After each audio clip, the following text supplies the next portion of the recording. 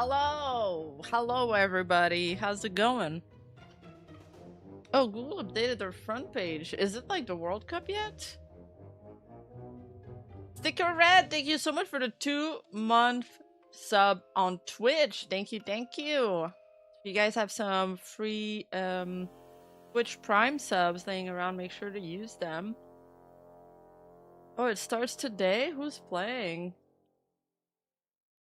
I kind of want to learn more about football. I've never even watched a game before, like a full game. I don't really know much about it.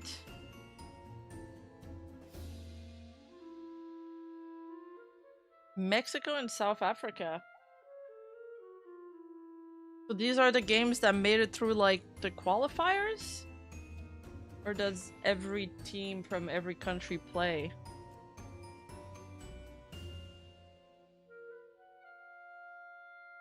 I saw that Japan erected a big figurine of Ado in Shibuya to commemorate the World Cup. Kinda cool.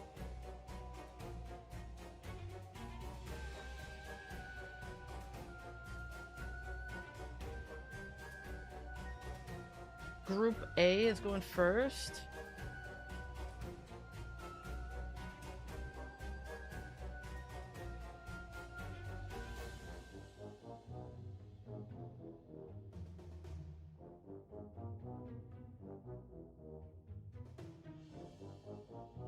Yeah, it's Mexico versus South Africa, apparently. Canada's tomorrow. Do we have a good football team?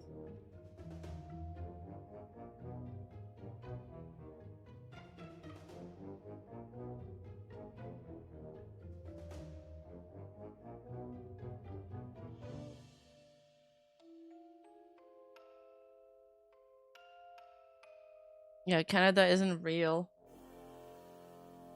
Oh, we're hosting? Where are we hosting? Hello, Christian. Yeah, I guess we'll find out tomorrow.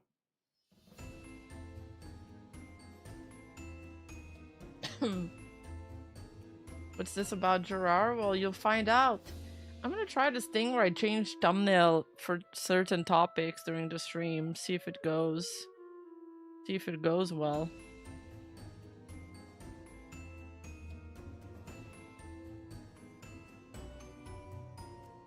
Mexico, US, and Canada are hosts? How can 3 countries be host? Nani? You know that as soon as I ended the stream yesterday when we were talking about the Lego stuff, Muujin came out with a video about the Lego stuff? Like, god damn it.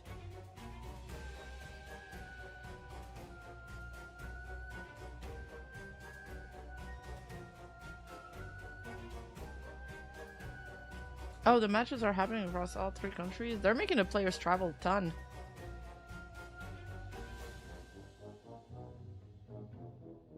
The video's good?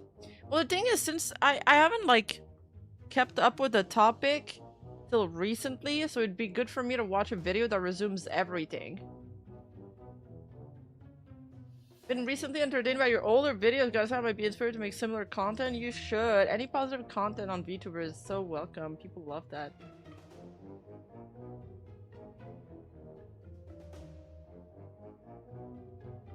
It's not as good as others. It's fairly disorganized. Oh, FIFA? God damn it. Maybe one day we can do a stream where we watch some football stuff. By the way, I found out today that... Remember that Century-chan artwork that she did of me and Leah playing Final Fantasy? Do you guys know the channel Lost Pause? I spoke about that channel in one of my videos, Rinazobi. Oh, okay. We got the mage and another mage holding hands. I'm in the Lost Pause video. having a good time, and move, you friggin' animals! You're standing in the boss's AoE! Playing with these kinds of players. Why are you not sweating out here? We're trying to get the loot. What are you doing? I honestly, WoW is like where the people that play MMOs go, and Final Fantasy is that place where people go to RP. It really is just like that. Characters questioning in-game logic is. I've heard such crazy ERP stories about Final Fantasy. My favorite trope, okay?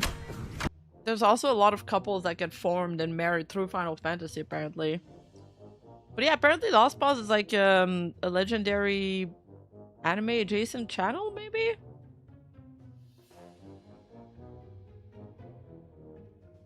I just know that they platformed Rinazobi back when, or she did collabs with them back when they weren't popular, like when Vtubers weren't popular at all. Thanks for the headbats. Hi, Chimeric. Yeah, he's like an OG YouTuber, I think.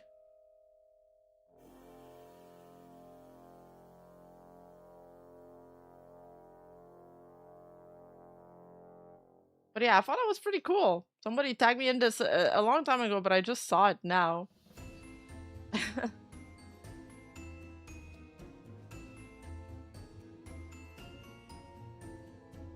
There's also this that I found funny. I spent too much time doom scrolling today. So I found a lot of little gems on Twitter.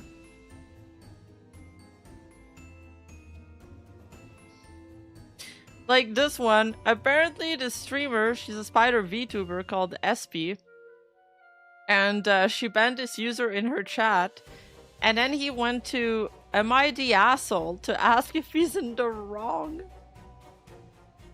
Spider VTuber issue. That's the title of the thread. And then he says, so basically I was on Twitch once, just being a person who likes to watch games and stuff. I asked the one person known as Espera VT if she is a spider. I think usually you're supposed to do this sort of anonymous and low-key not name drop the people. I thought that she was super busy, so I left. I know, wrong idea. But then I said it once more and it sounded like a threat with what she said. Bright, I swear to God, if I hear that one more time, I will ban you. I felt threatened with the way she spoke. To me, it sounded like she wanted me dead. I don't know. Wait, I lost the line where I was at. Shit. Oh, I didn't know that she gets pissed over one question. Besides, I was gonna say that being a spider VTuber is cool, but she interpreted it as something offensive. I have no fucking idea what I did wrong. But then I said I'm gonna go and give her space because I thought that she was having a stressful day. She banned me right after I said that. Like, what the fuck? I got so mad that I told her she needs to calm down and she told me, get hit, idiot, lol, bro. The fuck did I do? All I did was ask one harmless question. I was gonna tell her that she's awesome, but the way she was acting felt like an overreaction. She could have said it in a different way. This is one of the few reasons why I hate people who lose their cool over one simple question.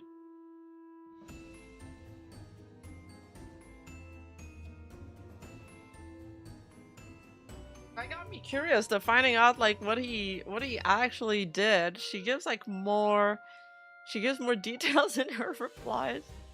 I love these Reddit threads. Also, people replying as if I ask if I was the asshole is extremely comical because I don't care what you think. This was extremely funny and I'm not gonna change, Lamau. I think she gives... Wait, where was it?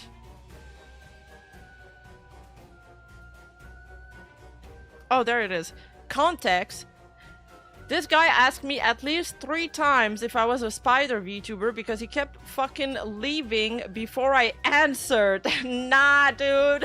You ask a question, you leave, you come back, you ask the same question again. So obviously I got annoyed and he then pissed me off further, so I banned him. He then ran to my YouTube to complain about being banned and I hid him from the channel. Yeah, deserved. I'm sorry. That's just obnoxious behavior.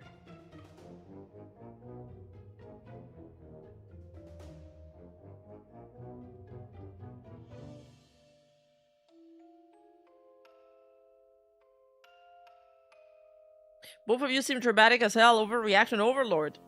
I'm a content creator. Of course I'm a drama queen. It's my stream, my chat. I truly do not care if I'm overreacting nor what you think. I thought she wanted me dead. Thank God he didn't overreact. What do you guys think? Let's see, a timeout would suffice. Kind of overreact on both sides. I mean, this guy has like zero social awareness and it's clear. I usually just time out people to give them a chance. But people also freak out for timeouts, even if it's like we give people like the lowest timeout and they still freak out. So that's funny. Yeah, can someone give me a TLDR of the stream so far?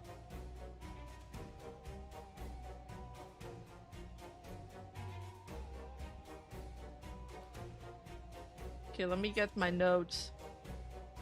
I have too many. I keep adding stuff. Oh, yay.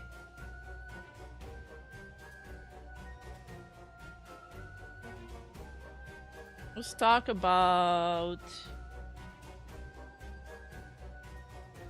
Let's talk about BA. Blue Archive. Yeah, I'll be sure to ask again in 10 minutes. So do you guys remember how Blue Archive was supposed to do a sponsor with Iron Mouse and Sea Dog and some other creators? I think Zentrea was included in that. And yeah, here we go again, basically. So the last time the community, you know, complained that these guys didn't really like Blue Archive, that they weren't really Blue Archive fans, so the lineup was changed, and overall, everybody seemed to agree that it was a good move, and, you know, that the fans of Blue Archive did well here. Oh, it was Andrea and Giguk, yeah. Overall, fans had rejoiced back then, saying, you know, gatekeeping worked and we did a good thing. Everybody kind of like tapped themselves on the shoulder. The streamers involved also issued their own statement saying like, yeah, maybe it's just, I'm glad it's just gonna go to somebody else. I think Zentrea did a statement saying, I'm glad that another streamer that, you know, plays the game more than me has been given this opportunity. However, now, Blue Archive announced another set of sponsors with Guitar Rock, Fobmaster, Brandom Talks, and Velo City. And it seems like 2 out of the 4 creators in this lineup are making Blue Archive fans incredibly upset. So it seems to have created this effect where now the fan base know that Blue Archive might listen to them if they complain hard enough. So now they'll just complain every single time somebody that gets sponsored by them doesn't suit them. So it's kind of like they bent the knee a little. And even though everybody rejoiced the first time, I don't think they anticipated that it creates a kind of like repeated effect, and it's never really gonna end. I wanted to look into why some of these content creators were so like hated. Yeah, give an inch and it take a mile.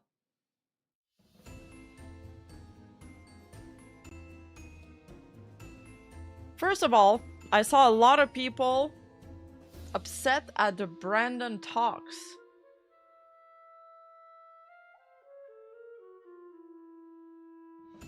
I think a few people were also confused about it. I don't get what's going on with Brandon at all. Thank you for the sub, Antique Doll. Thank you so much for the Twitch sub. I don't get what's going on with Brandon at all. I saw is him saying that wishing death on someone was shit behavior, regardless of what the other side says, which I do agree with. What the hell is going on? I was also very confused, and I was like, there's no way it's only about that. But now, it seems like they switched to being more upset about this other person in the collab called Fob Master. I don't know much about Fob Master. But from what, and sorry, there's some slurs in those posts, in a lot of them, unfortunately. A little disclaimer here. But it seems that he's criticized Lolly and they've like clipped, they put a few clips of him, and most people I think agree that Fob shouldn't have been in there.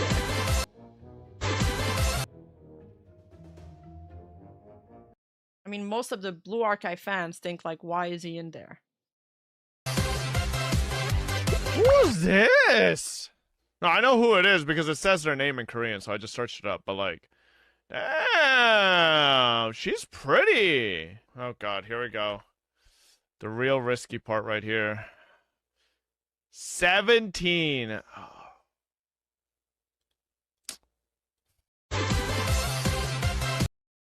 Okay. I feel like this... do you think people who play Blue Archive are weird?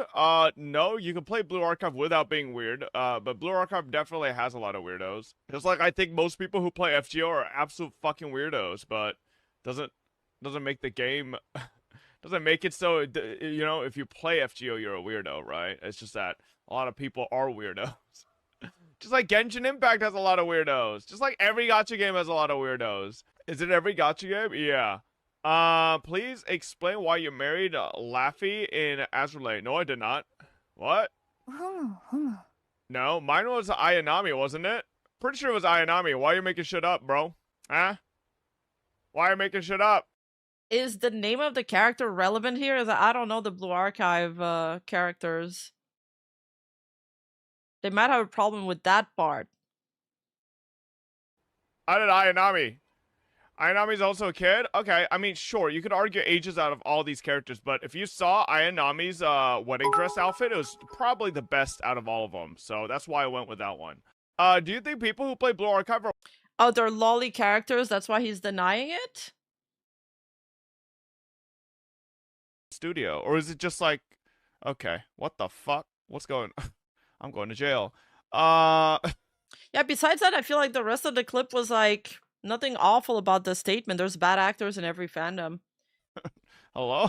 Seems like Nexon is just fucking up another thing. I will say, if Project KV is good, maybe this is my opportunity to start over fresh on a new game, right? Because at this point with Blue Archive, I've become such a tourist, there's no going back and catching up. It's just impossible, right? But with Project KV, maybe this is my opportunity to, like, you know, pick up, especially if they do a lot of similar mechanics with Blue Archive with the raids. I kind of do want to pick it back up. But not Blue Archive, especially if a lot of the older employees and a lot of the artists left. Because honestly, studio, or is it just... I guess he calls himself a tourist here. This is why I hate that Blue Archive gets so much slander for being a PDF game. Like, if you, like, ignore most of the fucking weirdos in that community and just play the game and enjoy the game for what it is, like, it's got really good quality, you know? This is why I hate... Yeah, well, anyway, that will do it. Yeah, I think he just moves to gacha from gacha, is what I understood. And he's like a whale. He just dishes out a lot of money on every game he plays. But knowing gacha communities, yeah, like just that will do it. You know, I think most people are just saying that he's like, he's a Hoyo creator. There was another one. Oh, it's that one. It's the same, I think. This is why I hate that Blue Archive gets so much slander for being a PDF game. Like, if you, like, ignore most of the fucking weirdos in that community and just play the game and enjoy the game for what it is, like, it's got really good quality, you know? Yeah, it's the same. Okay, and then they got even more upset because of this. So apparently he made a pin saying, chat, police emote is disabled for the time being and it'll be enabled after the BA sponsors ends. Oh, he blew up during the Genshin craze just like most gacha CCs?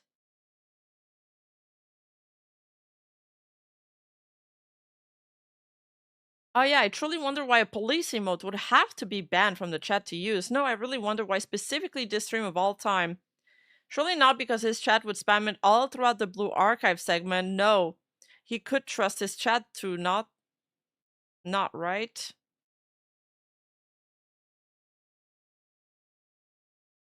No, his chat really is untrustworthy. They would never label a game as made for PDF files. BA, PDF, all gacha is slop.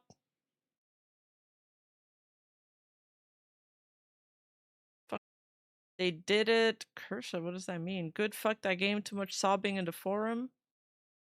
No dub deserved, all on the watch list now. Oh, that's the police emote? Is that it? Did they get report bombed? Ulquiorra. What does that mean? Ulquiorra from Bleach? Oh god, Blue Archive. Please leave. We're so good. Really innocent. I won't say anything about these characters with childlike appearances. Hell yeah, we love Blue Archive. Acting. I love this game. Acting alert. It's kind of funny that they're calling him Acting Alert. That's so funny. I guess he's got a really... I don't... How many chat CCV does he pull per stream? Like a few thousands?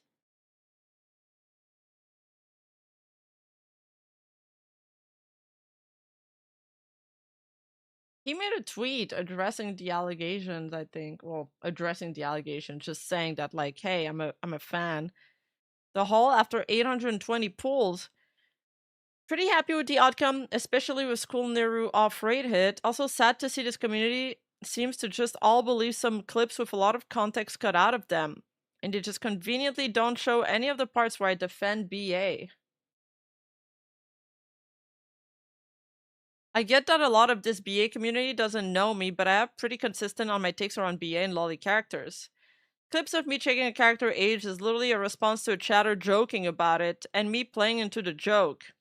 And that was a joke. That was a joke. It was pretty clear, which they cut from the clip. I've said it time and time again that I don't believe BA is a PDF game. I think people who immediately mark BA as such are just projecting or deflecting their own insecurities / grandstanding. I believe you can like a game like BA with lolly characters without being weird about it. Also, what's this nonsense some of you are spouting about me calling it chibi models? They're literally called chibi in-game design. I really don't understand why you think I'd be afraid to say the word lolly, Lamau. In the context, calling them lolly models makes no sense.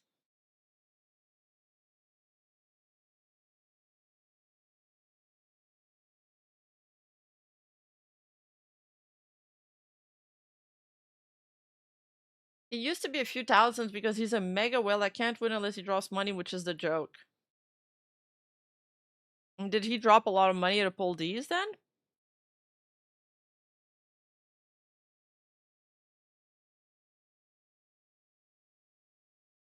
Wait, did the stream crash for you guys again? What's going on with my stream lately?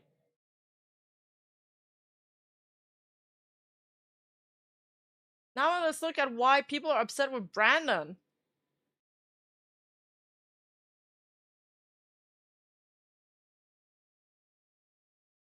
But aside from that, I think I've seen some other takes where people were claiming that Fob flip-flop between his opinion on Lolly whenever because he's part of the Tectone group apparently, and sometimes would flip-flop depending on what text said.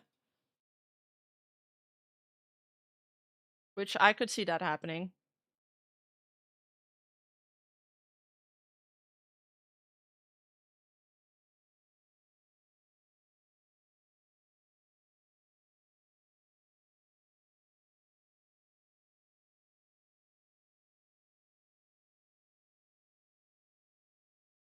The gacha fan base can be super active game player and reviewer of gacha streamers. It's a headache.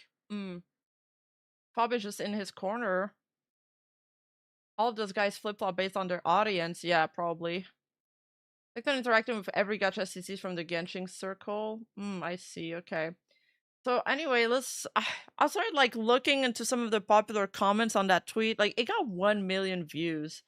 And then, so some Deika Zoku here is saying, While this is much better than the previous incident, the one we spoke about at the beginning of the segment, Brendan isn't a great choice. He's been very divisive, stirring drama, and even abandoned Twitter because fans didn't like his opinion about the BA fan base and he couldn't handle being criticized. I wouldn't consider him part of the Tectone group at all. Oh, okay. Well, thanks for letting me know. Like I said, I need some of chat's knowledge on gacha creators to complete some of the information I found. Because I don't really know these creators that well. How sorry.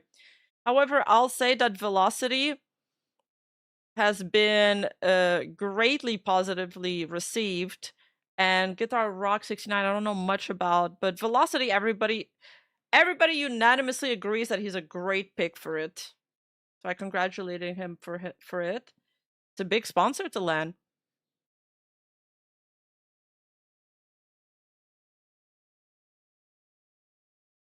Wait, that's it? This isn't remotely the same as the first sponsor wave.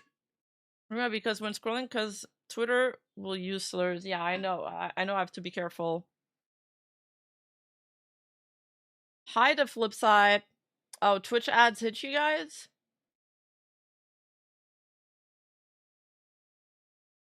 Draco Knight, thank you for the Twitch free sub. I appreciate it. Alright, let's look at why they're upset at Brandon. Okay, so this person thinks Brandon's not a good choice, and this person was defending him. To be fair, Brandon was more of a, I'm a streamer, I want to have a following that do not attack certain things, and one guy that did something I don't like in my perceived community, so I'll tell my followers don't do that from my community. And reading this, I was like, okay, this is reasonable. After that, people that had a grudge against Brandon started going around saying that he was forcing his views to all the BA community and not his following in specific. At best was a streamer moment and the guy trying to force the Twitter community at large to be a certain way. So I managed to track down those tweets. Like, none of these people blaming him actually showed it. This person, for example, says, what did Brandon do? Anti posted that BA fans are PDFs.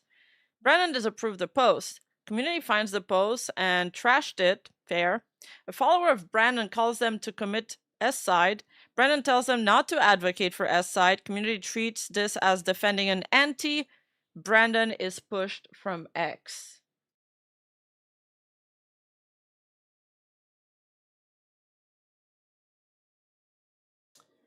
Oh no, I prepared all of this yesterday, so now my images don't work anymore because I put them in Discord. Oh, give me a sec.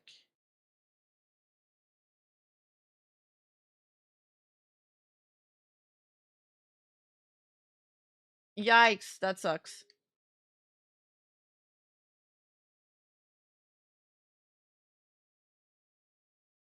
I have to find the archive again of the Brandon post.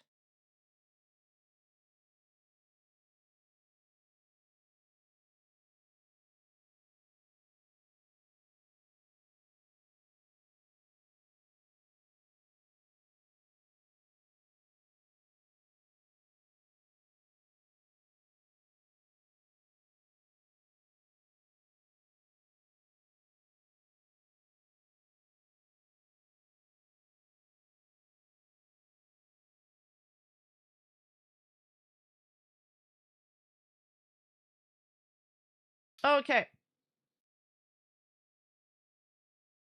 Okay, I found it. I think this is where it started.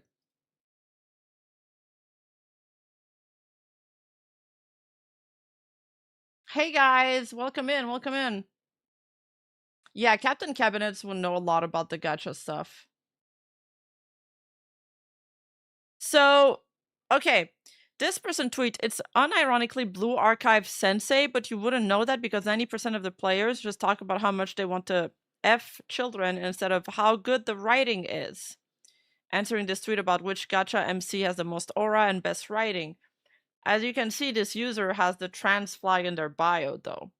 So, this person responds, it's unironically Blue Archive Sensei, but you wouldn't know that because and then it's like a soy jack being hanged image that he attached.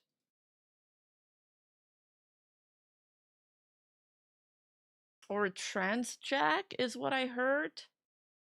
So Brandon responds because this guy was a follower of him. And he says,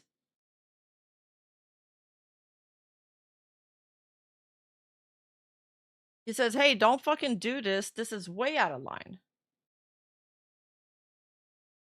And I believe, but correct me if I'm wrong, that Branham, according to this other person's resume of the situation, he's the one that shone a light on that initial post in the first place. So he's like, this is way out of line. Don't do that. You know, he's policing his community because he's a streamer. So he's like, don't tell death threats to other people. And then he got like mass reported for it. Both the posts get mass reported. He got mass reported so much that, as you can see here, his visibility is limited. And this post may violate X rules against violent speech. I'm only quoting this because he follows me and the OP blocked, so I can't reply directly, but I have standards. If I see this again, I'm blocking you. Note that this is not me defending OP, nor am I saying that fighting back is wrong and you should be nice. But there are limits to what I tolerate in the name of doing that.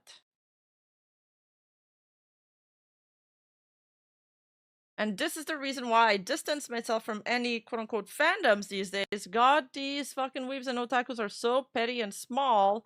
Except Rima's fandom, of course. I mean, I think there's a difference between fandom and standoms, and which is, I'm trying to figure out what defines Stan's culture, because I think Stan communities behave completely differently than regular fandoms, and it'd be an interesting exercise to figure out like the little signalings they do, the culture that goes around it.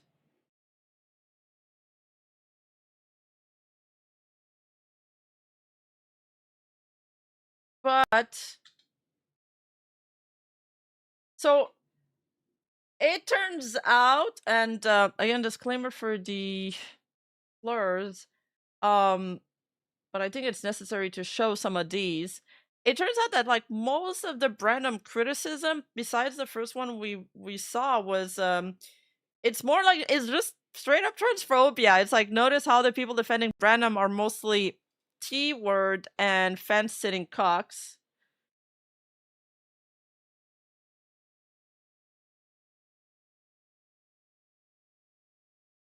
Why did they choose an anti-gatekeeper T-lover? And it's mostly comments like that. So anti-gatekeeper is also a label that they perceive very negatively. But I think as a streamer, I completely understand why we're gonna show something else here. I completely understand why you have to shut down death threats that come from members that follow you, because it can look horrible on you. Like, it's gonna fall back on you. Other people can use this against you too. You gotta draw a line and draw severe boundaries.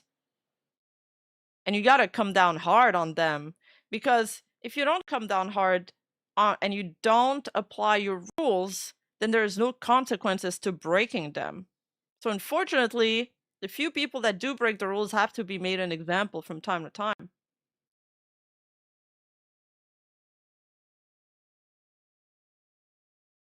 Look at Hassan, literally the prime example. Like, he doesn't control his fan base or establish boundaries or rules at all.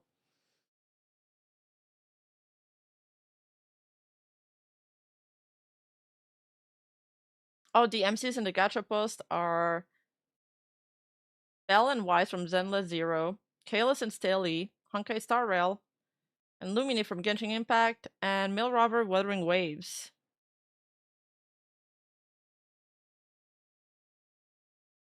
That's a good comment. Gatekeeping is understandable. Racism and transphobia should not be a central identity of any fandom. Cute and funny should be free from politics. True. Oh my god, Truth Nuke. Cute and funny is what we need. We need more of that.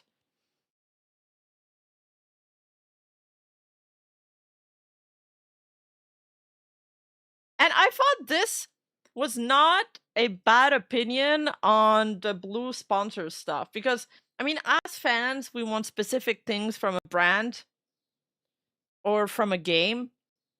As consumers.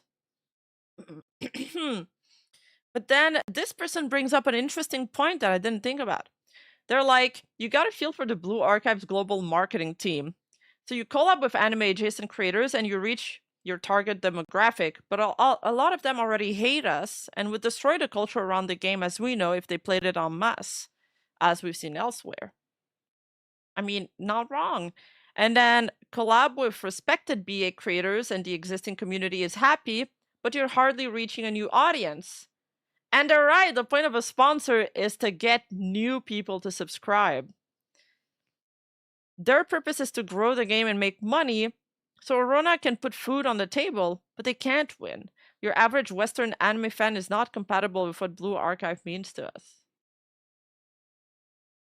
I also think that it's different. It's a different fandom to be into gacha or to be into anime. There's certainly a divide between anime fans and gacha fans, or VTuber fans and gacha fans. Just like there is a divide between, like, as we've seen with the Laplace thing with idol master games and VTubers. Like, yeah, they're anime adjacent, but that doesn't mean that they get along. Is BA actually in need of new player base? I feel like it's just like a classic game. Like the brand recognition is really high and strong with Blue Archive.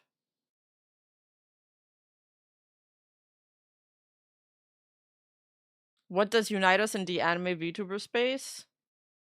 We're not really united. I mean, the anime space isn't united either. It's just the space. It's just not the hot thing anymore. Yeah, well, they come out with a new gacha all the time. I think gacha players like just rotate between multiple games and do their dailies.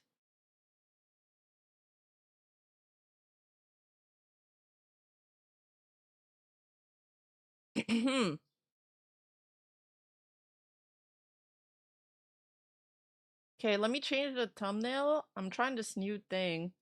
I want to see if it helps. Because people often ask what topic we're about. I don't have a thumbnail for each topic, though.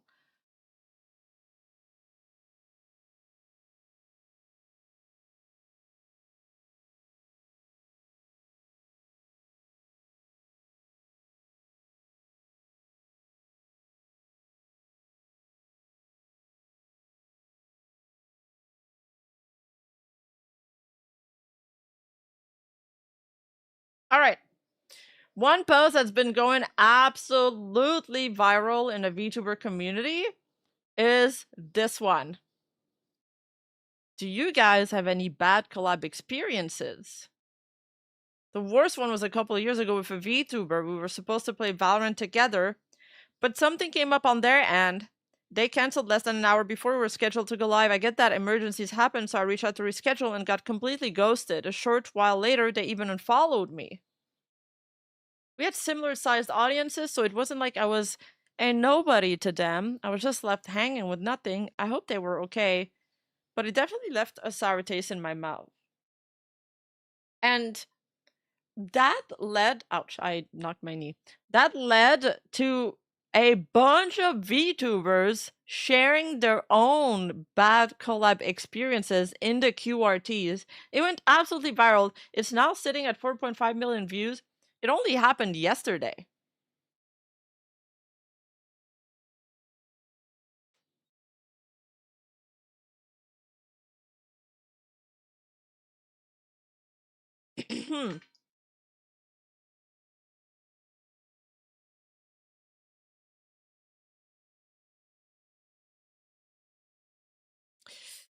I don't know what to start with. Well, there's also... We can start with this one. So here Shoto talks on stream about his bad stream collab experience. Let's take a look at that.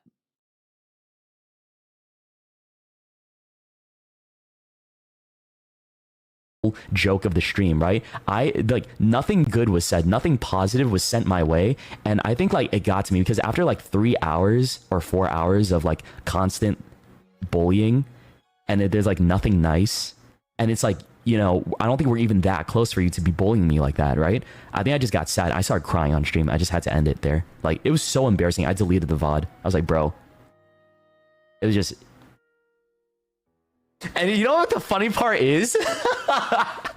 I think I remember correctly, the day after he came by and apologized by gifting me subs. I don't know if they, but then we had a serious conversation afterwards, right? And then things were fine. But like, again, this was like 5 years ago. So like, you know, he's a different person back then. I think one of... I really wonder who it is. Who did that? People were... Oh, he did add. I will say that it's a funny thing, and I tend to look back on now more than anything. We'll chill and talk about it like adults. Surprise, so everything is a-okay with me and that homie. So did they collab again after? I'm really curious who he was talking about, because there was a couple male VTubers that he used to collab with a lot. So not Vox? Yeah, because he doesn't... I mean, he says the person... At first, people thought it might be Vox, because they do have similar audience size. But I am not entirely sure that Niji Sanji accounts, because they're corporate accounts, can give subs to other people. So maybe somebody can give us more information on whether or not they can do that, because that would rule it out. And it seems like they made up and they're on good terms now.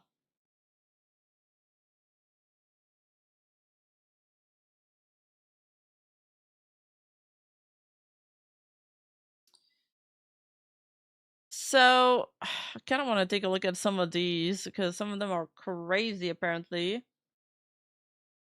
Also, I think he explicitly said him and Vox aren't cool anymore, so if this person in Shoto made up, it's not Vox. Oh, you're right. But did he say that, or did he just say they drifted away? I wonder who it is. Somebody can find those gifted subs or that collab. Well, he deleted the VOD though, so we wouldn't be able to find it. And it was 5 years ago. It's probably like lost internet archive at this point. He said he doesn't fuck with him anymore or something. Oh, okay. It was a Minecraft SMP. I don't really like Minecraft, so I burned down a village, made a bee sanctuary, picked flowers, followed my friends around, just dumb stuff. Apparently there was a bee plot that everyone else knew to blow up my bee sanctuary for burning the village.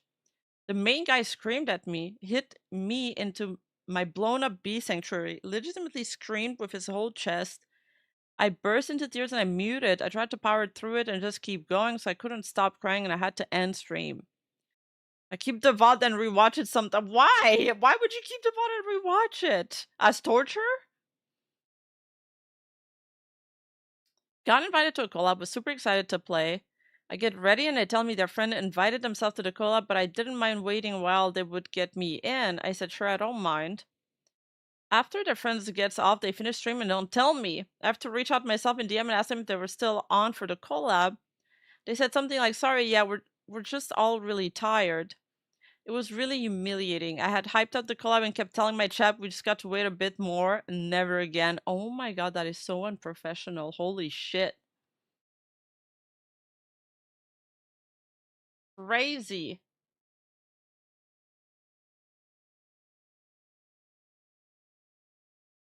I watched the stream. He did say he didn't fuck with him anymore, but he never mentioned a name, so I'm not gonna speculate. Oh, that is more hints.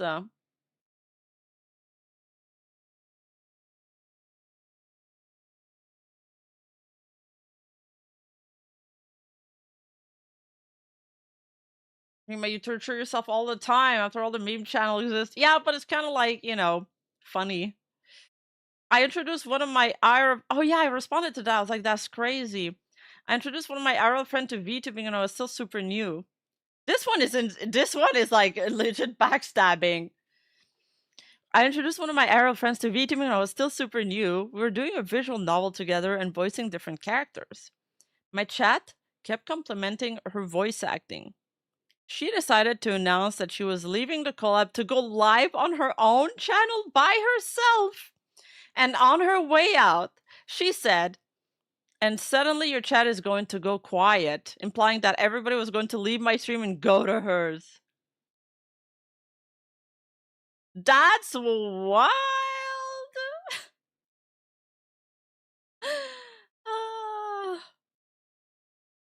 I hope you never experienced that. I hope nobody ever experienced that. Have you had a crazy collab? Not a crazy one. I did have one bad collab experience.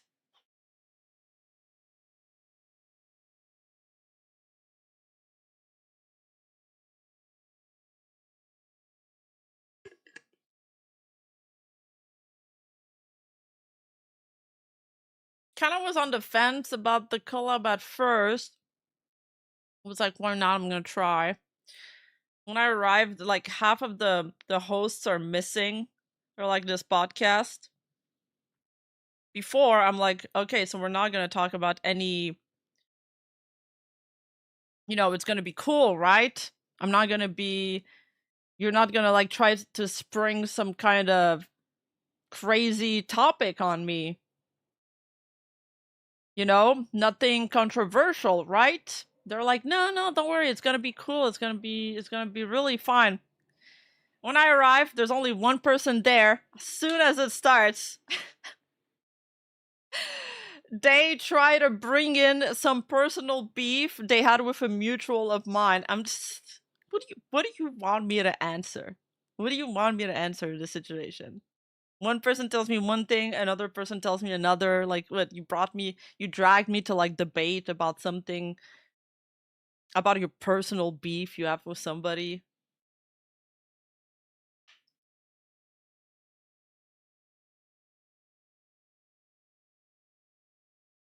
Trying to bring up, trying to spring up this gotcha on me. I was like, all right.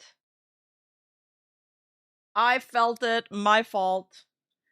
Should have followed my, how do you call it? My woman's intuition. I wonder if there's a man's intuition. I believe there is such a thing as a man's intuition, but it's not talked about as much.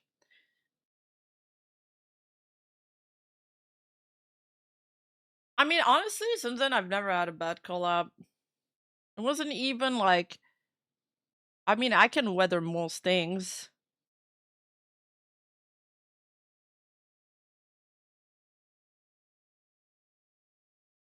Men's intuition flares when we meet red flag women. I saw this tweet where it's like the equivalent of woman's intuition in men is like knowing when another guy's a fuckboy. Just like women know when another girl is like a hoe or some shit like that. It was some tweet like that.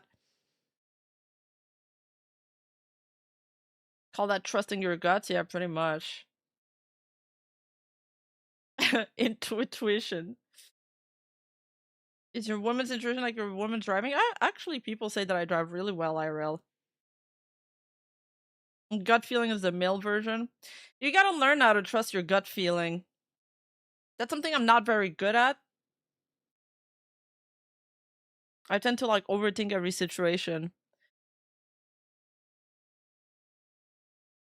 Gut feeling is gender neutral, yeah, but I mean, they're saying that's what they call it.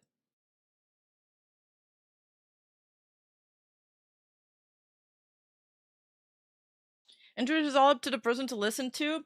Yeah, but apparently you can train it a little bit where you start trusting your intuition more.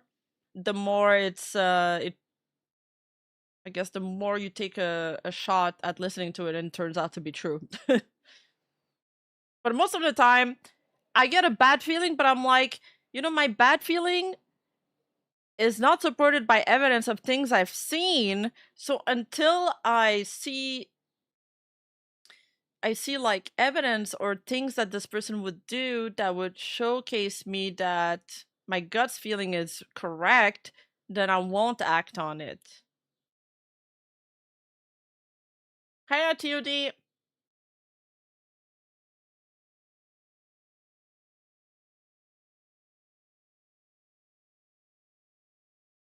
Damn, I'm sorry, Benz. Yeah, a lot of time we don't trust our gut feeling, and we're in hindsight we're like, yeah, I think my body was trying to tell me something, or my nervous system. A bullshit reader could also be it. You know when your bro is bullshitting when he speaks?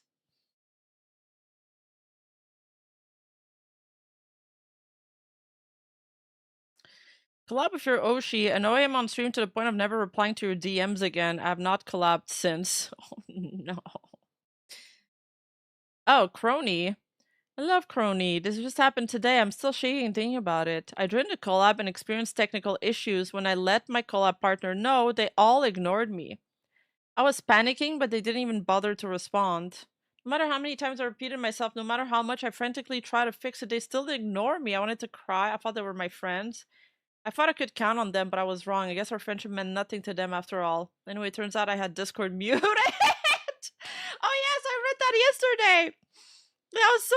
That happens all the time. If you play a friend slop, you will mute each other in Discord, and then the next time you collab, you're like, I can't hear this person. Dude, that's so funny. I felt this so much. That was a great tweet. I had a collab plan with a VTuber who was super nice, and we had similar numbers. She was a bit smaller than me, but not that much. She was the one who asked me to collab, and I said yes because I wanted to get to know her more. One of her videos got viral. She grew a lot in one day. She went from 30 to 500 viewers. Holy shit, out of one viral video? She said she didn't care about the numbers and that she still wanted to collab with me, so I announced the collab to my community. The day we scheduled the collab arrived. She started streaming. I wrote her, but she ghosted all of my messages and call. I went to her chat and said, hey girl, I'm ready whenever you are, but I got ignored. She then started playing on streams other games. She never spoke to me again and started hanging out with bigger VTubers. I was live while this happened, so my community saw me being ghosted. I felt very heartbroken. I was naive and really thought she wanted to be my friend.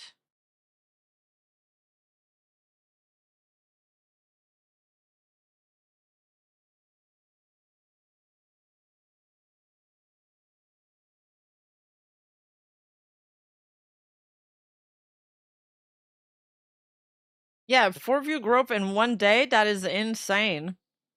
I wonder what happened. Was it a short or something? I was a part of this group where we would all play games after every week. It was this for months until one day, one of the messages me saying, everyone is taking the night off. I thought, oh, okay, I'll just take a day off as well since it was a long week. By the way, we were all the same viewership except 2 of them, and they pulled more than 1K. I checked my phone and got a notification that they all went live. I was confused, so I popped into the streamer who messaged me and started listening. At first, their communities were confused where I was since our group was always together. Then my quote-unquote friends were telling their communities how my voice was annoying, made their ears bleed, and mainly they were losing viewers. Some of their chat defending me, which I've always appreciated, but a ton of people were making very mean comments about my voice. That is terrible! Why would they say that on stream too, in front of everybody? On record! I cut all of those friends off, cried from there. I didn't call up for almost 5 years after that, only with people I knew genuinely loved me. Took me a very, very long time to heal from this, but VTubing has helped me a ton. See, I didn't really have a lot of bad collab experiences. I've joined a lot of really toxic gaming lobbies, like, because I used to play a lot of multiplayer games.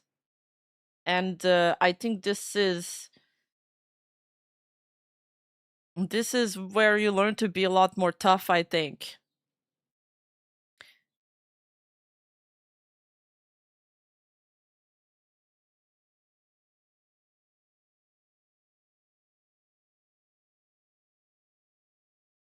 When I was a baby streamer, I reached out to a bigger streamer who had rated me and asked them if they'd like to collab on a game we both played. For context, I only had a couple hundred viewers and they had 2 or 3K. Oh, followers, not even viewers.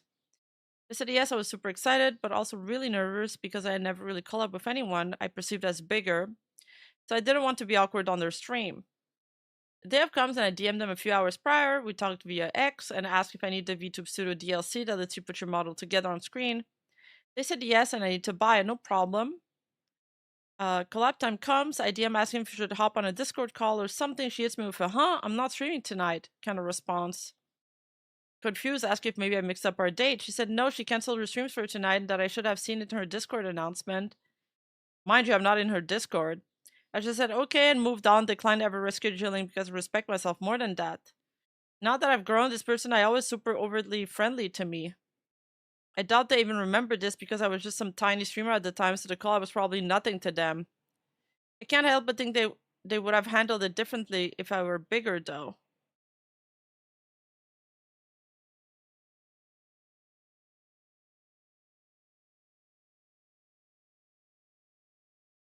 Maybe they were expecting her to stream and not them?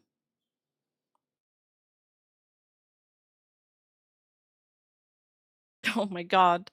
He was collabing with a partner that got a Google Doc release in the middle of the collab. Yikes.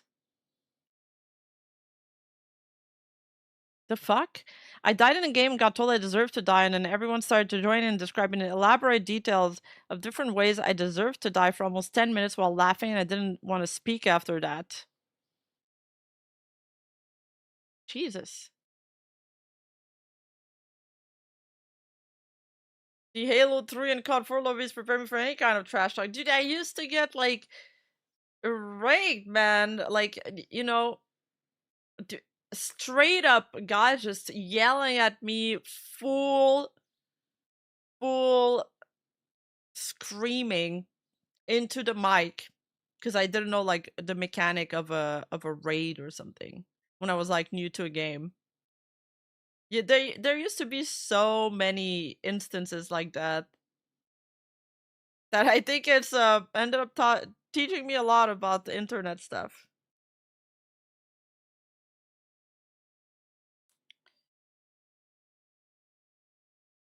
I often have people making fun of my accent, but there was one time in particular, I almost left before the collab had even gone live. I was invited by a friend at the time to a group collab. I wanted to be respectful, but one person immediately latched onto my voice and started putting on an exaggerated accent in a mocking manner. Jesus. Anytime I tried to join the conversation, she'd laugh and do the, oh my god, can anyone even understand her? Thing to try and be funny.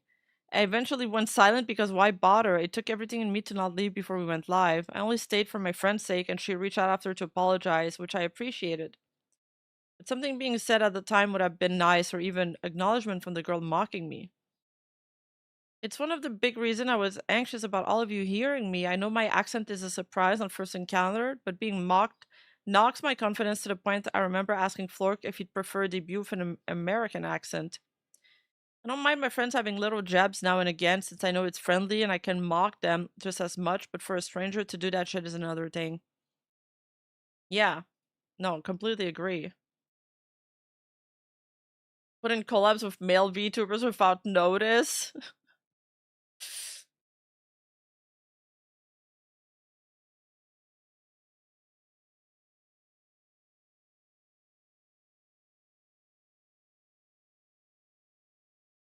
Oh god. Maybe I shouldn't have scrolled on Twitter. We just scrolled past a pair of boobas. I was collabing with someone until this pick me girl came to this chat asking him to play Valorant with her, but because I don't play Valor, she proceeded to drag him away from the collab, replace me with 3 other guys, and ignore my existence altogether.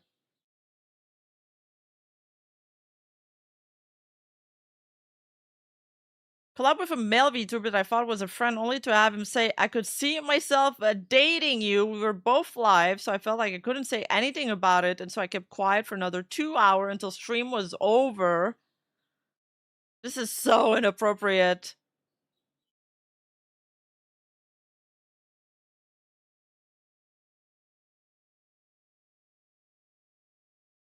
Getting drawing and getting made fun for how my voice sounds.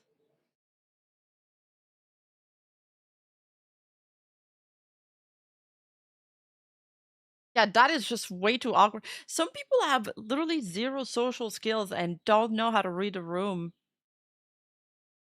I hate people who don't know how to read a room.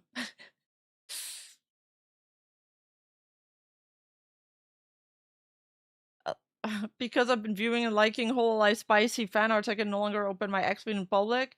Yeah, I've liked a bit too many yaoi stuff lately. That's why I try to use my alt account for streaming usually, but I forgot to switch.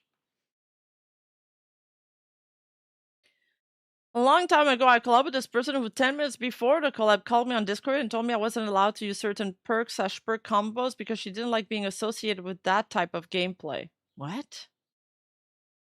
I think one of the combo was FTP plus BU and some other strong perks like pre-nerf adrenaline.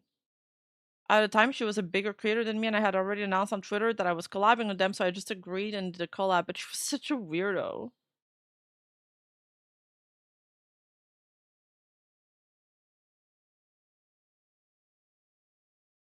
This is a joke.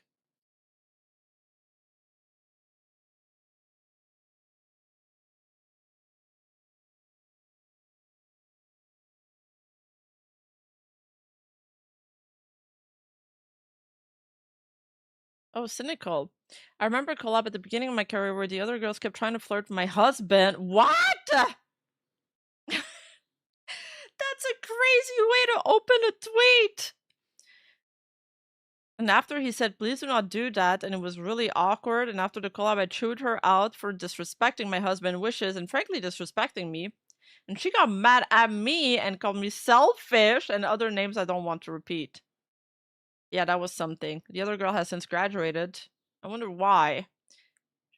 I'm surprised she didn't have a stellar career.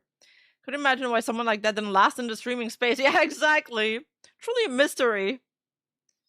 And that was a tough life lesson I learned, that I shouldn't be collabing with people without meeting them offline and casually chatting first.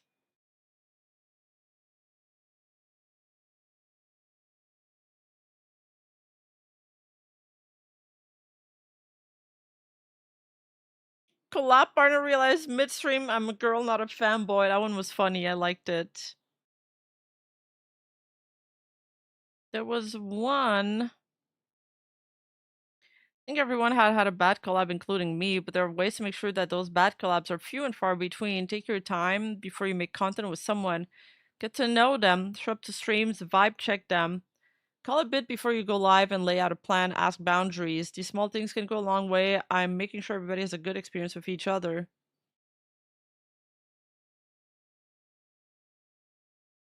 Yeah, how selfish of her to not want to share her husband. Yeah, absolutely.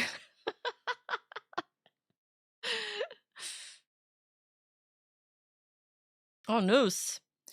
Back when I was a Let's Player, I was trying to be more social and collab with people for co-op games. I found someone in an LFG and he asked if I minded if he added another girl to the group. Of course, I was happy to have her. While we were getting to know each other, he said he was going to run to McDonald's real quick for lunch and left me alone with this girl. Oh, God. Ooh, Whitey Borg, thank you for the Twitch gift sub. Let's go. Thank you so much. Oh, there's a Lego update. Thank you for the super chat. Sorry for interrupting. But that's on bricks and minifigs, also waffles or pancakes. X marked the spot, I guess. Reminds me of I came and saw and praised the Lord. Wait, what do you mean?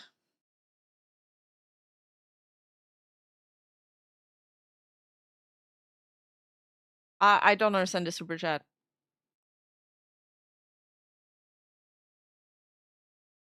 Okay, so she started asking me a bunch of personal questions, especially my age. I was 26 at the time, so when I told her, she audibly gasped. She was 19. Bro, if somebody audibly gasps when I tell them their age, I'm insulted. I'm offended. I am offended. Nah, dude. And then ask why someone my age was even playing video game.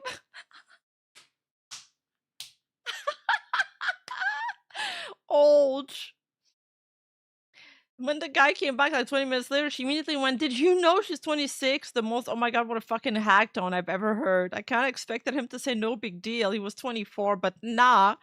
She kept digging at me, so I just said, haha, good luck with the collab, and dipped out of the group.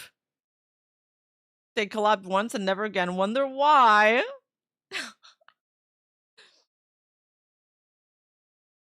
No, I didn't see the Voidzilla Brawl video. Can you put it in members chat? And 26 is the new 30, I guess. Oh yeah, I remember when this happened. I quit doing the abduction because one VTuber who I'm collab with reported me over a joke, even though they knew my style and agreed to it. Long story short, I don't want this kind of stress anymore. It's not my problem. You have changed your mind afterwards.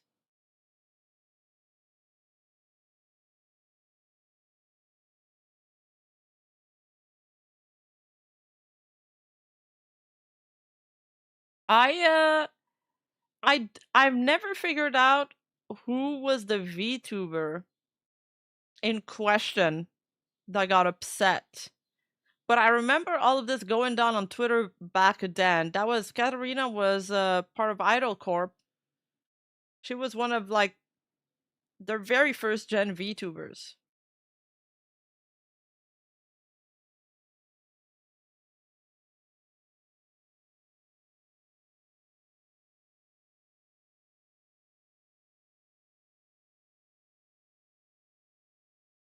Yeah, I really wonder who it's about. Like, what happened? What did she say that shocked them?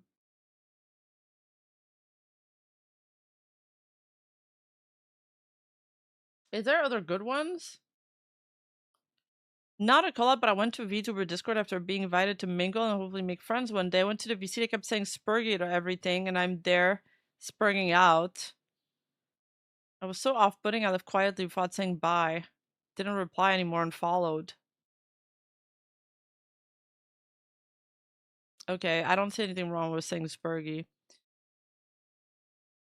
Collab etiquette. Mute yourself while talking to chat. Yeah, but sometimes when you're using in-game comms, you can't do that.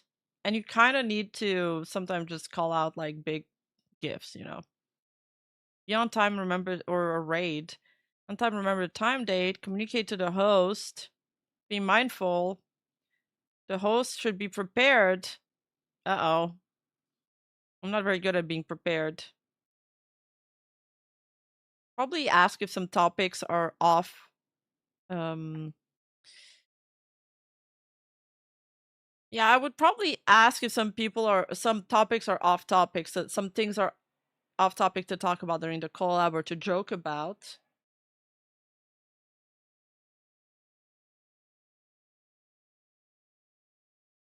Oh, pancakes or waffles? I prefer pancakes.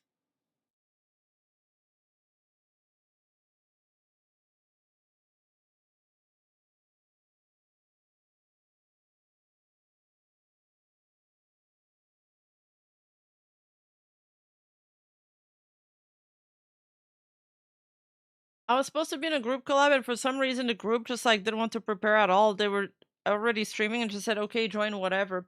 Some people are way more casual about collabs, yeah. Especially the Twitch streamers that stream for multiple hours. I too am a pancake enjoyer. Hey, Bonnie. No, I think pancakes are like superior.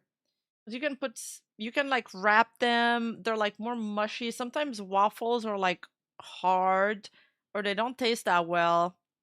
I got a waffle recently at a breakfast restaurant. It really wasn't that good. I think they're easier to mess up.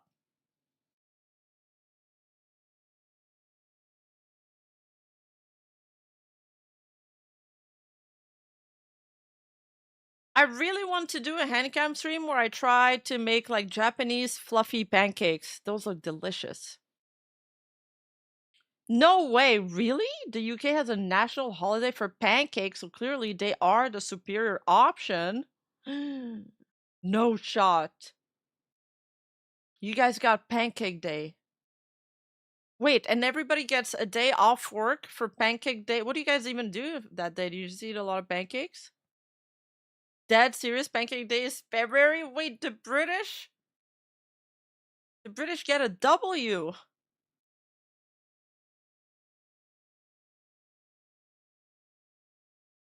Yeah, I like crepes. I think I like crepes better than pancakes because they're thinner. Unfortunately, no day off, but people love to make pancakes on that day. That's amazing! That's so cool. Do you have a bad collab experience, Bonnie, that you shared on Twitter or nah? Did you like reply to this post? Gotta drink some water. Oh my god, it's so fucking hot in my room. Should I turn on the AC? Well, tomorrow I'm doing a hand cam stream where I'm tasting gamer sub stuff. Didn't tweet, but I'll DM you if you want.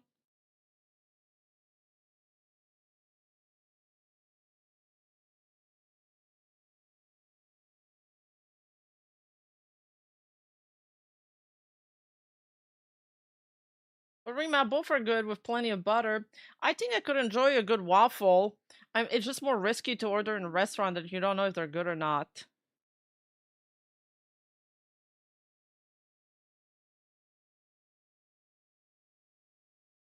I think VTubing appeals to a lot of people who are socially unskilled, which means constant miscommunication due to conflict avoidance. We've lost friends because we didn't hang out enough. End of the day, we're all supposedly adult and we should act like it. I mean, it's hard to hang out off stream with other VTubers.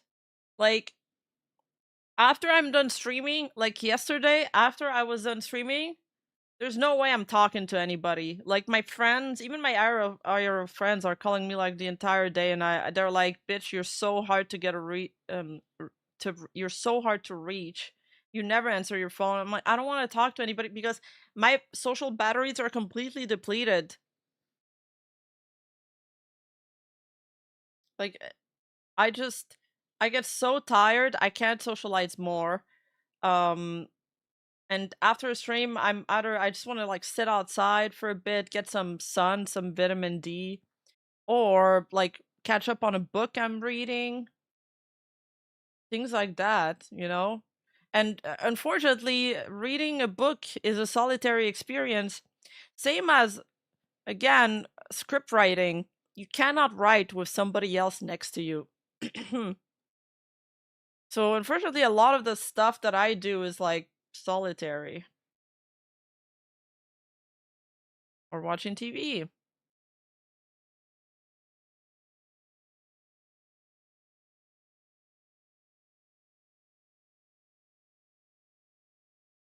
No, I am reading book. I'm reading Jane Austen right now, Pride and Prejudice. It's actually pretty good. Like, it reads pretty easily, too. I'm, like, really into it. I'm like, oh my god, I can't believe Mr. Darcy said that.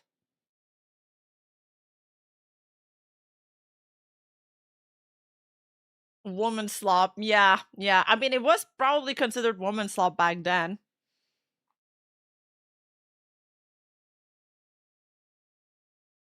Well, Rima's reading classic. I only read classics. I'm terrified of trying a new book, a modern book that I might not like. With classics, you already know that they're good because they're classics.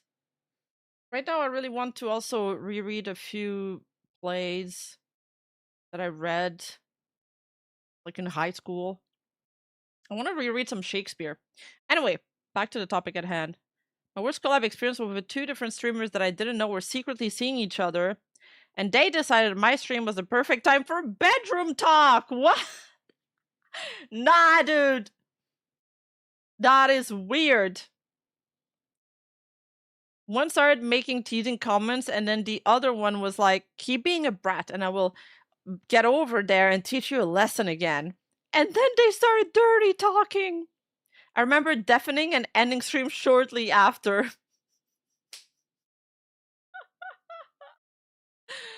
Oh my god.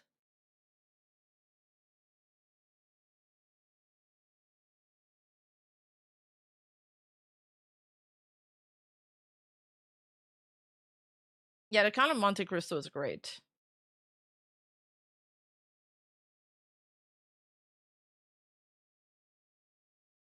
I was invited to a collab. I had an in-game voice chat, and the people in the collab would openly talk to their chat without muting.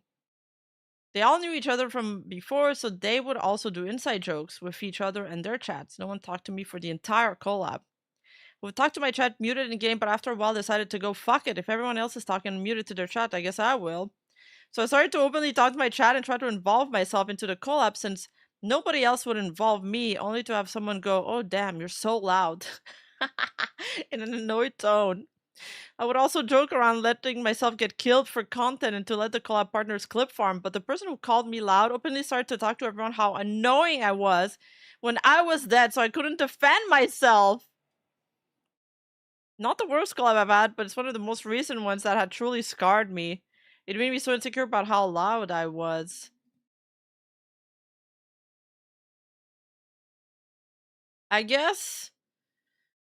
I think the advice of like going into their streams, like watching their content a lot to know what they're like is a good one. So it's not that you need to have like a phone call, a 30-minute phone call prior to it.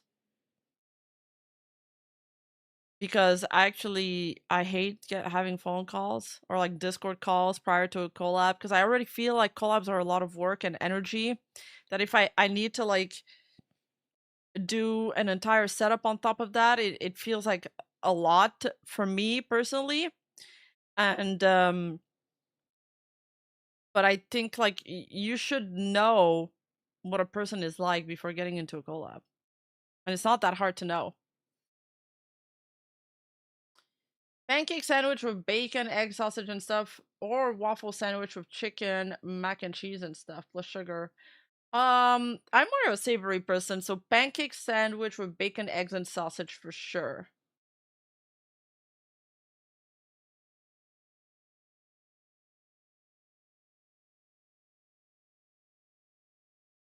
Yeah, actively trying to pay attention to my surroundings and not talk over people, but recently I was in a Discord call with like 15 other people and person randomly shouted at me for talking too much.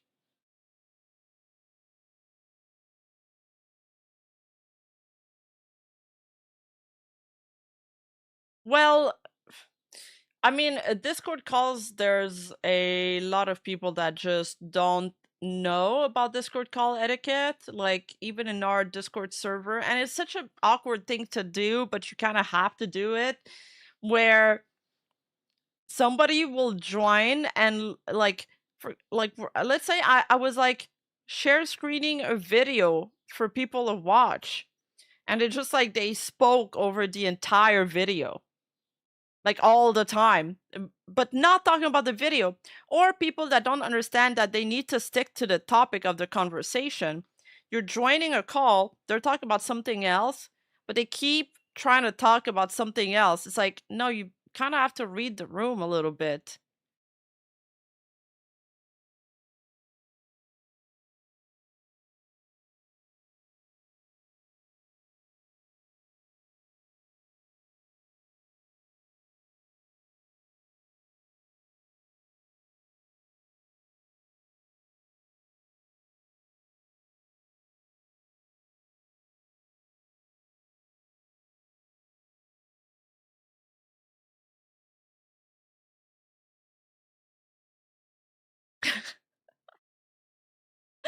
Bonnie sent me her collab experience. It's quite funny.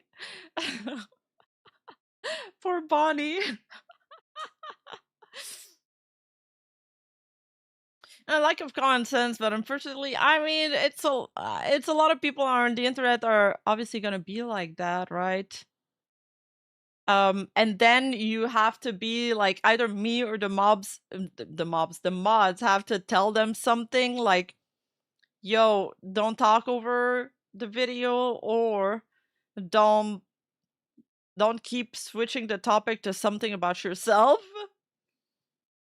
Or you know, when two people are gaming and other people join to like hang out, but the two people that are gaming need to communicate about the game, but everybody else that joins kind of talks all the time, so the two people that are gaming can never communicate. Like, if you are somebody that's mindful of your surrounding, you'll make sure to leave gaps and pauses into the conversation to let other people talk. But that's just etiquette. And well, if you haven't been taught that, I don't know how you can acquire those skills. You're just supposed to notice.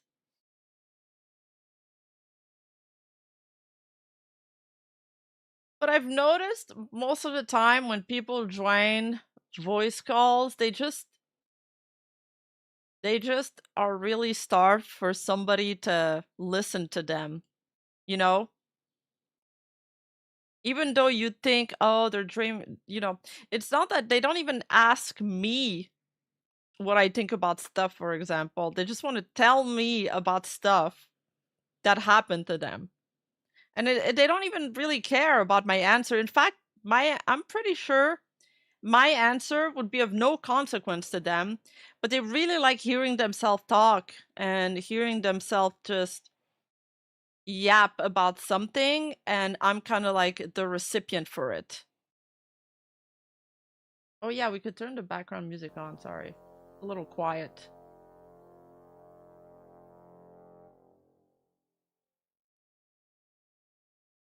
But it's kind of sad when you think about it, because it's like there's so many people that are just like very lonely, and they're just starved for just a single person listening to them. And because I'm a forward-facing person, they're like, oh, well, maybe Rima can listen to me, you know? Oh, man. We need to find ways for people to talk to each other again. Like, in life and stuff.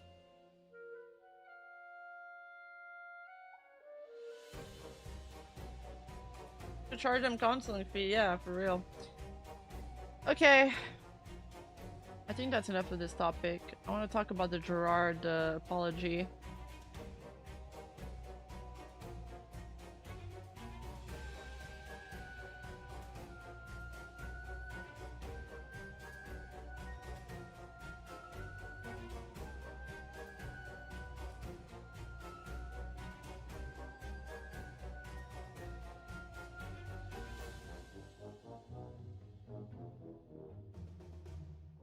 Isn't there a pre-collab session to first plan negotiated taboos and stuff? Do Bad Club just ignore all that?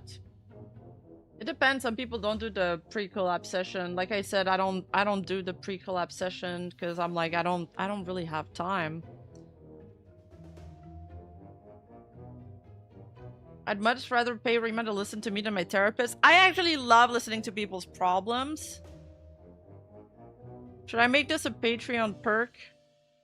Like, you get to have, like, I don't know, 20 minutes where Rima listens to you talk about any of your interests. What's BA? It's Blue Archive. But we already spoke about it. It was the first topic we did.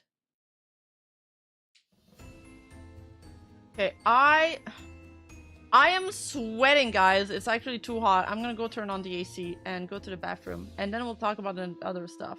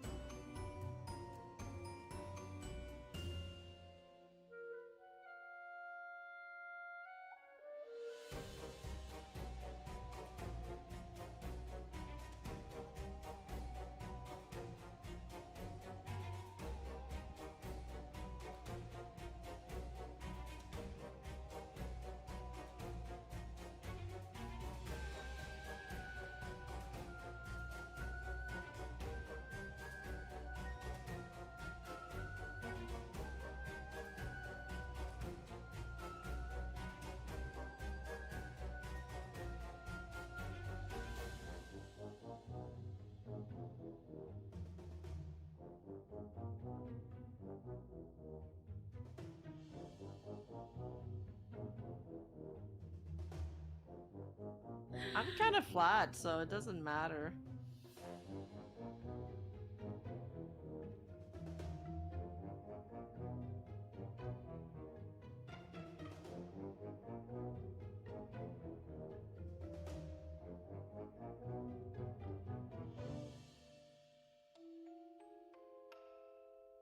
Guys, if I had like 9 plugs, I'd need to wear a diaper.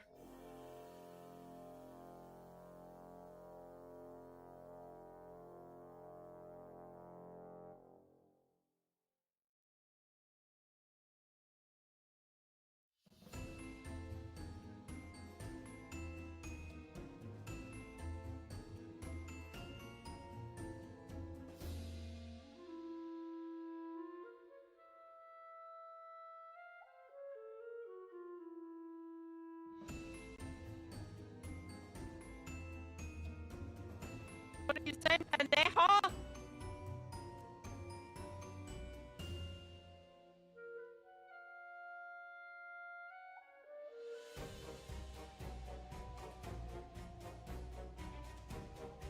What do you mean mic not muted?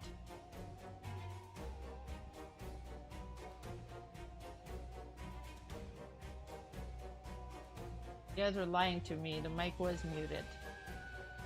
And I did wash my hands.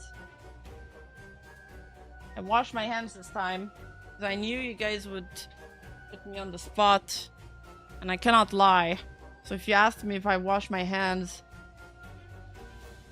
I have to be truthful about it. Most likely,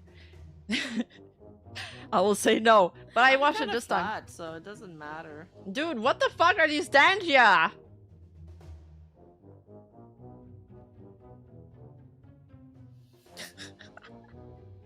Assholes! What sounded like it was breaking? What do you guys think before we get into our next topic? Should we start talking to managers like Claude Code talks to you? I fucking love AI subreddits. Were you able to make the 5 p.m. meeting yesterday? Yes, I was. The PM just said you weren't on. You're right to push back. I actually did not join. What?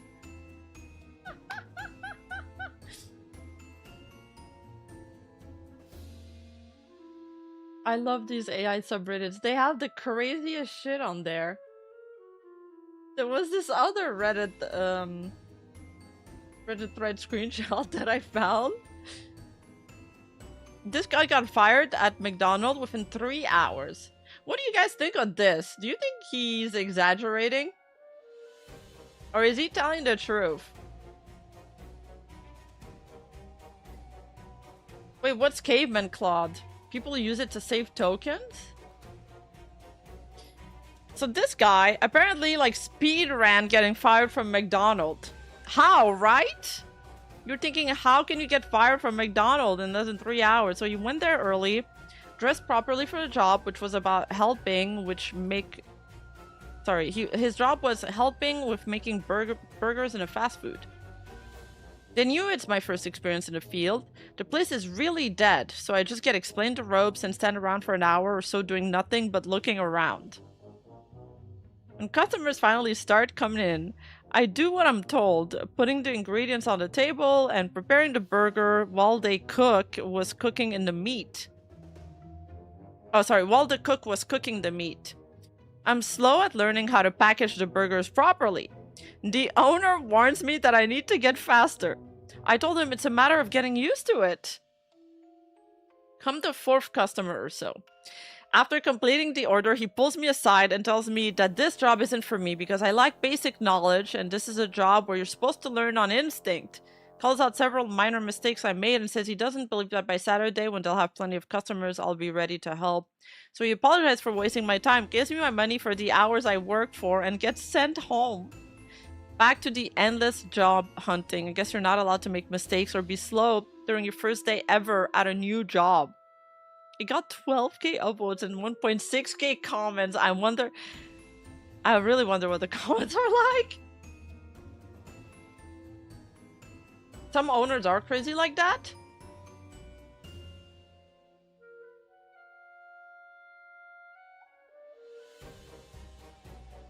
So everybody in the comment section on the Twitter thread though are like doubting him. They're like, most places are going to understand that she won't be a speed demon on the first day, so bro must have been going really slow. I didn't fire him because he was slow. I fired him because he was on Reddit when he was supposed to work. What the fuck is this? Yeah, that's a lie. You will spend like your first 2-3 days just watching videos and shadowing someone. They don't throw you in. I have worked there twice in the past and that's how it was in AZ and FL. I guess Florida and Arizona? I know this post-animated is crap because no way in hell any manager giving you straight up cash on the spot for working 3 hours and being fired. You'd have to wait for it. Oh, that is true though. They wouldn't give you cash.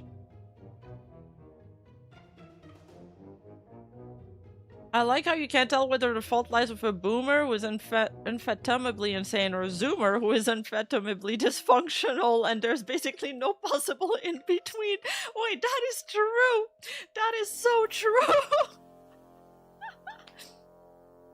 A lot of these type weaponize their incompetence and will pretend like they've never made a sandwich before because they're new. And it's like, god damn, just put some mustard and ketchup on it and put some fries in the box. that's so fucking funny. Just put the fries in the just put the fries in the bag, bro. It can't be that hard. It can't be that hard, man. Bro, now they are really firing like all of the like fast food workers as much as possible. They're only keeping the bare minimum. I went to a Tim Hortons the other day. That was like in a gas station. I was like, you know, I'll go in because there's quite a large lineup at the drive-thru. And I was like, I'm not gonna wait for my car all the time. It's gonna be faster if I just go in. I go in.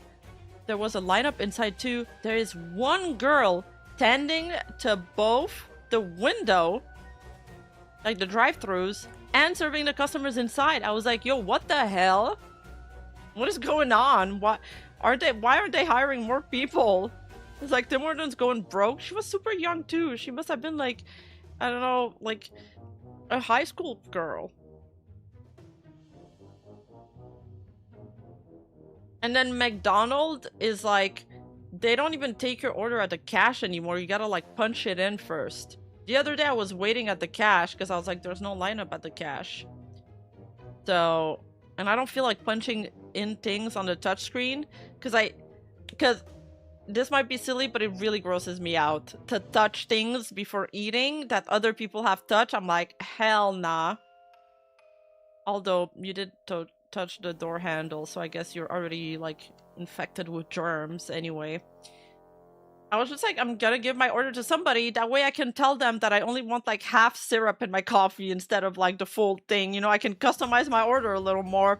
No, I just waited there the entire time. They never went to the cash. Like there was no one tending the cash machines.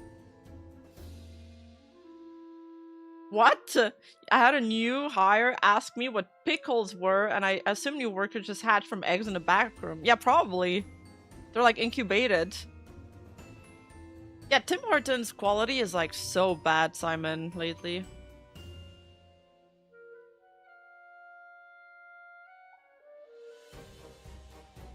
And the food wrapper and the bag and the drink container.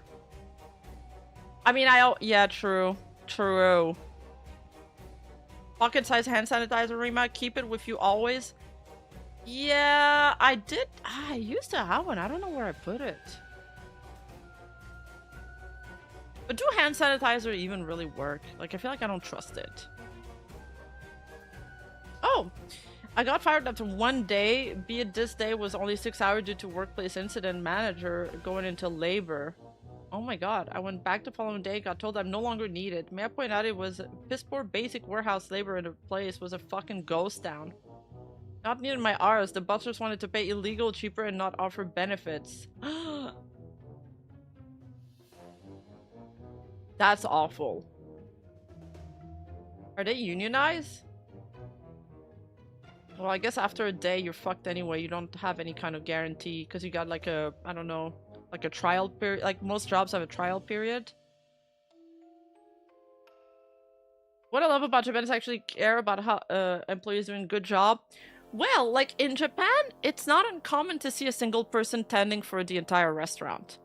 But the way it's set up, it's doable. There was this one woman, we went to eat Wagyu beef. So the way the menu was done there is really, there wasn't different items on the menu. You got one thing, but one thing that they did really, really well. And the only difference, you could like get a big portion of rice or a smaller one. So she's only handling one type of food, and you're sitting around her while she's cooking, so she just hands you the plate over the counter. So they didn't need waiter, they only needed one cook, and then she washed the dishes in between the meals, and the place was like pretty full too. And then there's another guy just making you pay at the door. So the way they're doing the setup, it's streamlined, so the person doing it is like, you know, she was poised, and she was like, I don't know, watching her do all of that, like it was really graceful to watch too. It was nice seeing her work. It wasn't like my Tim Hortons experience where the girl is like, she was literally taking the calls from the drive-thru as she was taking my order. It was crazy. She was like sweating. But you know, sometimes I go to Tim Hortons for their $2 coffee. Like, it's still super cheap for the filter coffee. Because now buying the filter coffee at the grocery store is super expensive. Like, the Maxwell coffee was the one that I used to buy, which was like the most coffee you could get for the cheaper price. And they went from like $10 to $25. $25 for coffee. What are we in Dune? Like, is it like a rare thing now?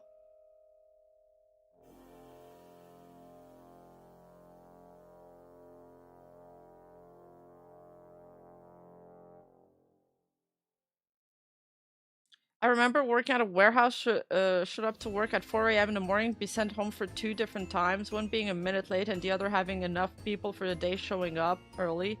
That sucks, and they're supposed to pay you for at least 3 hours. That is messed up.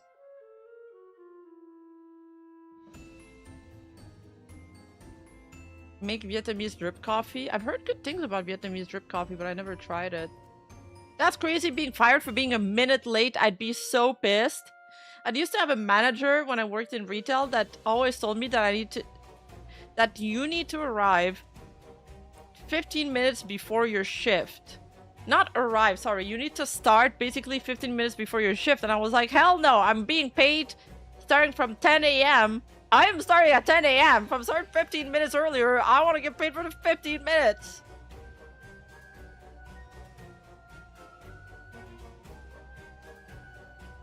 Lucky I can show up and wait 3 hours for work and not get sent home. What do you wait for work or actually get paid there? Bye, Benz. Oh, still get paid? That's legit. Normal for retail? Okay, maybe it was Rima being late. Not that I have like a tendency to be late, chat, right? Like, I'm never late. You guys know me. I'm always on time.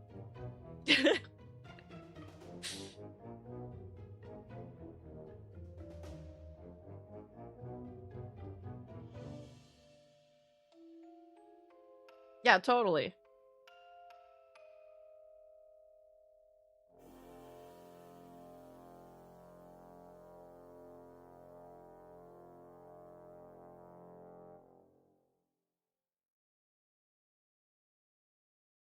Alright, so you know how yesterday I spoke about that one collab stream where Shiori and Flayon they collab together. And now a bunch of fans were extremely upset at Shiori because she did like an essay joke, which was more like an edgy joke to Flayon. They were both bantering. He was saying like, he was like spamming cock and stuff, and it was like a wordplay on, you know, cock and S and then essay.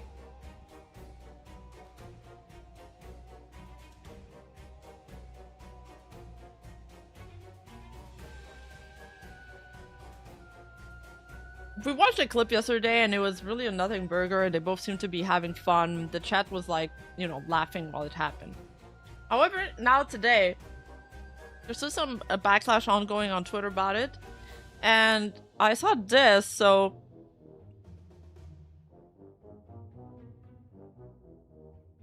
Jurard actually responded to this tweet, which this OP was actually QRTing the Shiori, Flayon, and Twitter people like controversy, where the Twitter people are upset at them. So they're like, the myth of consensual joke, I consent, and then the fans are mad, they're like, I don't consent. Is there somebody you forgot to ask? And then this OP is QRTing this joke, and they're like, yeah, they wouldn't survive this man. And then it's a clip of Jurard, and I have to stop the music again, but can remind me to turn it back on. Oh my god, I should put that into my hashtag. Rex offender. No! Whoa!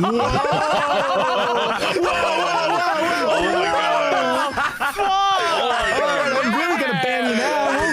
Oh my god. Okay, it's kind of funny though, but now Jurard QRT'd that clip and said this. Context of the clip was, I was harassing Altair to give me attention, and I was being obsessive. He was running around and wanted to be left alone, so they filed a RIS training order on me, and I called myself a Rex offender because I was aware of the workplace harassment that I was doing to him. Was it a bad joke? Yes, and I apologize. This is my way of taking accountability from what I said 2 years ago. So he actually apologized for that joke, which I feel like it's actually a nothing burger. He adds, jokes like this can be and are very harmful, so I extend my apologies here. I trust my fans to not tolerate any of my wrongdoings as I hold influence. This shouldn't be normalized. Just my personal thoughts on all of this. But he just gave the context. Like, it's not that it's normalized. It's because it fit in his, like, role player joke. Like, it's satire. In the roleplay itself, obviously, he's got a negative connotation. It's not like he's romanticizing it. And I actually love Jurard. Like, I'm a big fan of his content. I think he's an extremely talented person. I'm not entirely sure he thought this through. Like, or because this is sort of like throwing Shiori under the bus in a sense, or it's gonna create fragmentation between their fan base, with the people blaming Shiori. Now they're gonna use his tweet as an example of, like, quote-unquote good behavior, while they condemn her harder. And right now, with, you know, HoloStars GP, some of them graduated, Hololive not being in a good position financially, they've been cutting a lot of support for HoloStars. I think they need all the allies they can get. And Shiori is one of the people that is able to frequently collab with HoloStars, and that has been supporting them a lot.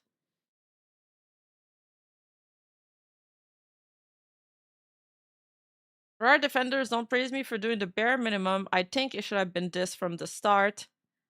I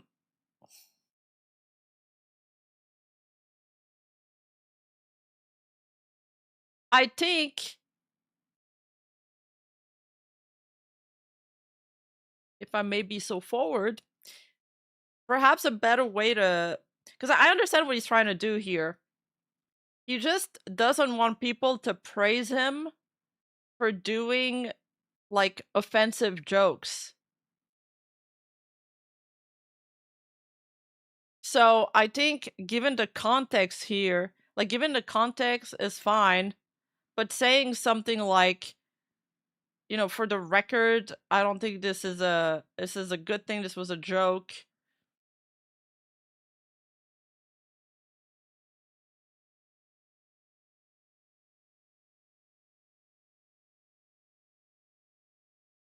I still think those who felt offended by the joke wouldn't survive the stream. Haka, Shinri, and Altera Repo stream.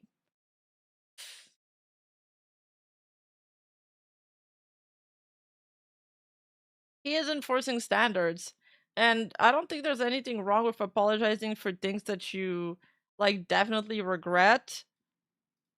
But let's be honest, this tweet is gonna keep the discussion going.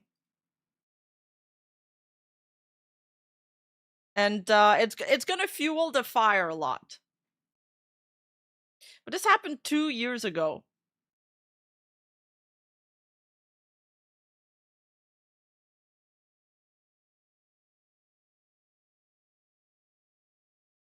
I really appreciate you addressing this. A 2-year-old clip being used like this in an unfortunate context might make someone think that it shouldn't be talked about anymore, or the apology shouldn't happen, but the joke is not tasteful, and it's good to separate from that kind of narrative. You're a good person, Jurard. Your mindset matured so much since these past 2 years, and I'm so proud of you.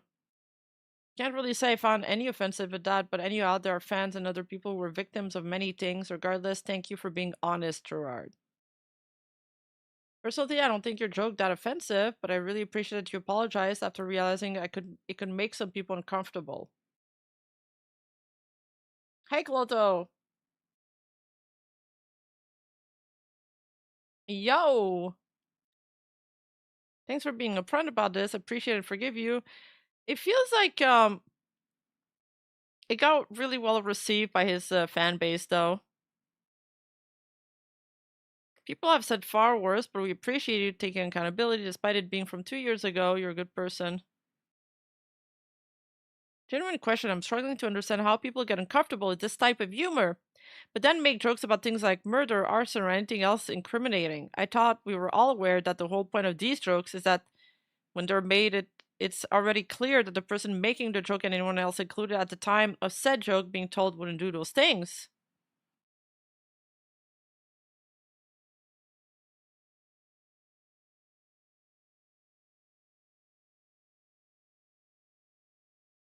I kind of want to see some of the QRTs. We love and know she was aware of his wrongdoings, admits to it, takes accountability publicly, and betters himself afterward. King should not given any ground and outright saying jokes like these are harmful, so I extend my apologies. They shouldn't be normalized. Don't give him an inch, Benshu. Don't let him use your voice on something you don't agree with. Speak your truth. He's so handsome having self-awareness, though. King, you dropped this. They're calling it the most performative post of all time. My Oshi is so fucking cool. Thank you for clarifying your side and explaining things. This shows how you take accountability, as this is an old clip, so this gesture is appreciated. Very cool. Donnie Darko. I personally don't even think this needs an apology, but okay. It's just a play on words. The joke was funny. Good for you, though. Pretty positive reaction so far. I love Mayoshi for this. Y'all can't talk, but he can walk, stand, and scream for what is right.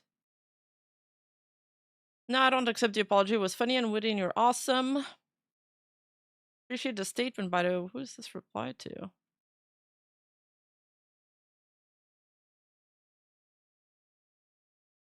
Meanwhile, the average circle has be, I should call myself a Rex offender in my hashtag to everyone laughing. Where was this energy for that? Oh, yeah, so this is, it is really in response to all of this Shiori discussion. I had no idea Shiori made a joke like that. It's pretty messed up. I get she does some pretty dark humor a lot, but there's still lines you don't cross. This person should really just watch the clip and not hear it from secondhand. I'm sorry, but I don't follow Jurard as much. I will say that does sound pretty bad. Could you show me where he said that? Like, this person is just so gullible. Like, they just, like, heard that Shiori said something bad. Now they're like, that's so messed up. And then this again. Thank you. Appreciate the info. That is pretty disappointing to hear, though. And then this person shows them that he addressed it. I guess he saw that a lot of people were talking about it, so maybe he felt like it was a good time to address it. This is my first time seeing this clip, and I'm honestly shocked because it's so different from how you are now. Sure, you still make unhinged joke, but you know when to draw the line now. Generally, the most immature act of trying to be mature in this situation. This took you like 2 years to apologize, and I guarantee that these jokes aren't the only one you made, but also appears in your other stream. Even if it's not from you, these jokes are very common among your peers. So what reason should they apologize if they never thought to themselves, oh man, these are offensive and I shouldn't say this before they speak? You wish to act like a mature, understanding adult, only to point this out again 2 years late. Perhaps you should list down the other jokes that are just as bad before people point them out to you. Perhaps even point out your own peers' offensive jokes if you want to make amends. But why would he point out his own peers' offensive jokes? That's crazy! You can apologize as much as you want, but don't act like it's a sign of growth. Okay. Well, some people will never be happy, I guess.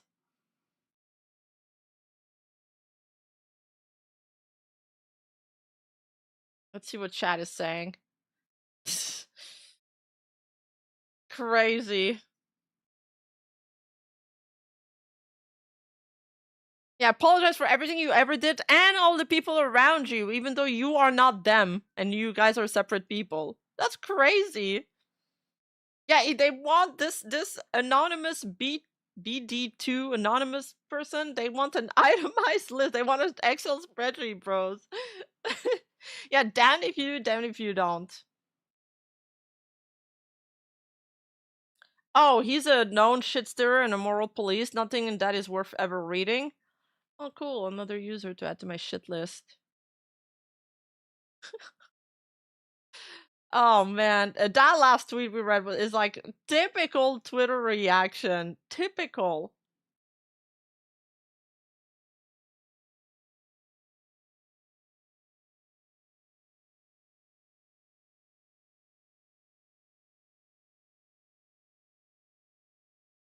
Hey Barry, welcome to the Cute Squad. Thank you for the membership. The problem with this apology is that it'll give the purity testers more fuel. Yeah, I know. I know. I mean, that's why I asked the question about stand-ums. Because I do feel like a lot of this behavior is very stan fandom coded. And I've been observing this behavior in many different fandoms that are not even linked together. It can be shipping fandom, it can be anime fandom, gacha fandoms.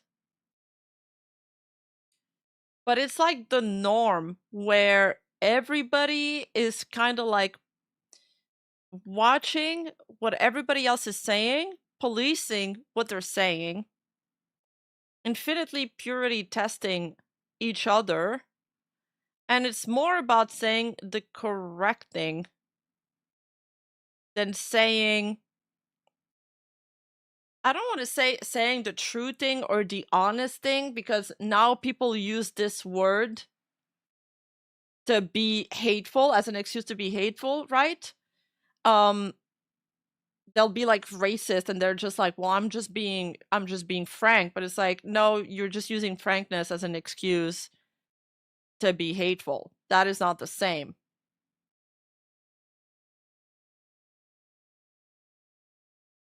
But we've lost, I feel like we've lost the ability to truly connect to one another because we're too afraid of being judged, of being persecuted, and of stepping on each other's toes.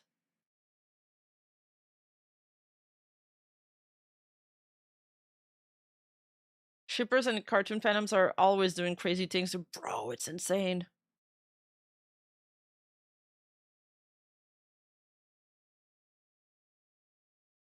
Always the hated DM Frank statement, yeah.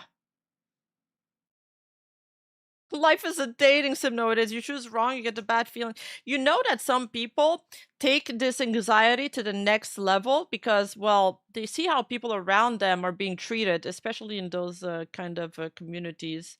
I'm pointing out to that last person here.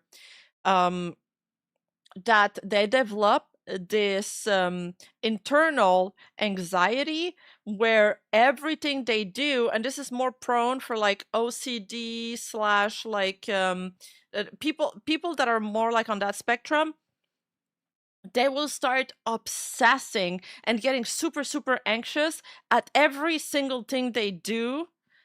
Because they're always like imagining the worst case scenario and catastrophizing. It's like such a sad way to live, but it really is like a product of our time.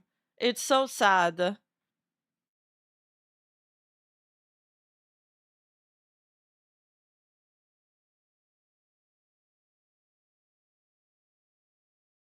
The internet is not a safe space. That doesn't mean we should respect people who are outright hateful or harmful, but we need to stop trying to please everyone and protect everyone from offense. Yes. Especially like, you know, made up perceived offense that are not really relevant at all.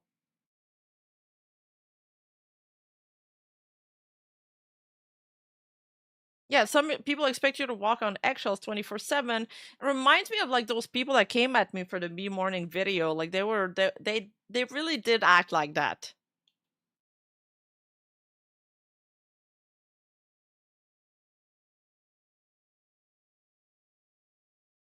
It's the quote unquote microaggression. Stop! I forgot about that word. Now you just reminded it to me. Not the microaggressions. But anyway, let's segue to Niji Sanji. I think it's a good segue. What was this post that blew up? So Aya made this post about like, because Aya works a full-time job, I think, and also is a VTuber at Niji Sanji. And she gave her tips on how she managed a full-time work at the institute while streaming. And she's just like extremely disciplined. Yeah, and I love Licorice. She's also a friend of mine. So it's like she arrives super early so she can leave the office around 6:30. She arrives at the office at 6:30 a.m. so she can leave the office at 3:30. That means she wakes up at 4:45 a.m. and she goes to bed like very early. Unless she's got work that keeps her up till 1 or 2, she'll be in bed very early. She worked from home 2 days out of the week, which allows her to work on streaming related things while I do institute work. She does 9 or 10 hours of sleep on days she's not at the institute, but for 3 days of the week, she clocks around 4 to 5 hours of sleep at night. But to balance it, she sleeps more on off days and weekends. And she always makes time for exercise. Like sometimes she does a squat or leg exercise under her desk. She meals prep, so when she gets busy, she can just bring that at work. And also like eating out is really expensive, so yeah. And then she has designated slots for socialization days. I'm bad at socializing and maintaining a social life, and so every other week I schedule time to hang out with friends for an afternoon or for a few hours. I try to text them somewhat frequently too. And she used like various tracking like Excel sheets, calendars to follow meticulously her schedule. So good for Aya. But Licorice here, QRT, good for her being so disciplined, but it's kind of dire seeing how even working for a big company as a talent is still considered a hobby since it doesn't pay the bills. However, a lot of people responded to that tweet. And Licorice corrected herself, saying, guys, I stand corrected about the money thing. It was more of a reaction without much thought than anything. I guess I'm just surprised many choose to work/study outside of VTubing under a big corpo. Here's a thread on what other livers are doing as well. And these are all like the other livers, having full-time jobs, schooling, etc., and still make time for liver activities. It's kind of insane, though. I feel like most people would want to go full-time as soon as they can. Then again, I suppose like VTubing has a life shell expiry date, so maybe they want to have like a backup plan.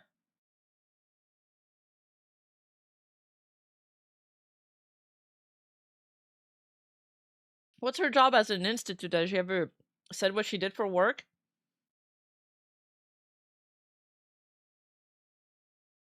I agree, Sarah.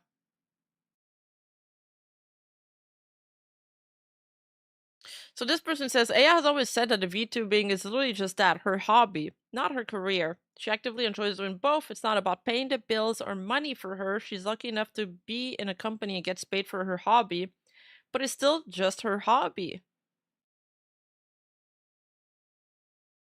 I can't remember where, but she said or implied she could live off VTubing, but she generally enjoys her day job and considers streaming her hobby. Plus, pragmatically, if streaming is not something you see doing forever, it can be hard to find a new job if you have a gap in your resume. Yeah, exactly. That's what I was saying. Even drama tubing has a shelf life. Well, yeah, no shit, man. I still got my job. I still work.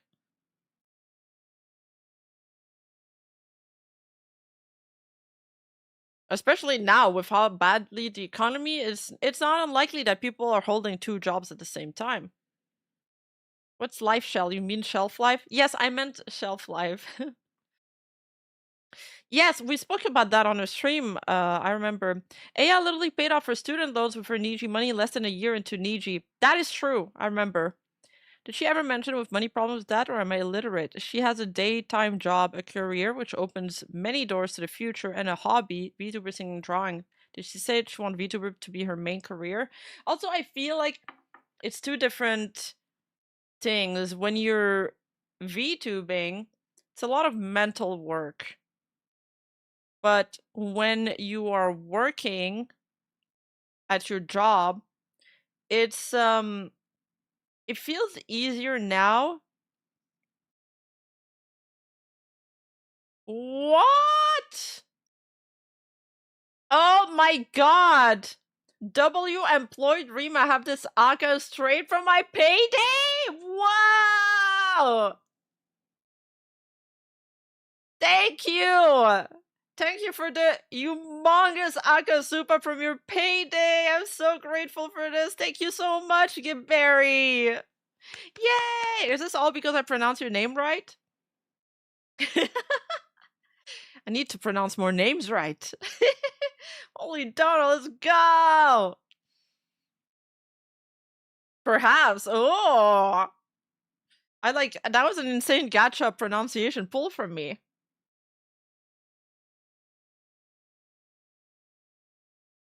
Whoa, whoa, whoa, whoa, what the frick?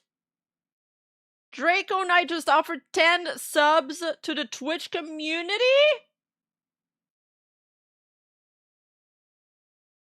Can't let them YouTubers win now, can we? Oh, it's a YouTube versus Twitch war starting! Let's go! Choo choo! Did we start a hype train?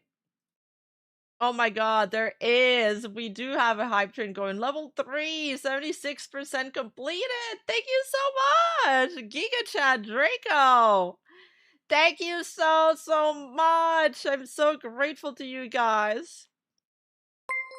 Alright, so I'm going full-time in VTubing now. And Gibberry! Oh my god, guys, stop! I got another 20 gifted from Gibberry. Hello? Oh my god. They're actually at war, you guys. Thank you so much for the 20 gifted. And thank you, Draco Knight and Gibberry. You guys are so awesome. Thank you so much. Thank you. You guys are amazing. Alright, so I'm quitting my job. No, I'm joking.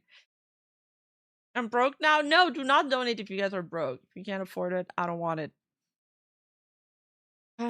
We're all gonna get through this difficult time together, guys.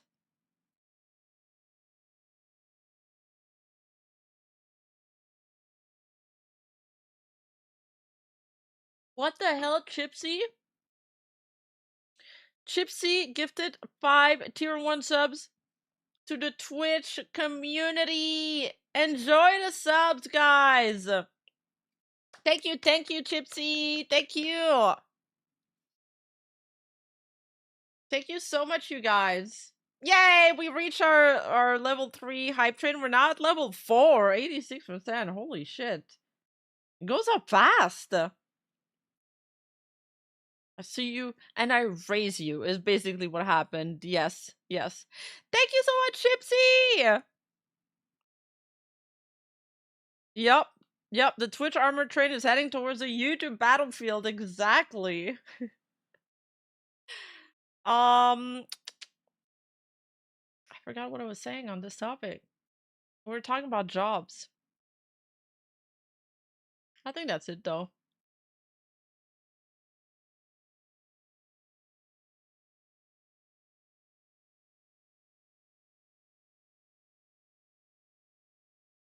What do you guys want to hear about next?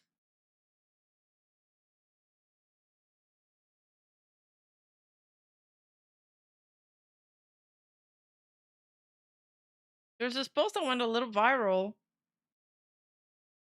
You didn't turn on gift membership, so you didn't get anything? Oh, brother! You screwed yourself.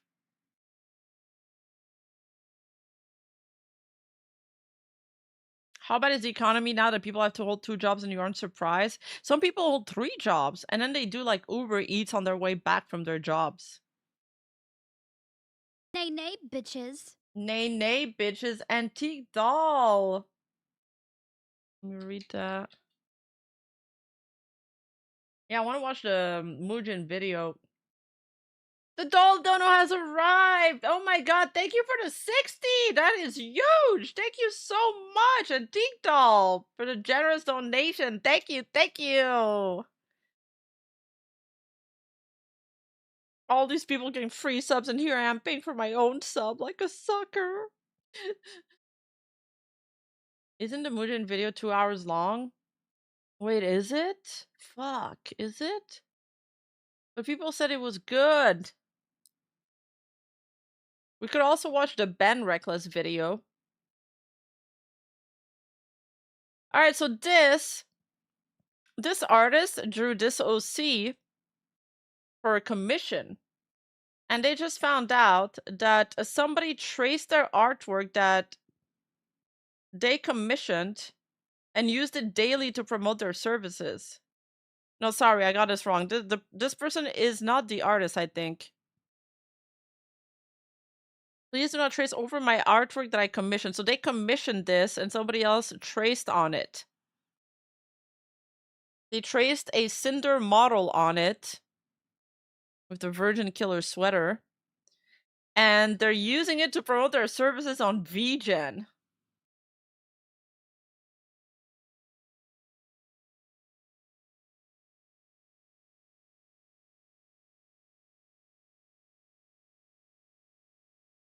That's messed up. Why do people do that? So who's the real one there? The first one with my OC is the real one. It was commissioned in 2025.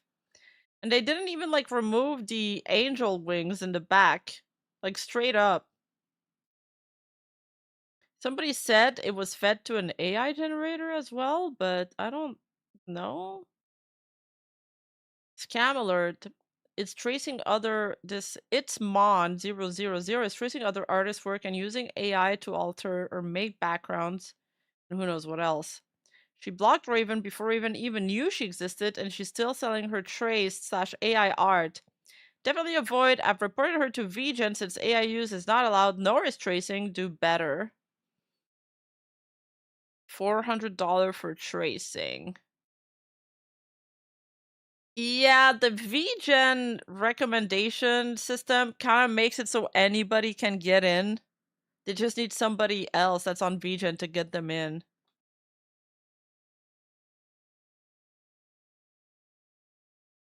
Guys, be careful. A lot of you are following this person. It's obvious they're guilty of tracing and just trying to hide it. Let's not promote traced art. Better yet, let's not trace art at all. Oh, this post was deleted. This is unexpected. Whenever I saw someone looking for commission, there's a bunch of accounts recommending them. What the hell is going on here? Like, they just traced themselves on and left everything else. It's true. They just traced over the model and left everything else. It's, like, so obvious.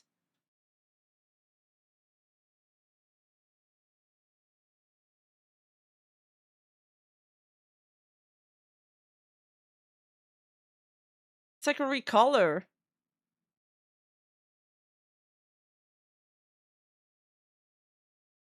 Powerpuffs do not condone this behavior. So sorry this happened to you. I think they're just trying to use any big indie VTuber to promote their work. Lego Drama just keeps finding more stuff like the CoffeeZilla. That CoffeeZilla video was so fucking good.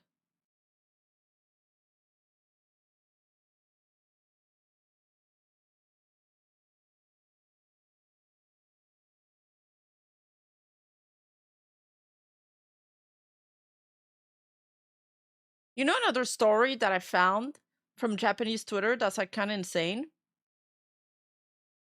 This. Do you guys know? I guarantee none of you have heard of this controversy. Although it's amassed a lot of views. 9.7 million views. So, do you guys know the game Ensemble Stars?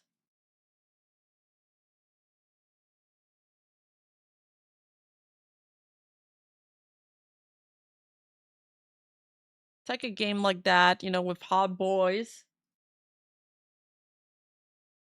Yeah, you do? Oh, it's a gacha. Thought it was a mobile game. Okay.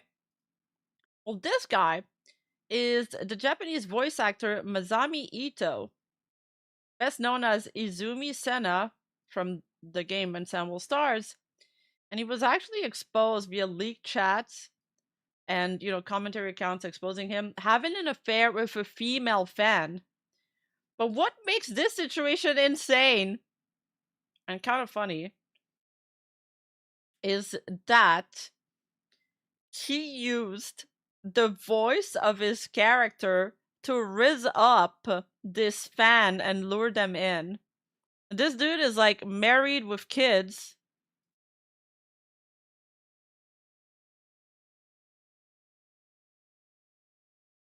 And he posted like a formal apology, you know? And then what is even weirder is that his wife also posted a formal apology, and this user is like, why do Japanese wives apologize together when their husband have affairs? It seems like a culture I'll never understand. The wife is the victim, isn't she? Like, well, yeah, she got cheated on. She's the one that got cheated on. Why is she the one having to release an apology?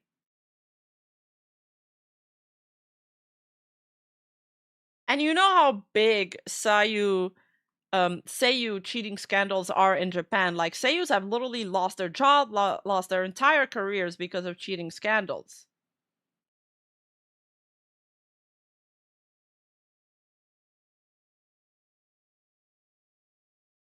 But what makes this even worse is, think about it. Think about how parasocial the fans are in regards to gacha game characters. Nitosik, thank you so much for the raid. Welcome, welcome, raiders. Nitosik, I hope you had a wonderful stream. Yay! Thank you so much. Take a seat, everybody. We're talking about this Japanese voice actor that got caught cheating. So, yeah, this is a Korean person. They're talking about Japanese culture. Yeah, the idol industry, well, I mean, the gacha industry has some very parasocial people, and so have the Seiyu fandoms too. So, he was allegedly sleeping with fans after his live events and stage performances. And, you know, cheating scandals don't always result in actors losing their jobs, but some of them have. And companies sometimes viewed it as a private matter. But now, why it has thrown the fandom in uproar, is because of the allegation that he used Ito's voice and role-played as the character during his encounter with fans. So fans are furious because this action, like, it directly involves the Ensemble Stars, like, IP, and it kind of blurs the line between the actor and the character, and he was essentially using the franchise to lure in fans. So now, like, the developers are kind of screwed. They're in a very tough position because if they keep him, well, they risk alienating a massive, like, portion of their player base who refuse to engage with Izumi's content or spend money on his merch anymore. But if they fire him, they also need to spend a fortune to hire a new actor and re-record years of existing dialogue and, like, have to reintegrate everything. And it's kind of like a headache. And the company has already, like, experienced that when they were forced to recast another character called Mitsuru in the past. I'm not too sure what happened with Mitsuru.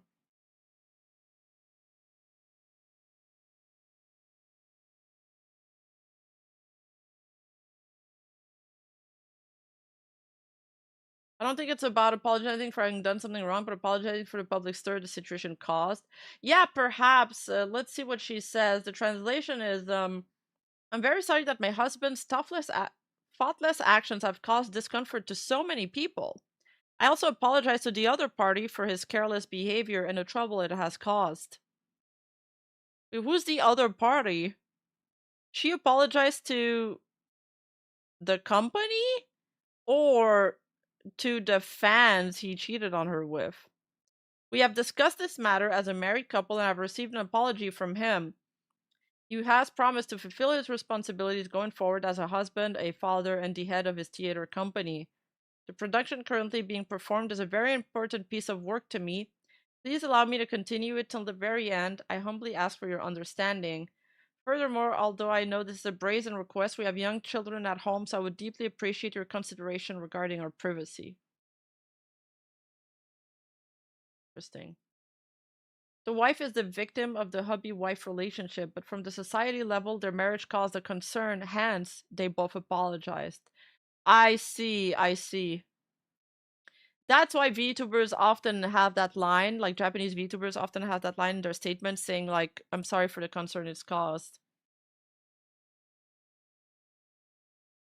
Oh, she apologized to the woman? Jesus. Seeing people wanting the Mazami situation to be swept under the rug so he can continue his work as a seiyuu is really disappointing. This is a grown man who's cheated on his wife and abused his position to have sex with fans. He shouldn't be allowed to get away with it. Yes, I love Izumi's voice, and Mazami has been an N-star since the very beginning, but I personally wouldn't want to support a man who uses Izumi voice during SAGs to take advantage of fans. I don't know about you guys.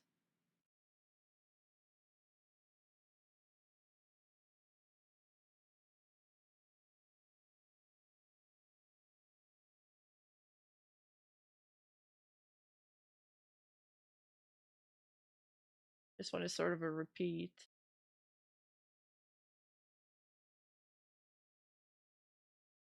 I think enough has been said about the situation, but one must understand that Masami Ito was abusing his power and fame to hurt people for his own benefit. He's not fit to be a voice actor. Matter of fact, should be blacklisted for this. He hurt real people.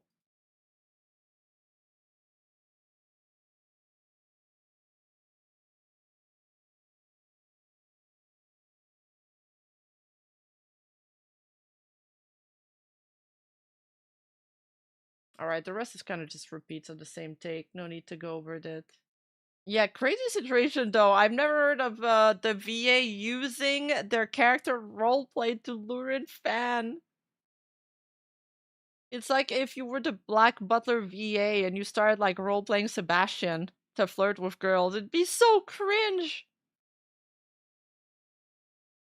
You should look up the Furuya Toru situation. It's basically the same as this case of Rising Fan using his voice, but he actually made his fan pregnant. No way. Oh, she apologized to the people her husband cheated with because, from her perspective, her husband's inappropriate behavior as the manipulator. Oh, that makes sense. Okay, that makes sense. Yeah, at the very least, he is guilty of this cringe. Like, at the very least.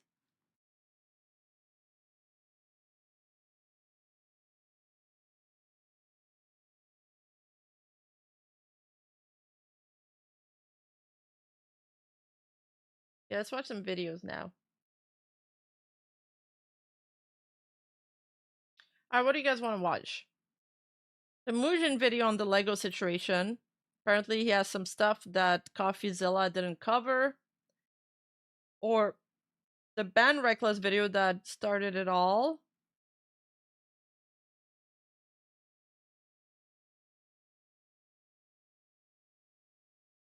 Or react to some VTuber clips.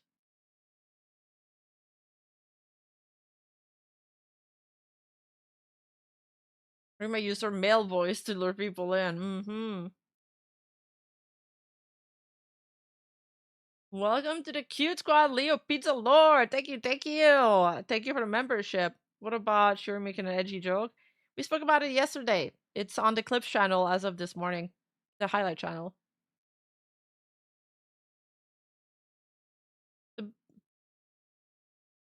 But the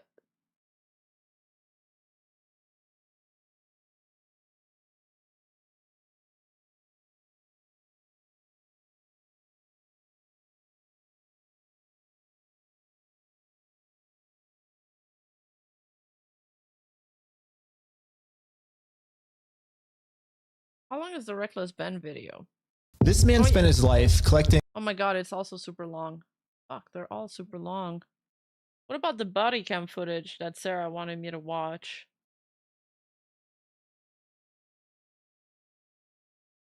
Oh, Lego Vigilante needs to stop? Hello, the bricks and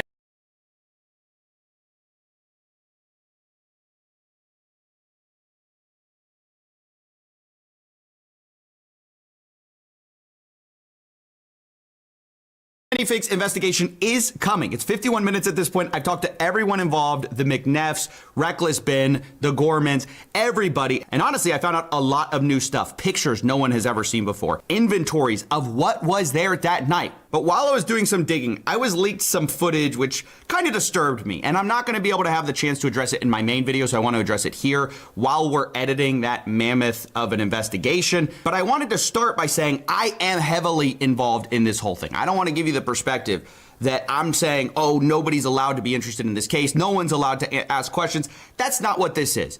I was leaked videos from inside Bricks and Minifigs stores, other locations that have nothing to do with like the Reckless Ben missing Lego collection. People are going into them trying to. I didn't know. CoffeeZilla doesn't talk about the Mormon aspect, but Mujin covers a lot of aspects that CoffeeZilla didn't cover apparently in like the whole Mormon thing, which is also the information I'm missing.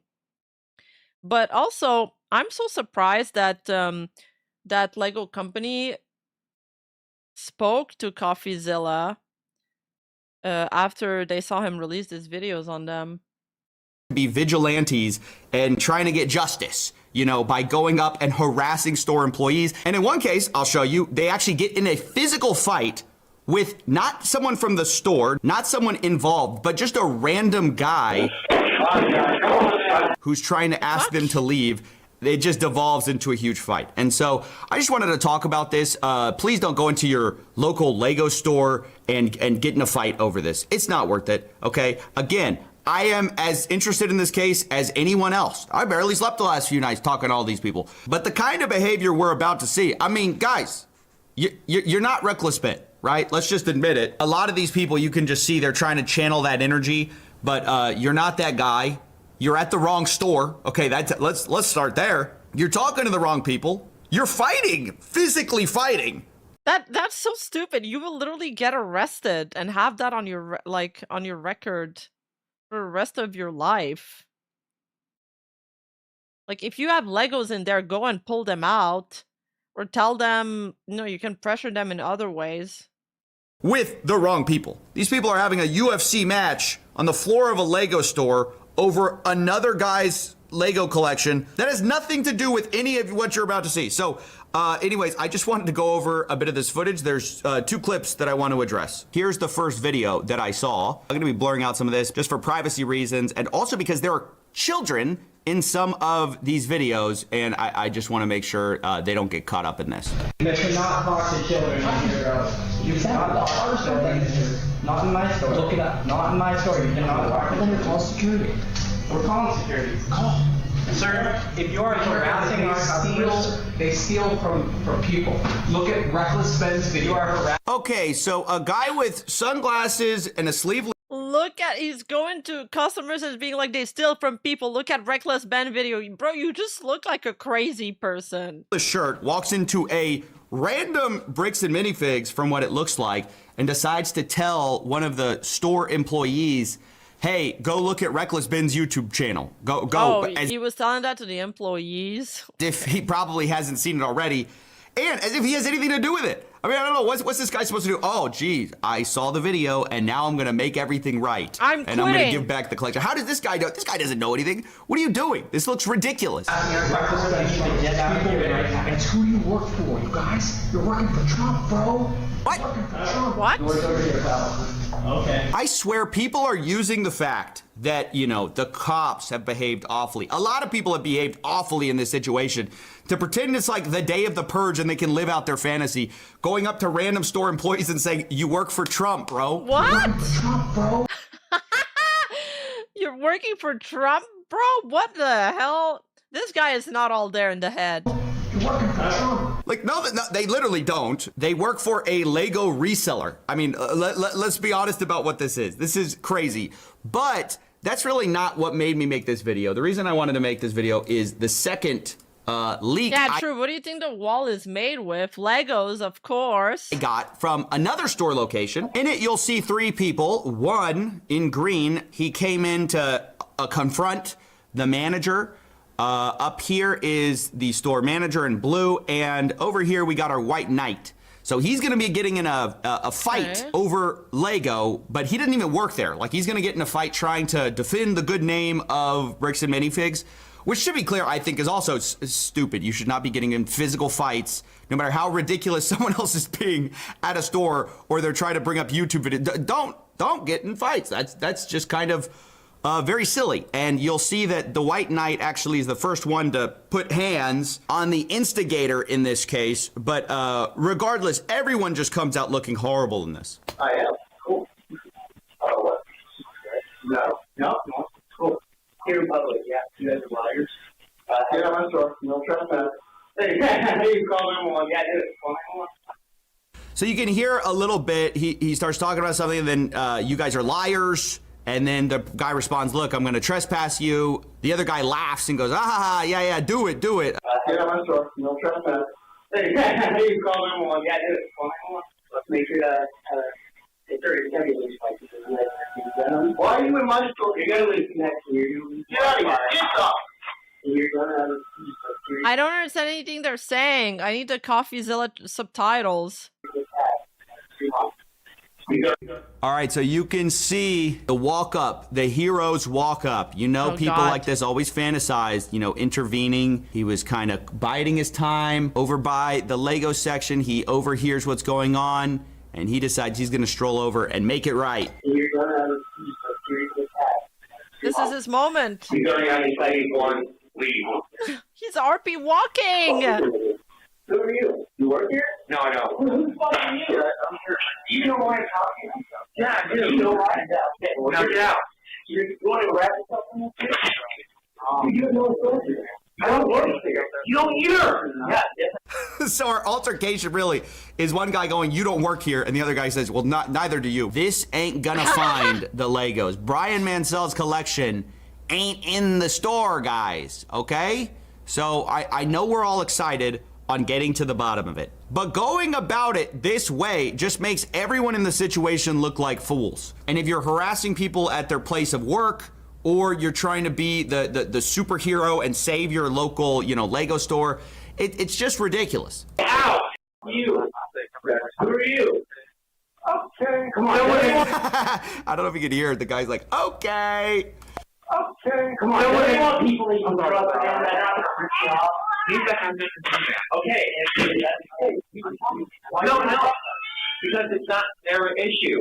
It's our state altogether. So I don't know if you just heard that, but he's like, oh, it's not their issue.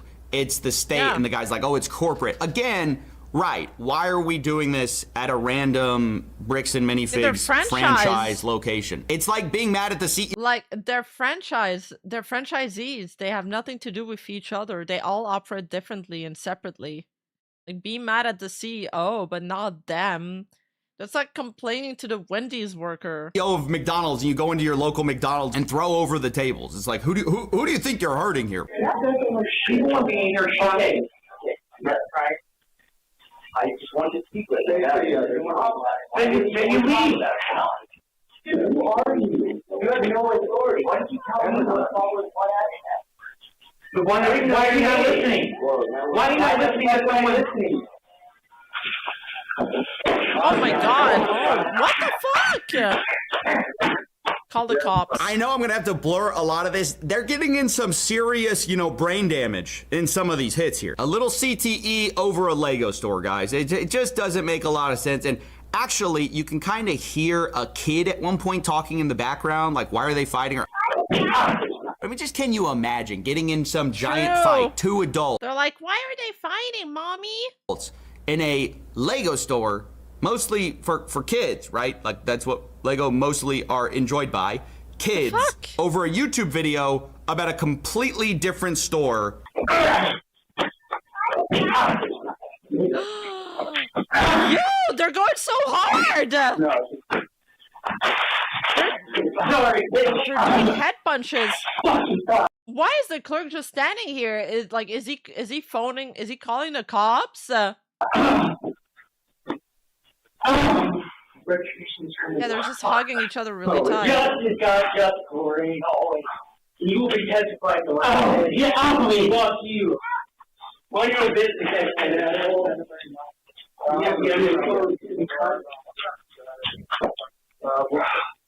Dude, the big guy got shitted on though.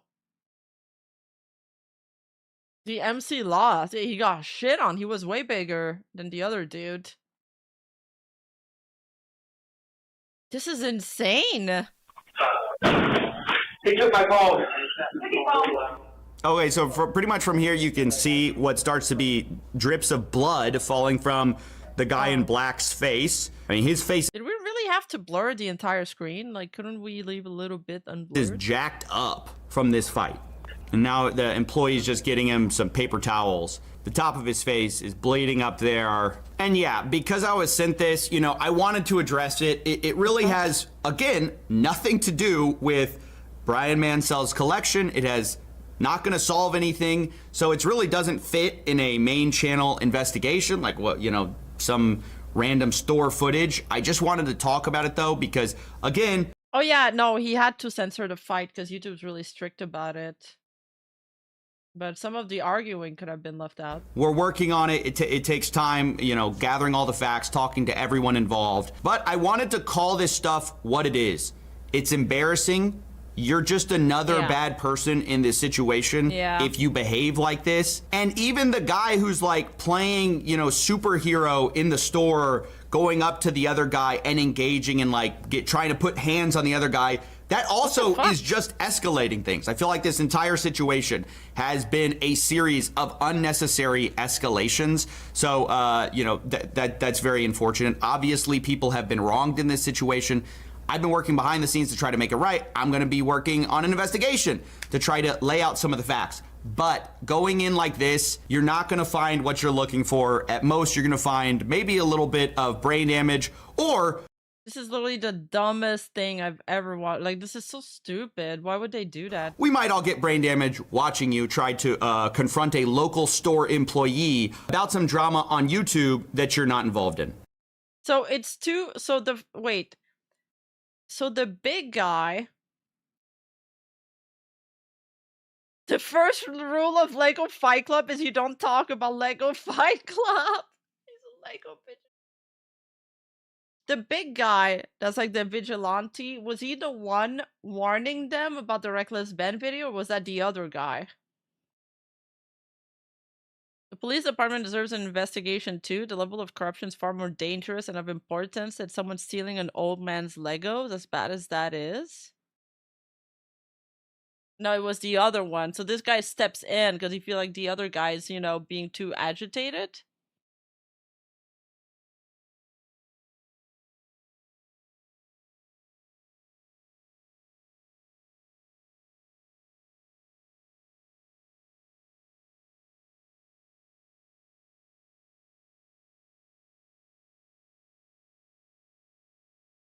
God.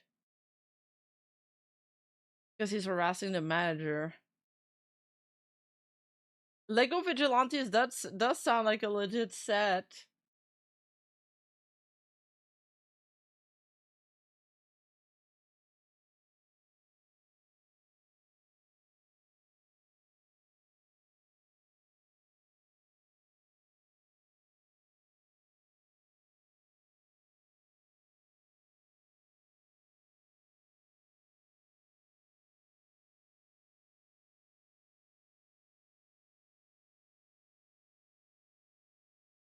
So I have this as a reaction option, or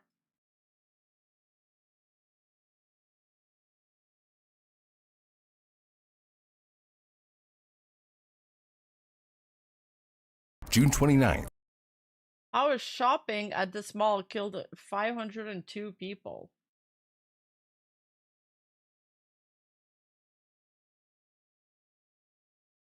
A video by Brew.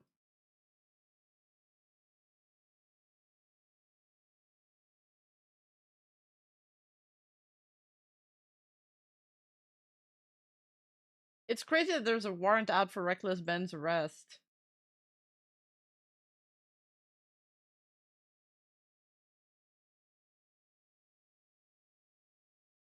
Yeah, I actually want to Lego learn. is a hobby that is beloved throughout the entire world. Why is it in 3? Wait, there's a new quality? 2000? Oh, there we go. That is so much better. Yeah, the mall murder video sounds fun. Yeah, it wasn't 240p. Do you guys want the Mugen Lego video or this one, the mall? How shopping at a mall killed 502 people. Mall nightmare.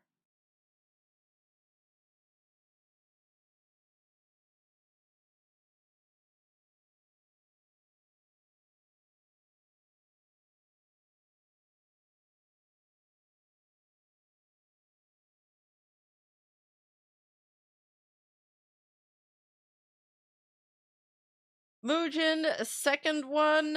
I'm very familiar with this. Which one? Mugen. Okay, I'll just watch Mugen. At least I'll be fucking caught up to all of this drama. Lego is a hobby that is beloved throughout the entire world.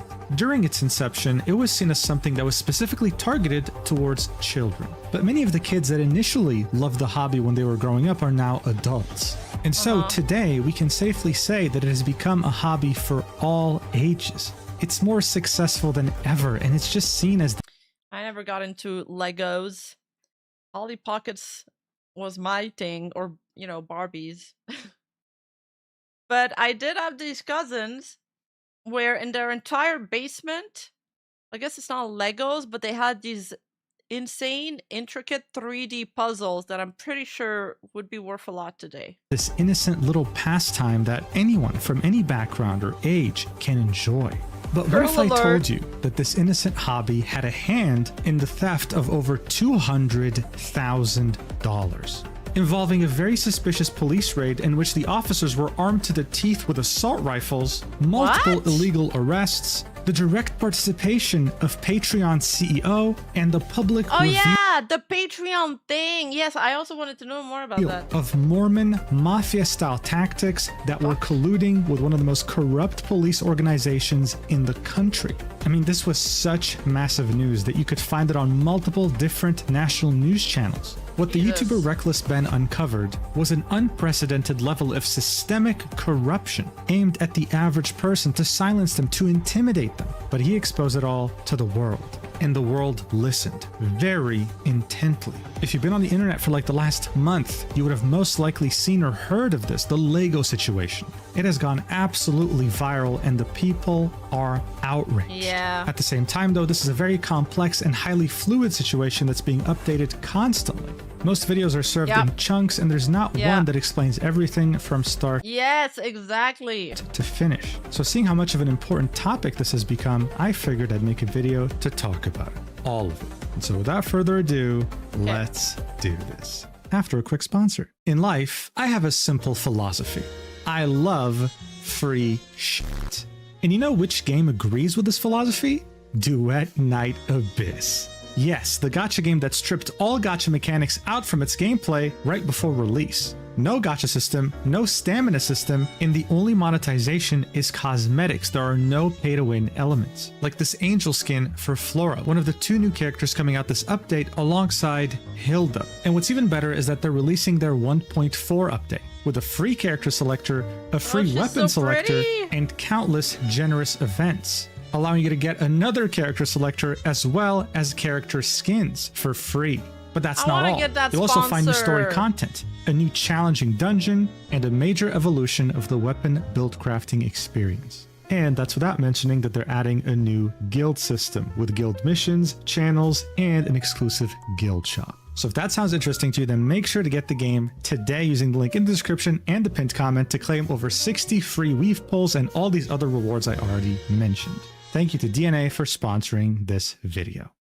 Norway, a Scandinavian country west of Sweden. In geopolitical conversations, the only thing really mentioned about it is how rich it is in natural resources, most notably oil.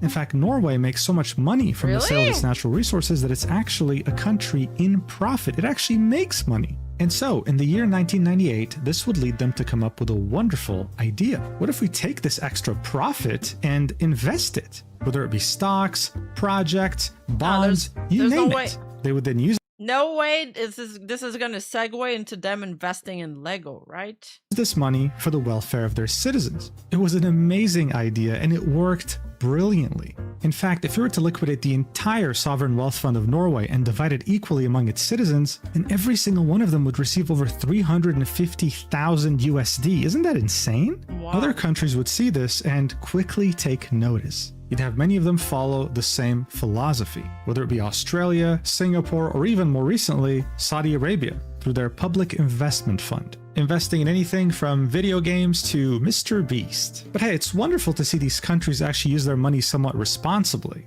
But what if instead of a country, you'd have a religion come up with the same idea? At first, it might sound silly to even suggest that, but then you realize that the Mormons did exactly that. The Mormon religion is headed by the Church of Jesus Christ of Latter-day Saints. And as of 2023, the church's net worth is estimated to be around $265 billion, $250 billion owned by a religion. How the hell does this even happen? Well, a lot of it is thanks to tithing. This has been a thing for a long time, and it pretty much involves a Mormon giving away 10% of what he earned during the year to the Church of the Latter-day Saints. I guess you can call it some sort of a religious tax. Now, they say it's not mandatory, and yeah, technically, no one's really going to knock on your door and punch you in the face until you pay up. But if you don't pay, then you'll be shunned. People will probably not really want to interact with you. Yeah. You'll be isolated. But more importantly, you will not have access to Mormon temples. You see, Mormon temples are these beautiful structures built all around the world. But to enter them, you need to meet very specific criteria, even if you're invited there to like see someone else's wedding. One of those They hate being called Mormons these days, and what are they called? I don't know about all this Mormon. I mean, all I know about Mormon is like, you know, how they were trying to settle back when America was just getting its first settler. very strict requirements is the fact that you've been paying your tithe, your 10%. If you haven't been doing that, then you will never enter the temple. This is really important because in order to access the highest level in heaven, you have to get married in one of these temples. And if you can't do that, well, the elevator to the highest level is simply not going to work for you. This is why so many Mormons pay that 10%, and this is how the church has been able to rack up so much capital to invest. In 2026, 10%? It's estimated that their net worth is now almost $300 billion. They are the richest religion on the planet, and they're more wealthy than almost every other Christian sect combined.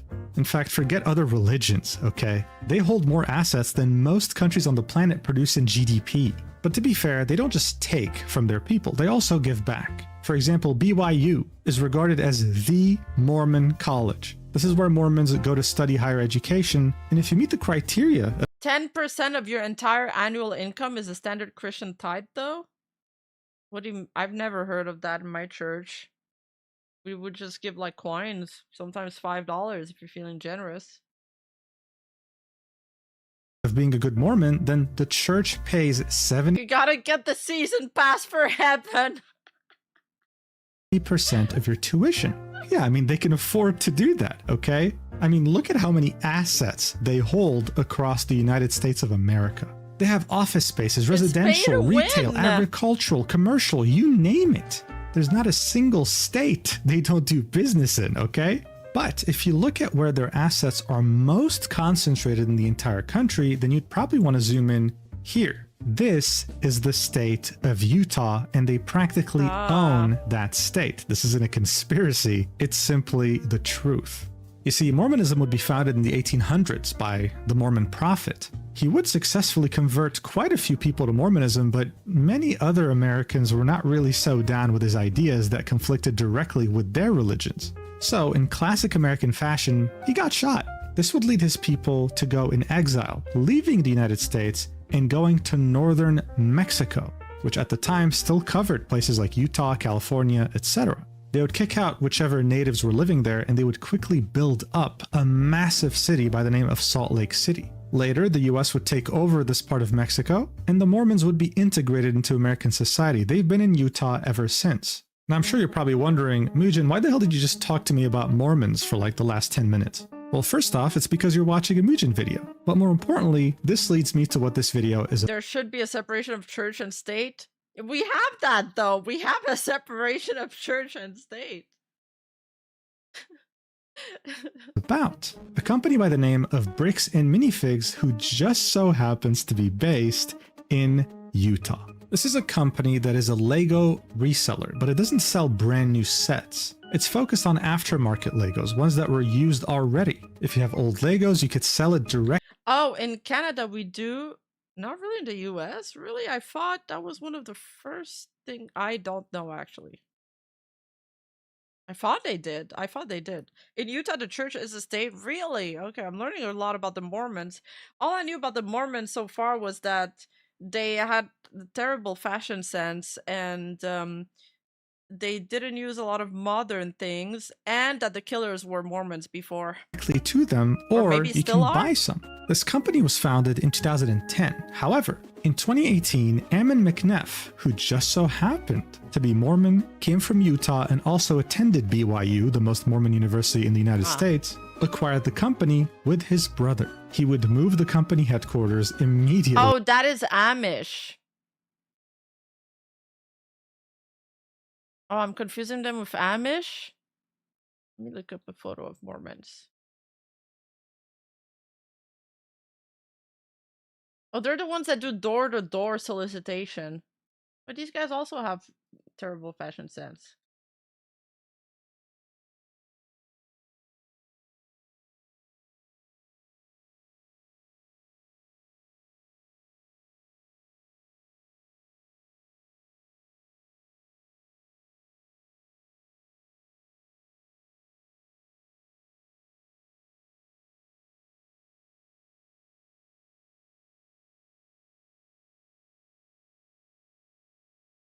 Mormonism. Oh fuck, it's got a million ads. Alright, there are essentially two different versions of Utah. There's a semi-liberal, progressive, outdoorsy part of Salt Lake City that makes up the counterculture and the surrounding suburbs. Two sorts exist.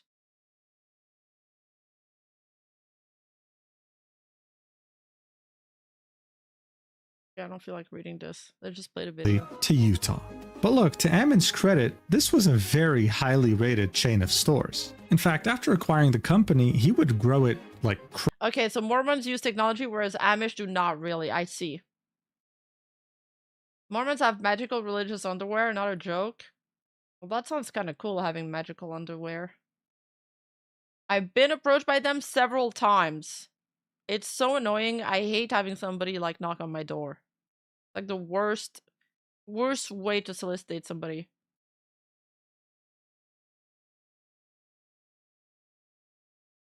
Crazy. In 2018, it would have a handful of stores, and by 2026, it would have over 300. They'd be a mix of directly owned stores, but also franchisee stores. And the cool thing is that anyone.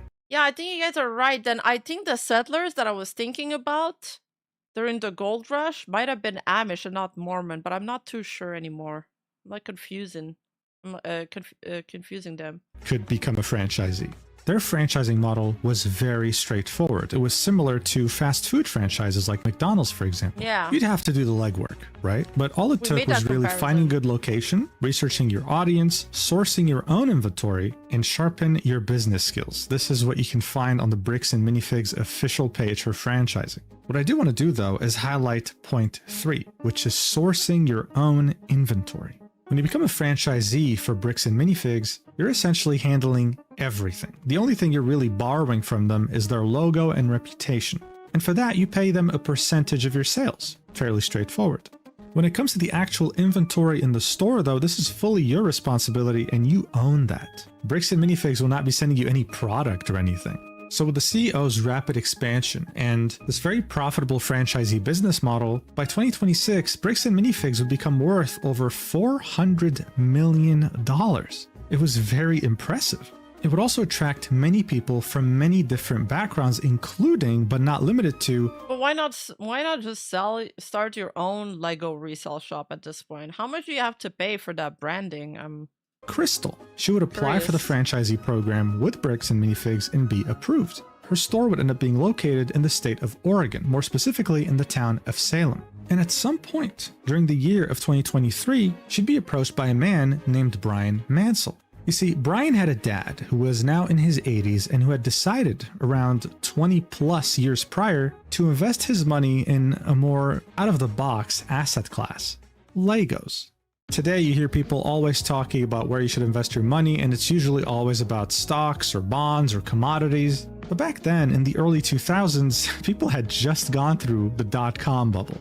Confidence in the stock market was at all-time lows. So I'm sure this somewhat contributed to the decision that Brian's dad took in investing his life savings in Legos, but not just any Legos. It would be limited edition Star Wars Legos. And if you don't know much about how Lego works, well, they don't typically recreate their sets. This was something that had come out in the early 2000s, and that was that. When they were sold out, they didn't make any more.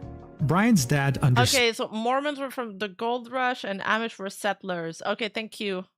Understood this very well and knew that in the future there would be incredible demand over these rare sets. Wow. And so he bought 780 sets and 1,200 minifigures over those years. 2 of those sets would be the Lego Star Wars Cloud City set. And as you can see, I'm on StockX right now. The lowest offer for one of these sets is 18,400 euros. And while yes, I'm sure your jaw's on the floor right now, I'd say don't get too excited, because while yes, the lowest offer is quite high, this is not a liquid market. One look at the market data and you would see that. One sold in 2022, one sold in 2023, and the last sale was May 2026 at This is like TCG game, like Pokemon TCG trading card games.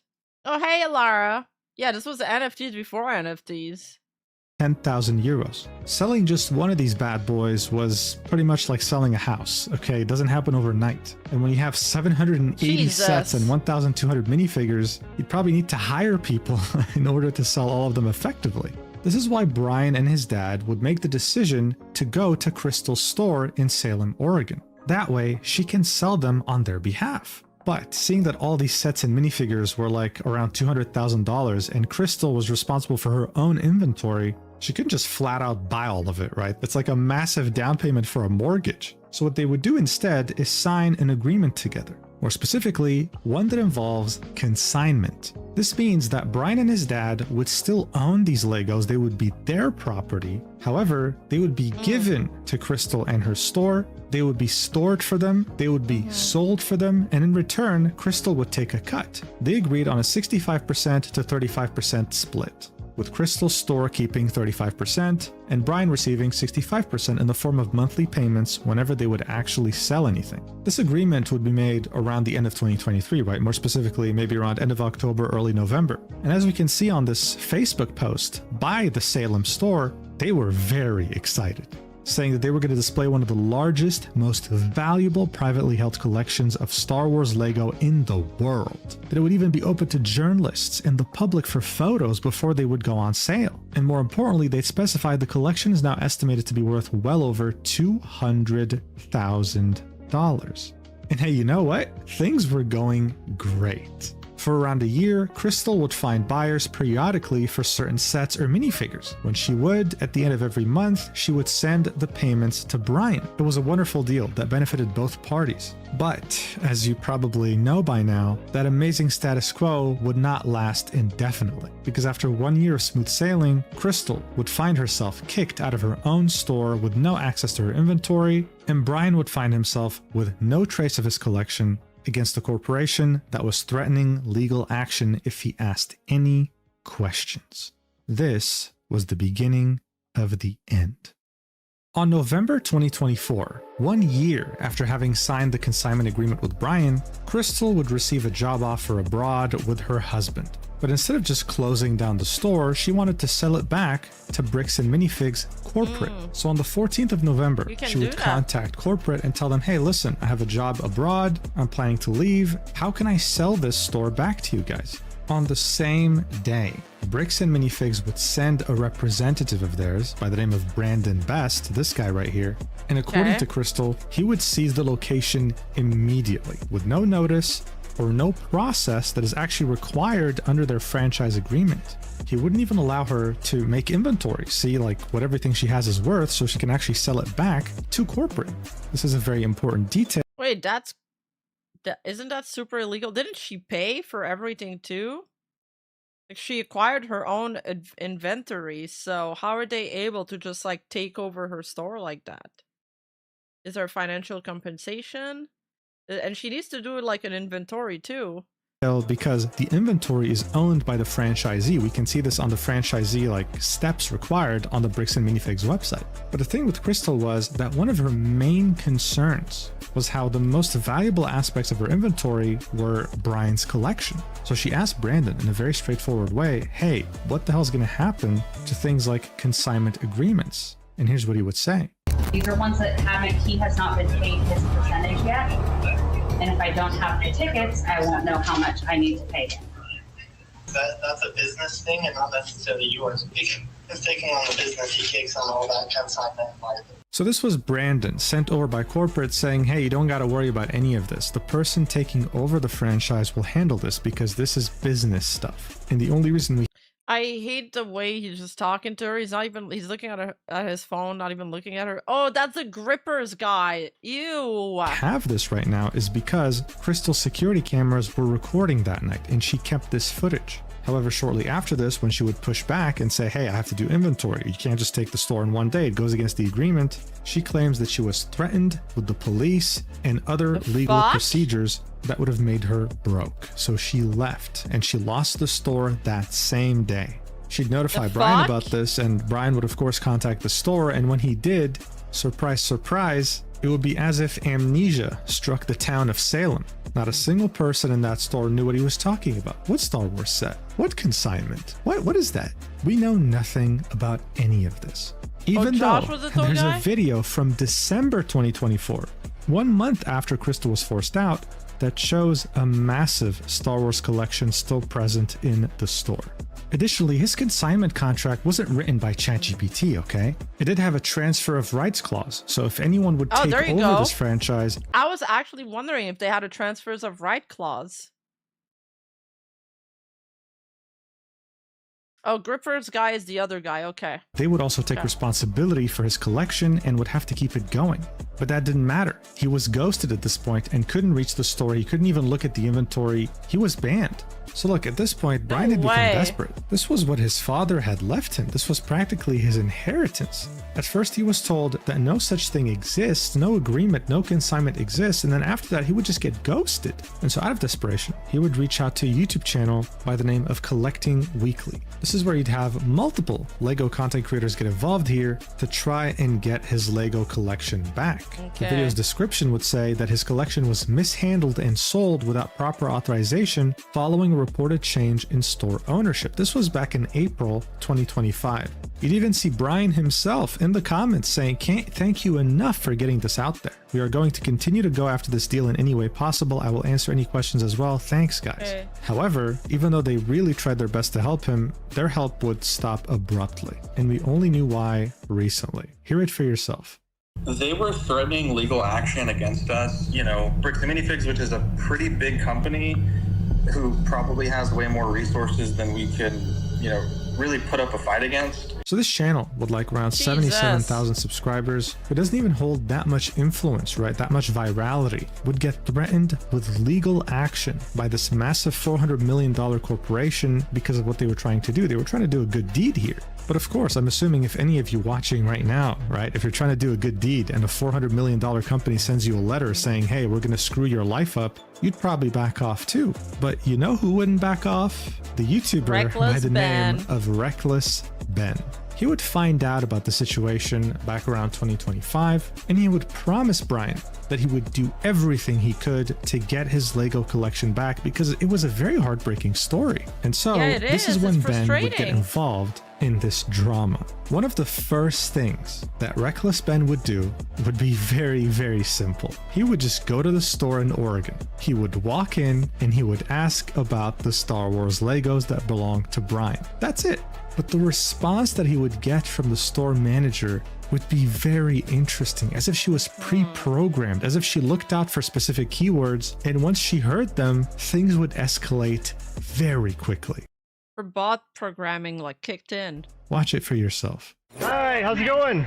Pretty good. How about yourself? It's pretty good. So basically my friend said that you guys have some of his Legos, I think, and he told me to come here and see if I could pick them up. Who's your friend? I think they're Brian's Legos. It's like a big like Star Wars collection set, I think. You could go ahead and leave now. Really? So you could go ahead and leave now, or I will call the police for What the harassment. fuck? Well, I'm not harassing you. No, you are. Hi. You. Dude, how insane is that? Like, what kind of reaction is that? Yo, I'm here for my friend's Legos. Which ones? The You can leave now. I'm calling the cops. Are they fucking insane? Star Wars ones? Leave now or I will call the police for harassment. It's like, whoa, how did we get here? Chill. And she wasn't kidding. She would actually call the police, straight up saying she's being harassed. However, as the police were on their way, he would talk with her a bit more. She would deflect all this by saying, hey, this is a corporate matter. I'm not involved in this. I'm just the store manager. This was interesting because prior to this, Ben would actually go all the way to Utah to go to the Bricks and Minifigs HQ. And what he would hear from them was, hey, this is not our problem. This is the store's problem. Go talk to them. So essentially, Reckless Ben found himself in this never-ending loop. The store manager would tell him, hey, go to corporate, and corporate would tell him, go to the store. In other words, no one was taking accountability. Everything was just a deflection. But while Ben was waiting for the police to show up, things got even more interesting. The store manager would call the supposed new franchise owner of the store, and Ben would get an opportunity to speak with him for the first time. Here's how the conversation would go, and again, like many things during the saga, it would also escalate fairly quickly. Watch. Are you the owner of the Bricks and Minifigs store? Yeah, why? What you got? So basically, I just wanted to get some of the Legos back that you guys still have. I think I'm looking for the clone turbo tank. Why do you think you would be entitled to our inventory? Why would you be entitled to our inventory? What makes you think that you can access this highly classified information just because you claim that your friend owns Legos? But don't worry, they would talk more during this very productive conversation. What's his? He owns the Legos. Huh? He doesn't own the Legos. What? Well, yeah, we have a contract. He does own them. No, bro, are you an idiot? What the fuck? Josh, the police are showing up right now. Are you stupid, bro? Are you an idiot? What is this? Is a way to talk to like your customers, by the way? And also, this is all gonna play in court. I really think we should generate like as much outrage as possible to force them to drop these lawsuits and to give him back the Legos. Or like give him the money. This is fucked up. Idiot? You must be some sort of dumbass if you think you can just come here and get your friend's Legos. Ben would shortly afterwards talk to the police officer and would be given a trespassing order, which meant that if he ever stepped foot in the store ever again, he'd end up in handcuffs and in jail. When I said things escalated quickly, I wasn't exaggerating. This was his first visit at the store, and within less than 10 minutes, he could never enter it again, otherwise he'd be facing jail time. So what the hell just happened? But let's back up. Who was this person that Ben was talking to on the phone? Well, that would be Joshua Johnson. This guy would be owner number one of the store after Crystal had gotten, well, kicked out. We're gonna see way more of Joshua throughout the saga, so don't worry, you won't miss him. The other franchise owner involved here is Brandon Best, the guy who personally kicked Crystal out and assured her that don't worry, consignments are handled by corporate. Clearly not, as we just saw. These two became the new co-owners of this franchise after Crystal had left. But hey, Ben managed to reach the top of the food chain early on. I hope this doesn't break the reputation. Actually, I do hope it breaks the reputation. When corporate was telling him, hey, this is the store's issue, he also got to talk to the CEO briefly. He would ask about the missing Legos and the CEO would deny their existence. Ben wouldn't believe him and say, hey, listen, are you lying to me right now? But I don't understand. Is the original owner of the Lego doesn't have the contract or the signed, you know, how do you call it? Not consideration, like the landing notice. He does? And they thought this wasn't enough paperwork? The CEO would say no. Ben would want to re-emphasize, listen, we can do this the easy way or the hard way. And by this point, Ammon, the CEO, wasn't interested in talking anymore. Thing is though, I don't think he understood what the hard way meant with the guy who's called Reckless Ben. But he was gonna find out. They were simply fooling no one. When you went on social media, you saw the store very proudly displaying the Star Wars set. Look at this community note. These items are stolen. Like, no one was fooled. And so Reckless Ben would get to work. The first thing he would do is disrupt the business. But he would do it in a way that keeps him out of legal trouble. This was about making them understand that he's here to stay, that he was serious. He would set up a table outside the business selling merch, and that merch would be pretty much calling the store scammers. When the manager would notice him out there, she'd think, oh hell yeah, this guy has a trespass notice. I can call the police and put him in jail. This is when Ben would go to hide somewhere and bring a friend of his dressed up the same exact way as him. No His friend way. would also get a trespass notice, but no one would end up in jail. Now yes, one could call this vigilantism. Some would even maybe call it useless, maybe even illegal. It was definitely a gray area. But the logic here was to annoy them until they gave up and gave back the Legos. That was pretty much it. But Ben had already moved on to the second plan, and that would be befriending a store employee. He would jokingly invite her to a cult, and eventually they'd meet up after she was done with her shift. Here she'd reveal some interesting information about Brian.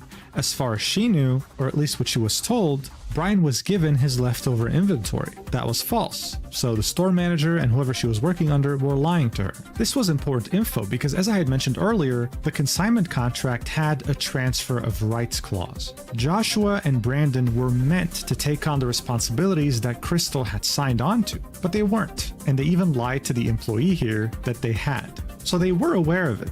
So after finding out that even the employees were being lied to, Ben's new friend would give him Joshua's phone number. And this is when they would get to have a one-on-one conversation. They would call. Joshua would pretend to not know what kind of contract Ben is talking about, so Ben would actually send him the entire PDF through iMessage. Here's what Josh would have to say. What contract is it? I didn't sign a contract. I didn't sign that agreement. I didn't agree to anything in that. In order for me to be under contract, I have to sign something. Or you had to take it over from the previous owner, right? Nope, that's not how the law works. That's how your contract works with your franchisee. It is? So if that's how the law works, then sue me for it. You don't just want to give the Legos back? Like, Sue me. Let's go to court. I'm calling the police right now, and you guys are going to be arrested for harassment. Do you feel threatened right now? Yeah. Joshua was feigning ignorance on purpose, and as you can see, he was taunting Ben to sue him. If Ben were to sue Joshua over some business contract, this would end up in civil court. The reason why Joshua wants this outcome is because he can use the company resources to financially bully Ben and anyone who dares to sue him by making the case as long as financially burdensome as possible. When Ben would tell Brian about this, Brian would say, yeah, I mean, I've been through this. I spoke with a couple of different attorneys and they told me the same thing. If you sue them, they will financially ruin you. So he gave up on the idea. But Ben wasn't called Reckless Ben for just no reason. He wasn't going to give up. And so instead of suing Bricks and Minifigs, he came up. That's so sad for the family that lent the Legos. They're literally getting robbed by this company. Also, I don't understand how the corporation is willing to back their franchisees and backing them financially into pursuing this lawsuit. I'd just be like, this is your fucking problem. You took over the store. You know, this is your contract. Why would I pay for your suit? I'd be like, figure it out together. Take it out of your inventory. I don't fucking care if you go bankrupt. That's it. It's gonna cost me less than going to court. With a plan to have Bricks and Minifigs sue him instead. How would he do that? All right, listen, focus with me here. He would make a company called We Steal From Old People using the same Bricks and Minifigs logo. And he would actually get inspired by the way Bricks and Minifigs work, or at least what he's been told so far. He'd register 5 different franchises under his new company that belonged to his friends, and he would do exactly what he did before, becoming a nuisance. He'd set up tables outside of the store with different merch, calling them thieves. And he'd even bring out court papers that were already filled out so that they could just sue him immediately. When the police would show up to stop his friend from being able to sell this merch, his friend would use the same tactic Bricks and Minifigs have been using. Oh, actually, I'm a franchisee and I can't really do much. This is corporate's decision. Corporate in this case is Ben. And so they couldn't really charge anyone with anything. This was them pretty much baiting Bricks and Minifigs to think, okay, well, we can't stop these guys unless we sue them. And when you initiate a lawsuit like this, it costs a lot of money. This was bait. After this whole ordeal, Reckless Ben would be able to meet up with the CEO again. Ammon here is clearly pissed, saying, hey, listen, this harassment style you're conducting yourself in, you're disturbing business. This is not the right way to do things. And so Ben would explain to him, hey, listen, man, I'm just doing what you're doing. I have franchises registered in Oregon, and every time the police are sent with a problem, I just redirect them to another franchisee. And so this was Ammon's reaction once he understood what he was dealing with.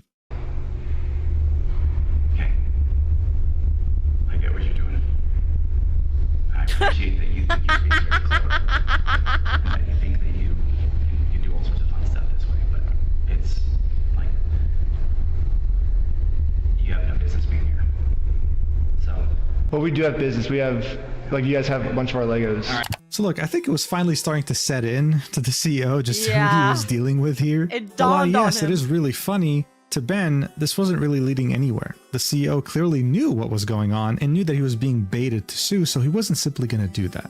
And so we move on to the next plan, the raffle strategy. Raffles in the US have to follow a very specific set of rules. If you fail to abide by those rules, you don't face civil court, you face criminal court. Ben would figure, well, listen, since these Star Wars sets are held in consignment, this means that Brian still owns them. They're his property. So if we put them up for a raffle that costs $1 to enter with random strangers, we can legally do that. And if we go to the store to get that Lego and the manager refuses to give it to us, well, that's criminal.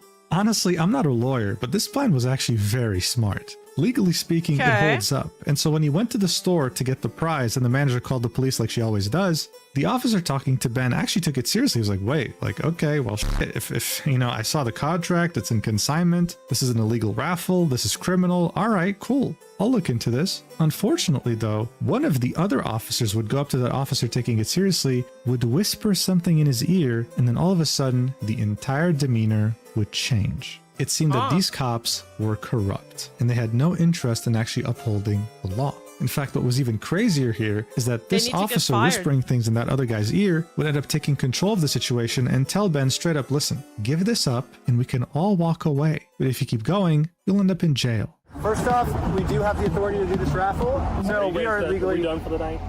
No, it's actually required by you guys to investigate this. It's not civil, it's criminal. Just so we're talking in circles, right? Yep. No. Do you understand at least what he told you on the... I don't know we're talking in circles. That's the first time we've done falsifying a raffle. Just answer my question, please. Do you understand what Officer Bevins explained to you? Kind of what's going to happen, what's going to be the next steps? I think... Yep. Yes, sir? No, I'm not understanding. You don't understand? What part don't you understand? Yeah, I was pretty confused on what they were going to arrest me for. I mean, the Fourth Amendment in our Constitution specifically states that the police can't arrest you if they don't have a reason. I keep asking them for a reason, but they can't tell me anything that I'm doing that's illegal. Well, I don't think we broke the law. That's your opinion. That part doesn't matter. Here, it's pretty black and white. Because right now, you guys said the law we broke is the falsifying the raffle. So let's do this. Let's just call it, and we'll just go from here, all right, guys? Guys, we didn't break the law. That's your opinion. But we literally didn't. We're not falsifying anything. We have the contract. All right, guys, let's call it a day. let's just go our separate ways and forget any of this happened. Yes, would you pay taxes? And yeah, just call it a day. You know, I've got a dinner at 6. Come on, let's wrap this up. It's getting late. Taxes go to the police. This is what you hope for. You hope that they ignore the law and just tell you to leave. And that's exactly what was happening on camera. So even though this was a genius plan, it would again fail. Ben was back to square one. So his next plan involved actually measuring the sign outside of the store that said buy, sell, trade and replacing it with steal, sell, trade, continuing with his barely legal, slightly illegal antics. But as he was planning to do that, he would Wouldn't that count as vandalism though? actually receive a call from Joshua. And this is where things would start to get pretty interesting. Josh ended up giving me a call. You guys keep coming to the store. You park out front. You do fake raffles. You're threatening my business, you moron. Josh seems pretty scared, and he should be. Eventually, I am going to end up solving all of the police corruption that's going on. And once that happens, Josh is no longer going to be in civil trouble. He's going to be in criminal trouble. It wasn't a fake raffle. It was a real lottery scheme, according to Oregon state law. And it actually is a Class B felony, up to 10 years in prison and a $250,000 fine. Yeah, the loophole he's been using this entire time, just hiding behind the fact that it's a civil case, isn't going to work for him much longer. Well, let's not argue that. I don't want to. It's just better to just say, hey, you're not a thief. You know what I mean? Definitions of whether it's stolen or not, I don't think, no, anyways, it's not stolen. So look, it was clear he was starting to crumble. No, there was no theft, guys. No, none of that. Let's not talk semantics here. Let's not talk specific words here. No crime actually occurred, all right? He finally understood what he was dealing with, and so he finally took them seriously. If you think it's illegal, why don't you sue me? It's a civil matter. Tell Brian to put his money where his mouth is. Let's go to court. Okay, you want to do double or nothing? What are you talking about? Are you stupid? If you're wrong, you pay us double. If I'm wrong, I pay you double. Bro, are you dumb? He's such a troll. He's rage baiting him so hard. You're obviously a kid. You don't know how this works. I think you're scared. Double or nothing, let's do it. You're so dumb, bro. I think you're scared. Okay, I'm not scared. Let's do double or nothing. I'm not doing If you lose, you pay us $400,000. You're scared. You're a chicken. I'm lagging. Why am I lagging? Is my stream gonna crash?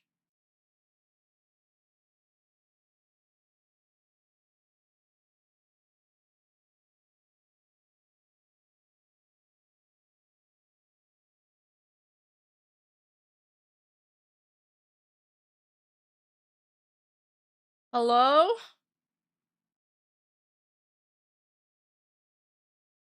Okay. Calling you out. You're scared. I'm It calling you out. glitched for a second. You're too scared. You're scared. Put your money where your mouth is. This is really where he would realize, dude, oh no, this guy's crazy. Like, I cannot reason with Ben. Like, my threats, they usually work, but not this time. And so watch him flip a 180 right now. Are you just going to be a pussy, or are you going to... I'm putting my money where my mouth is. You put your money where your mouth is. Okay, let me talk. Okay.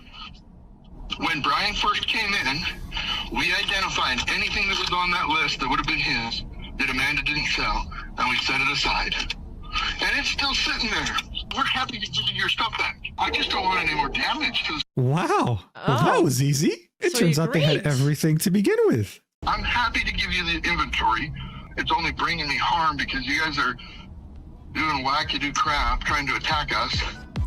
Well, it looks like we won. Brian is finally getting his Legos back. All right, well, wonderful. If anything, this proves to us that Joshua is a piece of shit, something that will only get worse throughout the video. But yeah, essentially, he had admitted that the inventory was there. They just chose to not give it back because they're assholes. And he was still choosing to hold it hostage because he had conditions to give those sets back to Brian. The first thing he wanted from Brian was an apology, a written apology. What is this apology for? Well, it's because of a Facebook post that Brian had made that got like 55 likes, where he called Bricks and Minifigs thieves.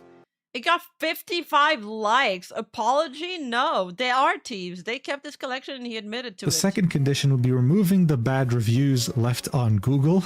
And the third condition would be replacing them with good reviews. Now, Ben would have a problem with this whole written apology thing. He didn't want to give anything to Joshua that could be used in court if this were to go to court one day. So he asked Joshua if a video apology was good enough, and he said yes. And so then Ben's friend would apologize on video, and they'd use AI to put Brian's face on him. That's right? so that funny. way, this video is inadmissible in court. This video would get sent to Joshua, and he would have no idea that it's AI. He'd be satisfied with it. But then he would throw on a fourth condition on top of everything he's already asked for. I want to give it back to him. That's the long and the short of it. We've run me over. I'm good. We got to win Amanda over, right? Apologize to Amanda. Okay. I guess Brian's just a little worried that you guys are just going to keep postponing it until, No. You're going to get him. You're going to get him. I'm not going to screw you. You have my word. That's not who I am. I promise you. I swear to God. You have my word. I promise. I swear to God. A Mormon swearing to God. That must mean something in this day and age, right? Well, here was the problem. At this point, Reckless Ben thinks that this is a trap. This is because Amanda has shown absolutely zero will to cooperate. She's the one who called the police on Ben within like a minute of him walking into the store. So he thought that, hey, am I being set up here? Is Joshua trying to send me to the store? That way the police show up and arrest me for trespassing. Some might call this paranoid, but he had reason to believe this. In any case, he would go to the store because, well, this was the final step, apparently, before Brian could finally get his setback. And as you might have imagined, Amanda, the store manager, would call the police on him immediately. The funny thing is, though, the police wouldn't even show up. They got tired of these antics. They understood that this was getting very tricky, and that last altercation they had with them about the raffle, it was clear they were panicking. They wanted nothing to do with this anymore, so it simply didn't work. Thankfully, Reckless Ben and his friend didn't get in trouble, but Amanda was not budging. But hey, you know what? Everything worked out in the end because Joshua was satisfied. Ben, how's it going? It's good. So we walked in, we were like, hey, we're sorry. We have permission to come back here and like apologize. What's going on with my internet?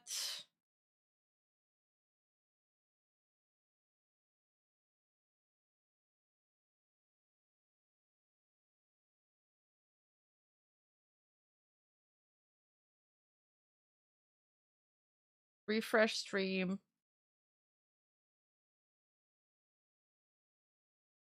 Apologize, and she's like, I'm calling the cops, and she like starts. Josh now realizes that his last-ditch plan to get me arrested, well, that plan didn't work. I'm sorry Amanda did that. Thank you for doing that. It looks like Josh has no other choice than to give Brian his family's Legos back. You apologize, and it's up to them to accept it. So let's cross Amanda off that checklist. Let's get this done. Wow, it worked out. You know what? Hey, maybe this has a happy ending, right? Well, no, it doesn't, obviously. We're here, right? And the video isn't even halfway done, I'm pretty sure by now. Ben would go back to LA, and he'd be the one calling the store every single day to check if the Legos are ready for Brian to pick them up, because Brian's phone number is blocked at the Salem store in Oregon. The person replying to these phone calls would be Brandon Best, the second owner of that store. Imagine you're trying to get your Legos back that you loaned to them, that you have proof that you did, and they blocked your number. And every single day would be the same thing. It would be Brandon stalling. Like, yeah, you know, we're getting on it. We're almost done. We're getting there. We just, you know, had a small delay, etc., etc. And this would go on for many, many days until Ben would just straight up get ghosted. No one would be replying to his phone calls anymore, almost as if his number also got blocked too. It seemed like Amanda not agreeing to make peace with Ben was truly affecting this, but that's at least what... Oh, my Twitch stream died. And kick. Oh my god. I'm gonna link them to my stream.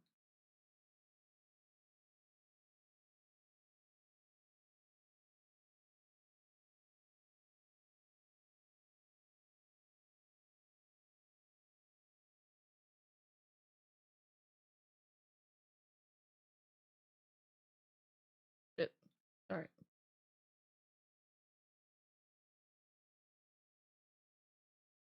Ben thought. He would try his best to go back and apologize to her, you know, sign a peace treaty with her, whatever. But every single time he would walk in the store and try to talk to her, she would threaten him with police for harassment, for all sorts of things. Ben at this point really wanted this deal that he had established with Joshua to work. He wanted those Legos to be back in Brian's hands. So he would call him to try and find out what's going on. And this is when Joshua would again flip another 180 entirely and go back on his word and him swearing to God. When we took over that store, there was nothing in that store.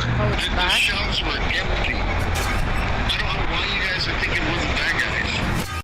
So we just went from, yeah, you know what, I'll give Brian everything, I love the guy, please just stop messing with my store, to, guys, when we took over the store, it was empty, dude. Like, I don't know what you guys are talking about. It's like you're speaking to two different people. It's like this guy has a multi-personality disorder or something. Ben must have felt like he was in the Twilight Zone. I'm wrong, but you can sue me for it, is what you're saying. Yeah, that's the long and the short of it. So you know you're wrong. So you know that you stole the Legos then. Let's go to court then. Okay, let's do it. Okay, is that what you want? Yeah. You really want that? I mean, I would like to just get the Legos back, but if that's what you want, I mean, it seems like this is what you want. I'm giving you every out that I can, but... Let's just not go down. Look. Dang. Don't go down that route. It doesn't really matter because... I just want to get the Legos back. They're Brian's Legos. Give them back. It's pretty easy. You can go f*** yourself. Dang. You stole them, bitch. I stole the Legos? Yeah, you're what? Dang. Okay. You can shut the fuck up. That's your fucking choice. This thing is a roller coaster, and we haven't even gotten to the assault rifles wielded by police officers raiding Ben's home.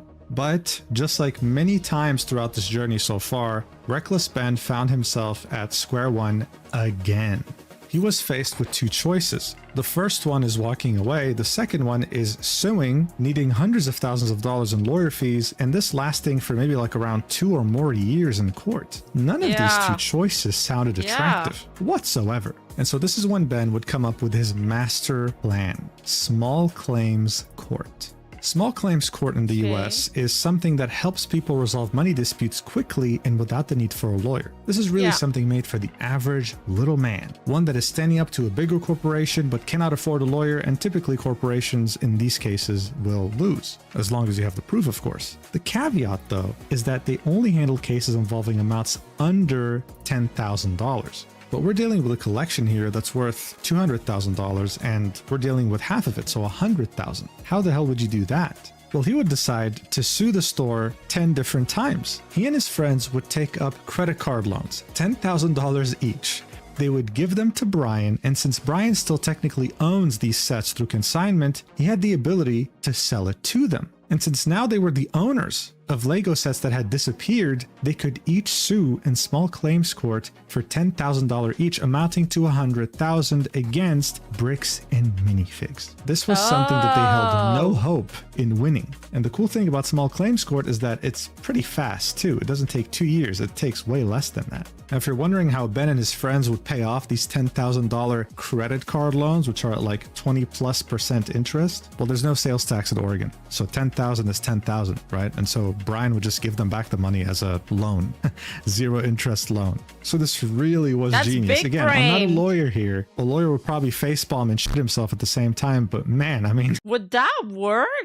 They just gamed the system. And as expected, because bricks and minifigs were in the wrong here, they would lose all these lawsuits. But don't celebrate yet, because guess what? The Salem store would quote-unquote temporarily close. It would shut down. It hasn't been open since then. This was to avoid paying back anything in that small claims court. So Ben had somewhat won, but he had won too well. He managed to, well, destroy this franchise, but without getting his money back, which was in the end not really a win. As you'll see later in the video, this was a strategy that Ammon, as well as his good old friends, would employ all the time whenever they got into any trouble, closing and opening up companies so that they never have to suffer any consequences. But Ben wasn't simply going to stop here. Why? Because they filed for bankruptcy, so they don't need to pay? The store closed, but this was a victory, and he was going to let the world know. So he would print out this massive announcement and put it right at the store. The sign would say, permanently closed. We stole a family's life savings. They sued, we lost. By closing the store, we get out of having to pay the family what we owe them. Soon enough, this would go absolutely viral around the internet. And bear in mind, this was done back in 2025. Reckless Ben's first video, which we just talked about, came out on May 21st, 2026. So people have been aware about the store for over a year now in certain circles. But this video would be the true catalyst that would spread it far and wide. But as shocking as some of the events that occurred in this video were, it was nothing compared to what the second video would do to the internet, because there, we didn't just deal with a shady company, we dealt with a shady police department too, escalating this to unbelievable levels. On May 21st, around the same day the first video would come out, Ben would also release part 2 on his Patreon. Seeing that many people were impressed with his very interesting... How did he get the photo with the cops? Is it AI generated? This is such a good thumbnail.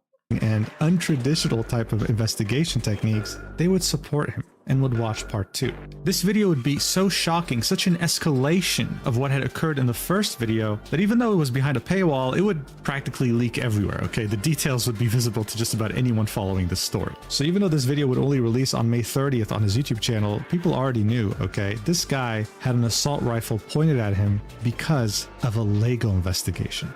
Alright, so look, here was the situation. The small claims court hearing didn't work because the store closed down before they could pay them the damages. And so, Ben would decide to take the fight directly to the franchise co-owners, so he would personally sue both Joshua Johnson and Brandon Best in small claims. However, in order to sue them this way, the court wanted to see a good faith effort from Ben to resolve the dispute before this lawsuit can go forward.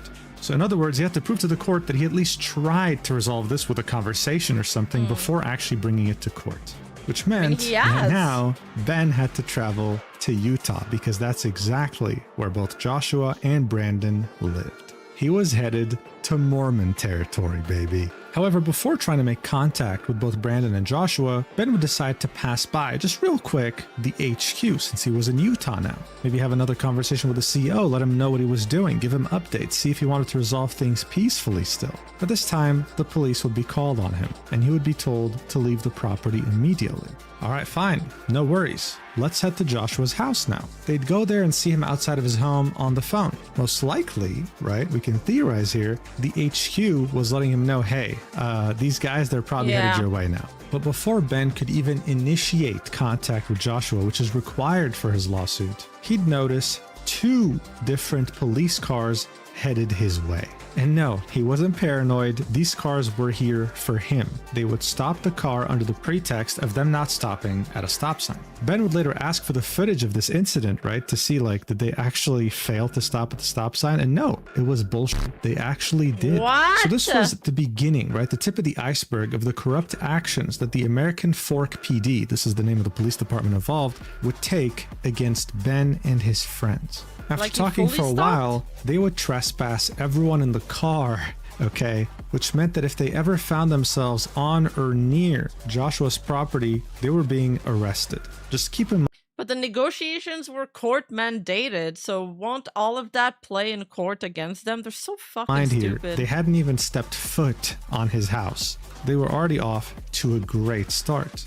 The next thing Ben would do would go, well, to the other co-owner, which was Brandon Best. And this time he'd actually answer and there would be no police cars waiting for him. However, even with Ben trying his best to communicate, Brandon would just remain nonverbal. He would just sit there looking in the distance and not saying a word. The police would show up later, of course. Now, what's really interesting to me here is that as Ben was speaking to one of the police officers, she'd be talking about Brandon as if she was very aware of who he is and of the situation he found himself in. Almost like she was defending him. Watch for yourself. He didn't steal anything. He inherited the store from somebody. No, he stole $200,000 How with do you it. know this? Because I've been spending the last 3 months in the case and I won in court. He inherited the store. He's being blamed for everything that the previous owner did, and he's trying. Well, that's a lot. So we. Okay, hold on. I'm still talking. It's not for them to make these decisions.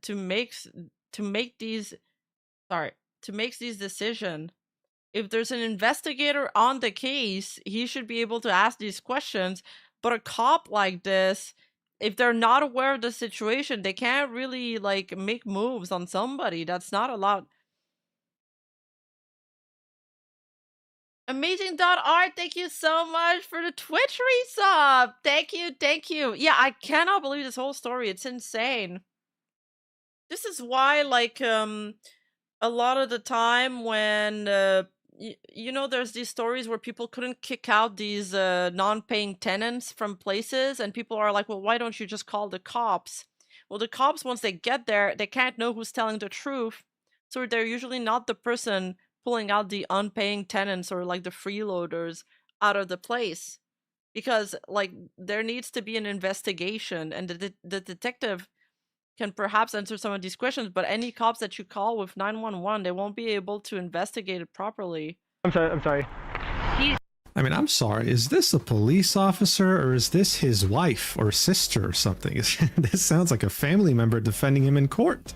Very interesting. And of course, as you might have guessed, Ben also got trespassed for Brandon's property. However, there was some good news. Since he actually went face to face with Brandon and Brandon refused to talk, he was able to upload this proof to the court, and this was enough. This was enough to prove that he had tried to resolve this in a good faith conversation. However, he wasn't even able to talk face to face to Joshua.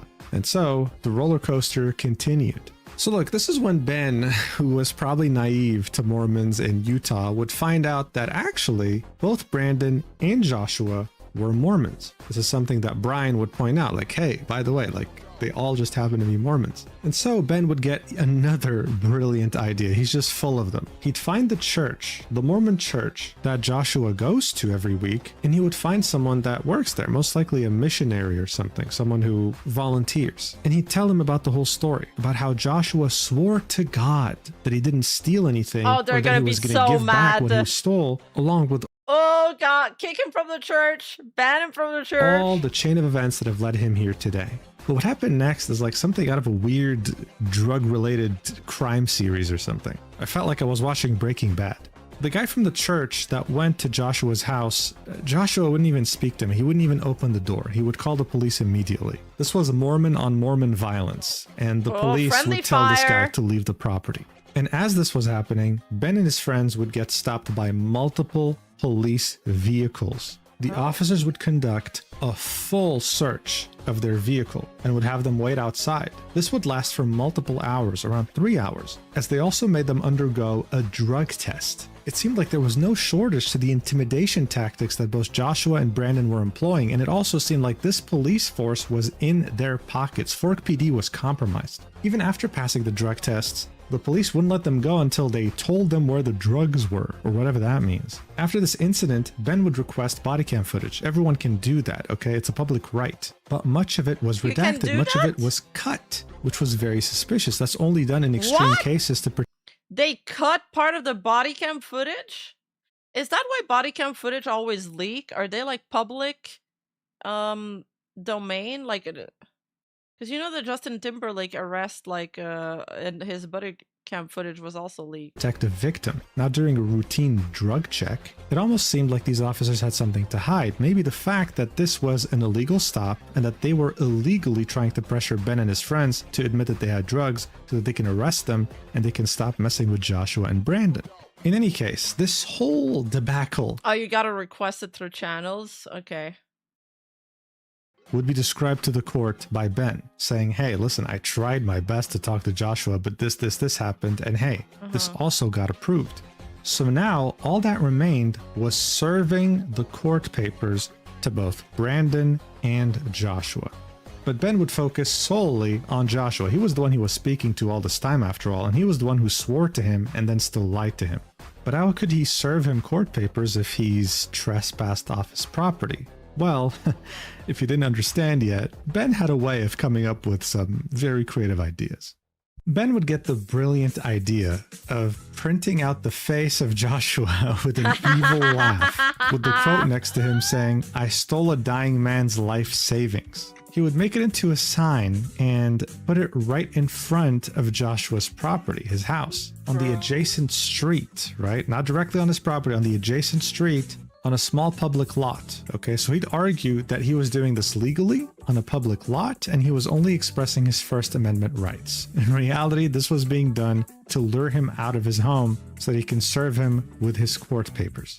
Now look, some of you might think this is vigilantism. You know, some of you might think this is a bit too over the top, crossing a line, hell, maybe even harassment. But here's the thing, if you're not a Wait, so cops can redact certain stuff like personal info from a leak, but we know they redacted stuff where police admits to violate rights, etc. in the past. That's fucked up. They should not be allowed to turn off the body cam while on duty or to cover it. American, they maybe don't understand the significance It also protects like both sides. of being served. You see, for a lawsuit to begin, you need to serve the person that you're suing. And this person, right? If they're smart enough, they can avoid you forever. You go to the registered address, oops, they're not there. You go to the place they work at, oops, they're not there. Effectively stalling justice for as long as they want to. Now, there are, of course, cases where you can serve by email, but you have to make the case to the judge and the judge has to approve it. It's not given all the time, only in special cases. And so many people choose to hire someone like a process server, an individual who specializes in delivering legal documents. Ben had a process server with him, and this idea of baiting someone in order to give them documents is actually quite normal, unfortunately, in the US legal system. In fact, let me give you an example that happened on a live stream. Dude, the US is so litigious with lawsuits. It's crazy. I mean, in this case, like, the family has a very good reason to sue that store. This involves a live streamer by the name of Scuffed Justin Carey, right? He was being sued by another streamer for both stalking and harassment. However, he'd always keep avoiding being served court documents. And so, a process server would be hired, and just look at this. It's incredible how he managed to get him his papers served. Watch. Are you SPC? What? Are you SPC? I am. Oh my god, you read this, You're gonna love this. What is this? You've been served. Oh, why? Wait.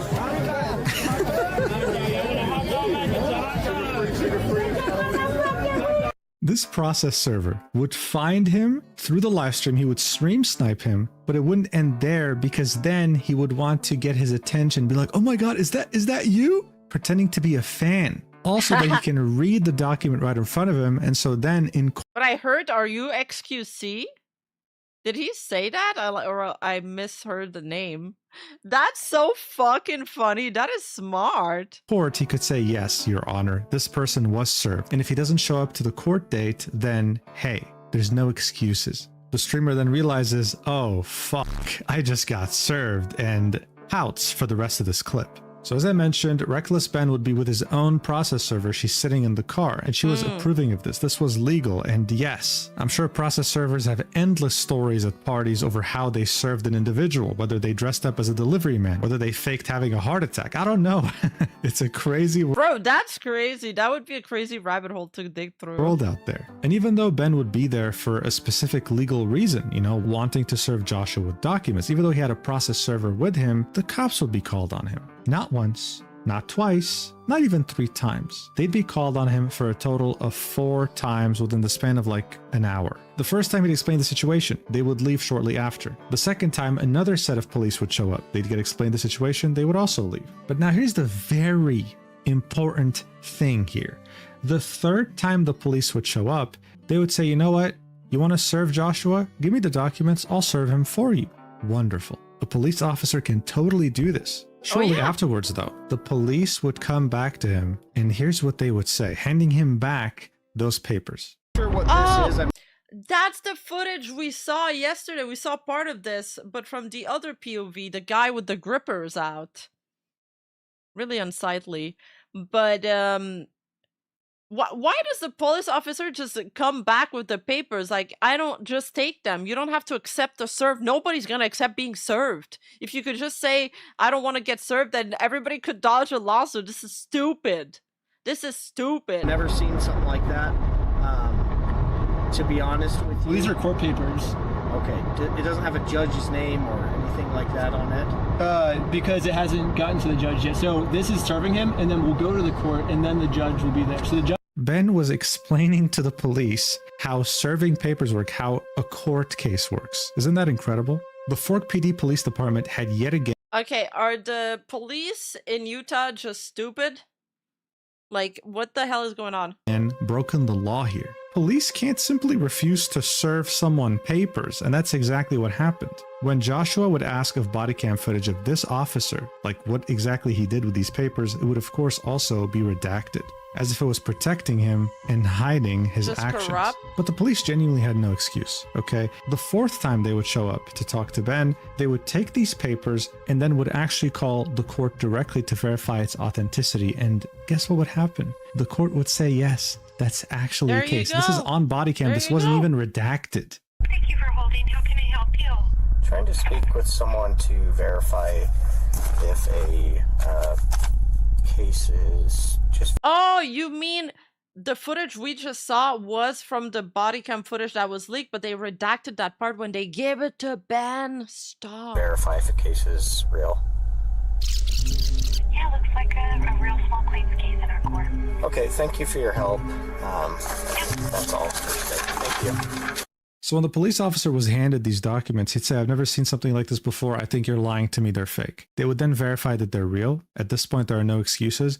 What does Fork PD decide to do here? Do they decide to finally do the right thing because there's no way out of this? No.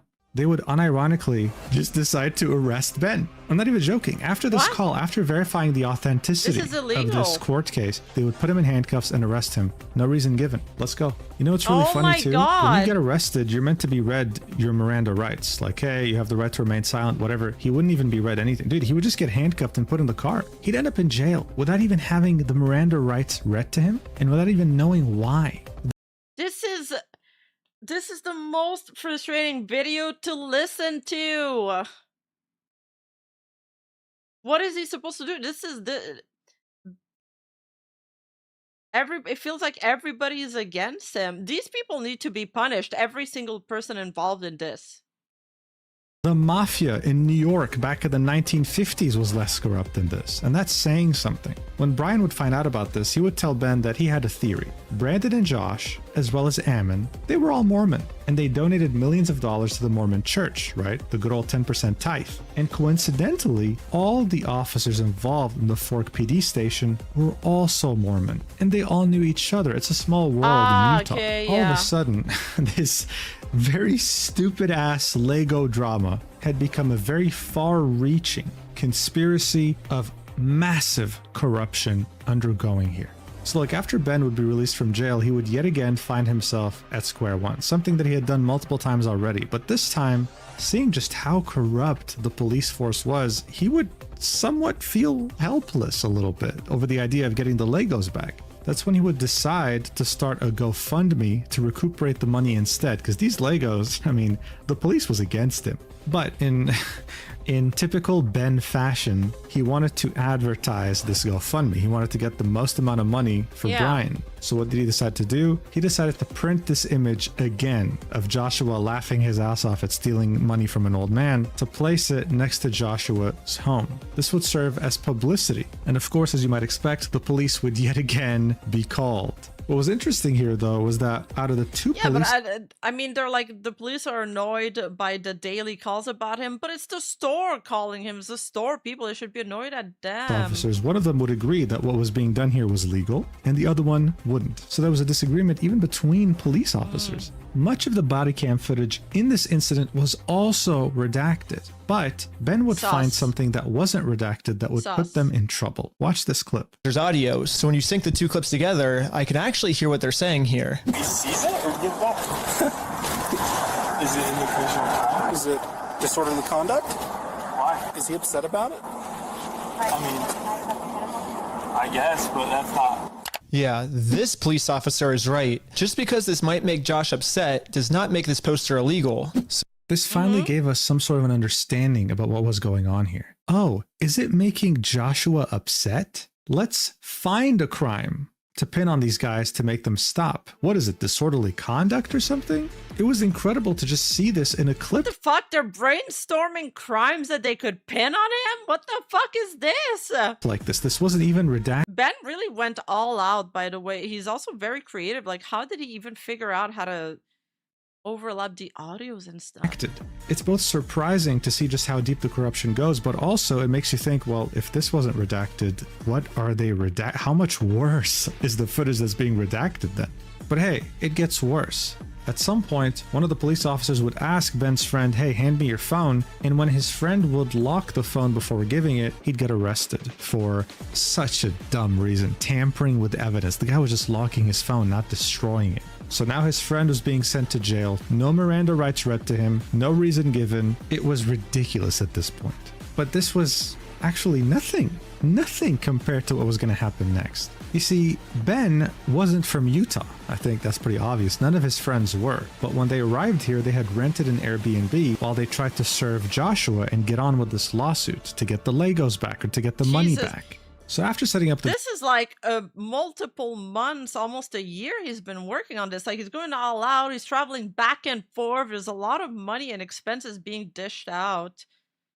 Ben deserves a lot. I hope he has a GoFundMe and having that altercation with the police over the sign that they had put up on the fence. They would get back to the Airbnb and chill. And while they were chilling, they were completely oblivious to the fact that the Fork PD Police Department was about to initiate a raid on them with straight up assault rifles. Oh my God, look at this. They just straight up went in there with pistols, assault rifles, as if they were doing some sort of a drug bust on the cartel or something. They would drag them out, and Ben's shoulder would get dislocated right here with such force when there was no resistance whatsoever. This reminded Ben of the conversation he had with Joshua back in the first video. How Joshua was saying, yeah, I'll pin this all on you. I'll make you the thief. You stole the Legos. Because guess what?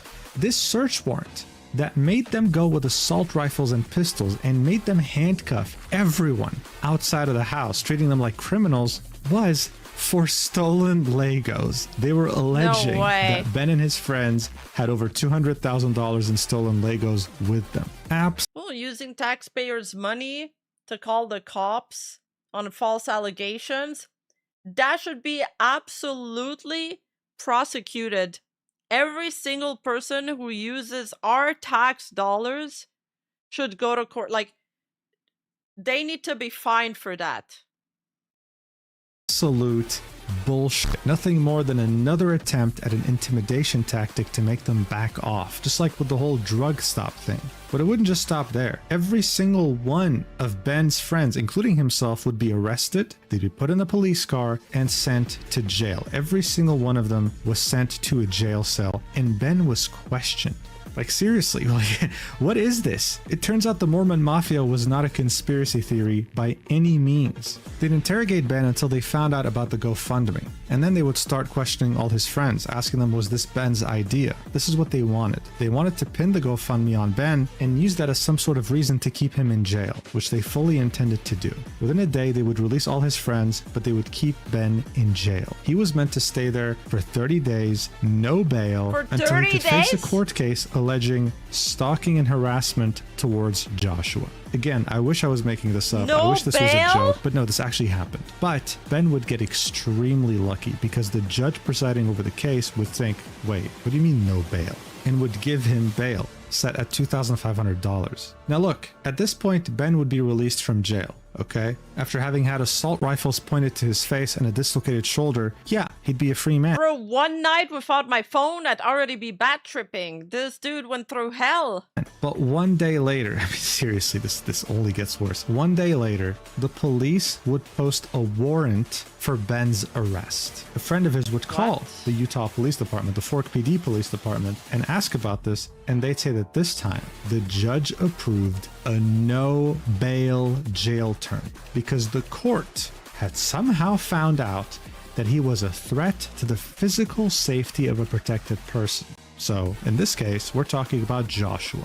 And when it came to the court case itself, he was facing up to a maximum of 5 years in jail if he lost. They wanted to charge him with stalking, a Class A misdemeanor, which means it's right under a felony, and targeted residential picketing, a Class B misdemeanor. So knowing that there was a warrant out for his arrest and knowing that he had no bail if he got arrested, he would stay in jail for like an entire month up until this court date, Ben fled to Mexico. No Dude, way. seriously, I wish I was making this up. This is legit Breaking Bad.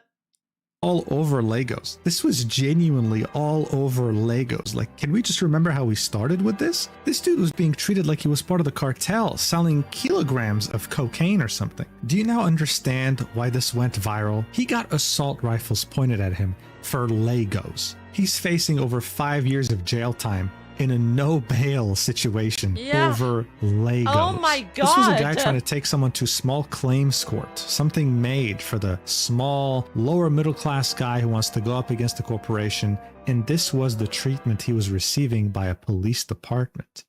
Yeah, no wonder everyone's making videos about this, including myself. This is something that should be spread far and wide. This is unacceptable. I've seen dictatorships with more fair laws and police departments than this. Like, are you kidding me? And so... Why did the judge sign off on that? The judge needs to be looked into as well. There was so much awareness being raised about this, with everyone talking about this. The outrage was palpable. And accountability was at the top of the priority list for anyone involved in this. And so, humanity had found hope and justice again, as consequences started to come in violently when it came to Bricks and Minifigs and what they had done leading up to this point. It would be unprecedented. Pay the poor man back. That's it. Like, they're losing everything. Like, their reputation, they're done for. I don't think anybody should give this store or this, like, this entire franchise, the entire corporation, a single penny. Precedented, with even the police having to make a statement.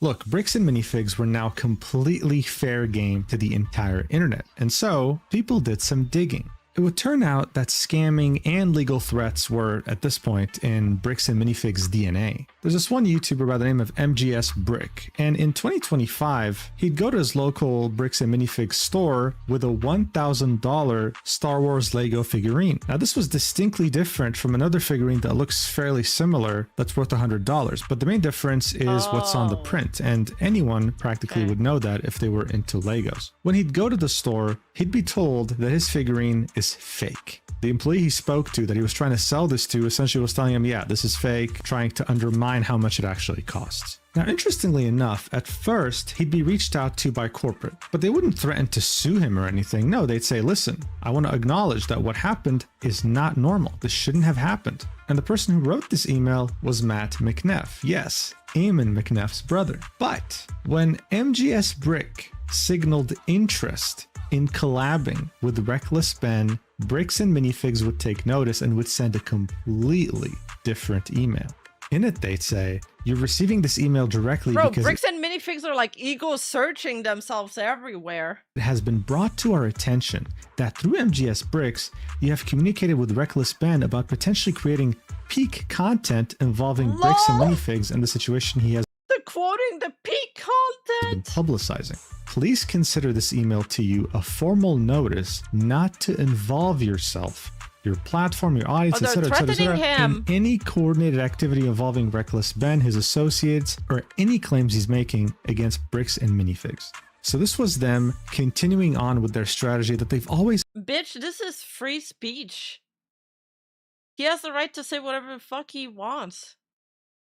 Employed intimidation and using the law to bully people from ever being able to speak out against them. And speaking of intimidation, we'd hear from another franchise owner who had something very similar happen to him in comparison to Crystal. He would express wanting to sell his store, right? He wanted to move on and do something else. He's just like Crystal, visited by Brandon Best. Now this ex-owner is thinking to himself, okay, well, I got to do inventory and see how much it's worth and sell it to you. How much, like, okay, so actually the collection was accurately valued at more around 100K rather than 200K by CoffeeZilla.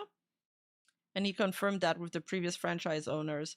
But like, at this point, all of the resources that they're extending to deal with this, all the money they're going to lose from customers, the loss of reputation, that's like not, you can't put a monetary claim on that, but also all of the court fees that's going to happen. Was this really worth it? It's going to end up costing you more. You guys, and Brandon seemed to be on board. He's like, yeah, sure. I mean, that's part of the contract. It's part of the agreement. But I can't agree to anything until you receive a letter from legal. And so the next day, this ex-owner would receive this letter, and it would pretty much say, because you owe us rent and fees, and because you've broken the franchisee agreement, you owe us a fine of $70,000. What? Which coincidentally was almost the exact value of his inventory of Legos in the store. He, of course, would deny the fact that he had breached the agreement in any way, shape, or form, but this really showed us how they operated. This was the Mormon Mafia fully at play right before our very eyes. And it wasn't just limited to adults either. Someone would post on Reddit how back in 2023 when True, free speech is only applied to voice opinion about the office. I mean, I used the wrong term, but he has the right to give his opinion on like business practices and stuff. If he's accusing them of a crime that turns out to be false, then sure, they can sue him for defamation. And people in the US with a lot of money, it's very like I speak to a lot of lawyers, and it's very often that you can just like spite sue somebody, even though you know you have no ground to sue them, which really sucks. But he can't release that video. As long as he's careful about what he says. they were 15, Select. Bricks and Minifigs threatened to sue him. More specifically, suing him because someone else opened a store. It was based on a non-compete clause, even though this dude was a minor. I mean, he hadn't signed a non-compete clause or anything like that. And he wasn't even the one. Throwback to 2023 when Bam threatened to sue me when I was 15. Somebody I know opened a store similar to Bam or Alt Brick & Co. I was laid off when the Bam location closed down before this letter was sent. I was 15 years old. I was not allowed by Bam managers to sign contracts because I was the only minor employee.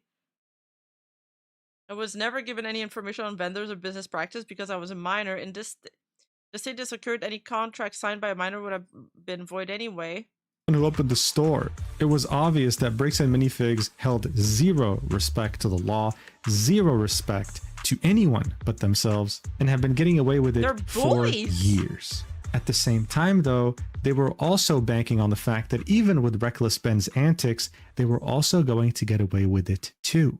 On May 28th, Reckless Ben would upload the video titled "I Got Bricks and Minifigs Leaked Email." And this was an email sent to all franchisees from corporate. It was not meant to be public. And in it, they would claim that they were being deliberately targeted by multiple content creators, framing themselves as the victims. They would also claim that they weren't going to be defensive anymore, they were going to be offensive, saying that they were taking aggressive action behind the scenes towards anyone involved in this trying to ruin their name. They'd share records with local police, Oregon State Police, the FBI, Lego Mafia, and the US Postal Inspection Service. They'd also claim that they're holy victim complex. Preparing a temporary restraining order on Ben with cease and desists all over his content to come. And what really shows us that there was no self-awareness whatsoever from corporate, they would claim that this is just a phase. They'd outline how the biggest issue with internet drama takes 2 to 3 days, and then in the coming weeks, it quickly dissipates. But they seem to be completely oblivious over the fact that Reckless Ben is not going to just let this die though. He's planning to release multiple videos in the coming weeks,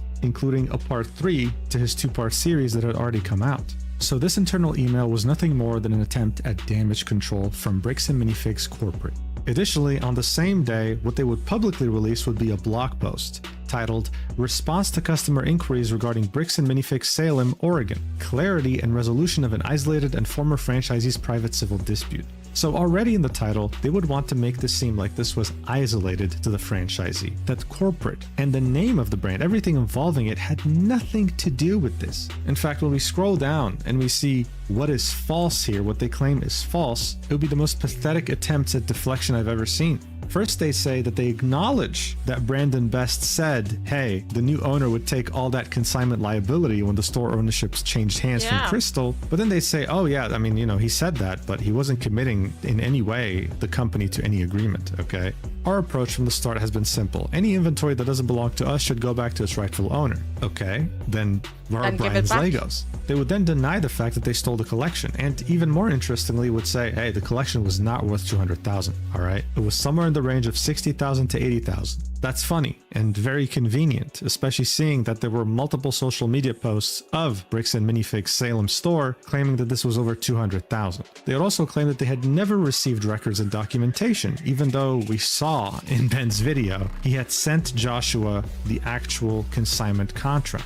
And finally, they'd also claimed that the store did not close due to the lawsuits made by Ben, but because their staff, including local teenagers, faced severe real-world safety hazards, stalking, and bomb threats. Now, of course, these things are very unfortunate and should never happen, okay, even in a case like this. But, of course, the timing does seem very coincidental, almost as if they cared more about the lawsuits than the safety of their staff. In any case, this would be the start of damage control, okay? This idea they were coping with, the fact that this was only going to last for a small duration of time and everything's going to go back the same way it was before, was just not happening. At some point, the CEO, Ammon McNeff himself, would get on a live stream on the channel ACOB to answer some questions, some concerns. This would be streamed on May 30th, 2026, and to be honest with you, it was really just a regurgitation of what we just saw in the blog post. Denying the fact that they ever stole anything, denying involvement, denying responsibility, denying accountability. Here's a small clip of him talking, and I mean, you know, just listening to him for a minute is good enough to understand what he was there for. My name is Ammon McNeff, and you'll forgive me. I am reading this so that the statement can be clear and concise, but I'm CEO of Bricks and Minifigs. And I want to speak directly, not through a blog post, not through an email, just directly to anyone following what's happened in Salem, Oregon. To the Mansell family, I am sorry that you are in this position. A family that loved Lego and trusted someone with their collection deserves better than what happened. That has always been our position, and it has not changed. Here is where we stand today. We want to hear from you directly. We want to help facilitate a resolution of this through the proper channels, and that has not changed. We are willing to sit down with you with a professional mediator, one you're comfortable with, bring the consignment agreement you and the previous owner of the Salem, Oregon store created, bring your inventory list, bring whatever documentation you have, and we're not asking for perfection, we're asking for cooperation. We will bring everything we have too, and we will go through it together. I bet he tried to contact them before, we want to see this resolved. Brian, that's it. That's the offer. A mediator, a table, documentation, and a genuine effort to get your family to a fair place. No cameras, no stunts, no manufactured drama, just a real conversation. So this was the first half of this little clip, and I mean, the only thing going through my head is, took you long enough. I mean, it's about time. Yeah. Like, it only took the destruction of the reputation of your entire company for you to do this, but I mean, about time, right? Better late than never, right? This was the only thing that Brian and Ben and everyone who fought for this wanted to begin with. This CEO was given the opportunity in the beginning of Ben's video when they spoke one-on-one to do it the easy way. He chose the hard way, and here we are now. He has to read a statement in front of everyone like a robot. The second half of this clip would be talking about how certain stores that are under the Bricks and Minifigs brand have been targets of harassment, sometimes even violence. And yes, of course that sucks. That's terrible, but no one else is to blame than CEO, Joshua, and Brandon, anyone involved in corporate, and the fact that Brian has been in a constant state of anxiety. The mediator will the mediator wants the case resolved, so it's gonna try to find a middle ground, but the middle ground might not be the number you have in mind. It's probably gonna make you accept something lower than the intended number you have in your head. For the last 2 years. So cool offer, man, but would it have been really that hard to do it way earlier? But the thing is, this wasn't just about Bricks and Minifigs anymore. This was also about the extremely corrupt and disgusting American Fork Police Department. They were now in the crossfire. How come you guys are protecting Joshua so much like he's your mob boss? How come there's a warrant for Ben's arrest with no bail for something so stupid? He was only trying to serve Joshua his court papers. I mean, how come you pointed assault rifles at people for stolen Legos? On May 29th, American Fork PD would release a statement in which they deny all accusations. And then the next day on May 30th, they would release a 26-minute video in which the chief of police of the American Fork Police Department makes a statement about this. Now, I want to preface this by saying this is probably one of the worst videos I've ever watched in my life when it comes to audio quality. Listen for yourself for a few seconds. Chief of Police for the American Fork Police Department. Oh my god, I can't hear. Guy's doing an ASMR statement. There are a few interesting bits here in the statement other than him just denying pretty much every accusation towards his very corrupt and disgusting police department. He'd claim that this raid that happened on the Airbnb with assault rifles and pistols was done because the Airbnb owner was the person that confirmed to the police that Ben and his friends stole Legos, which eventually led to the approval of the search warrant. Now, of course, the internet being the internet, they'd find out who the Airbnb owner is, and it turns out that, well, yes, he is a Mormon elementary school principal that is based in Utah.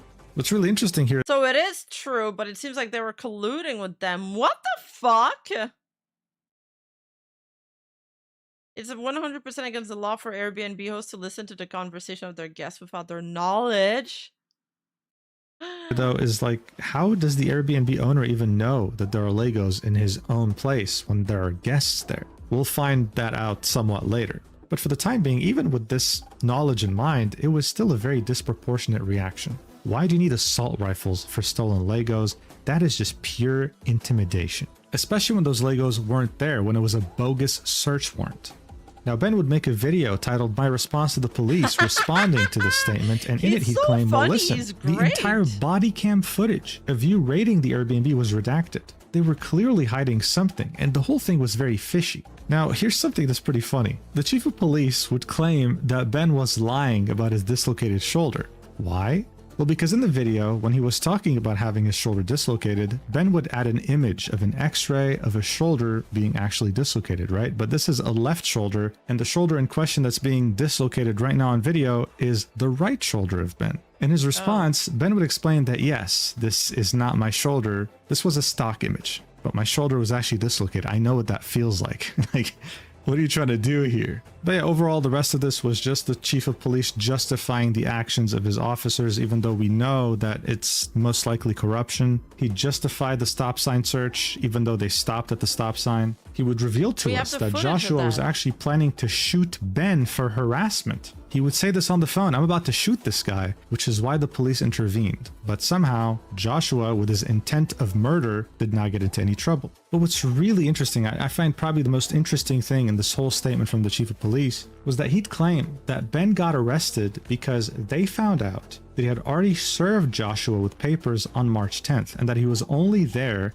to harass him for content. But in the body cam footage that was not redacted, we can see the officer asking the court, yo, what's the status of this case? And he would confirm with the person on the phone that the other person in this, Joshua, was yet to be served. This was done as Ben was waiting in the car. Okay, so the defendant needs to be served with papers before the case will, I guess, start. Okay, thank you for your help. Dude, come on, like, seriously, like, man, I really try to be objective, you know, but like, even objectively, this is ridiculous. The cop right here just confirmed Joshua is yet to be served. What do you mean he already served? What do you mean this is why we arrested him? Like, come on. They're lying. But of course, this guy was still yapping. I mean, he was just still talking as if there was no accountability at all at the American Fork Police Department. Because then he would say, oh yeah, by the way, the arrest warrant is justified because Ben is a stalker. You know, it's funny. If you're being stalked or know someone who's stalked, I would love to hear one example of the police taking it this seriously. Because usually the police in the entirety of the United States, if you have a stalker, they would tell you we can't do anything until he hurts you. And here, this guy literally did nothing. He was just trying to serve him papers. And look at how he's being treated with an arrest warrant with no bail, facing 5 years in jail. Incredible. And there'd be some other funny bits in this too, like how the police searched them for heroin, right, the drug search, because they thought the driver's pupils looked weird, and how they arrested his other friend for trying to delete evidence when all he did was lock his phone. So they were doubling down on that. Look, overall, you don't even need to hear my opinion about this. Look at the like to dislike ratio. I have never seen such a ridiculous ratio on YouTube in such a long time. I mean, seriously.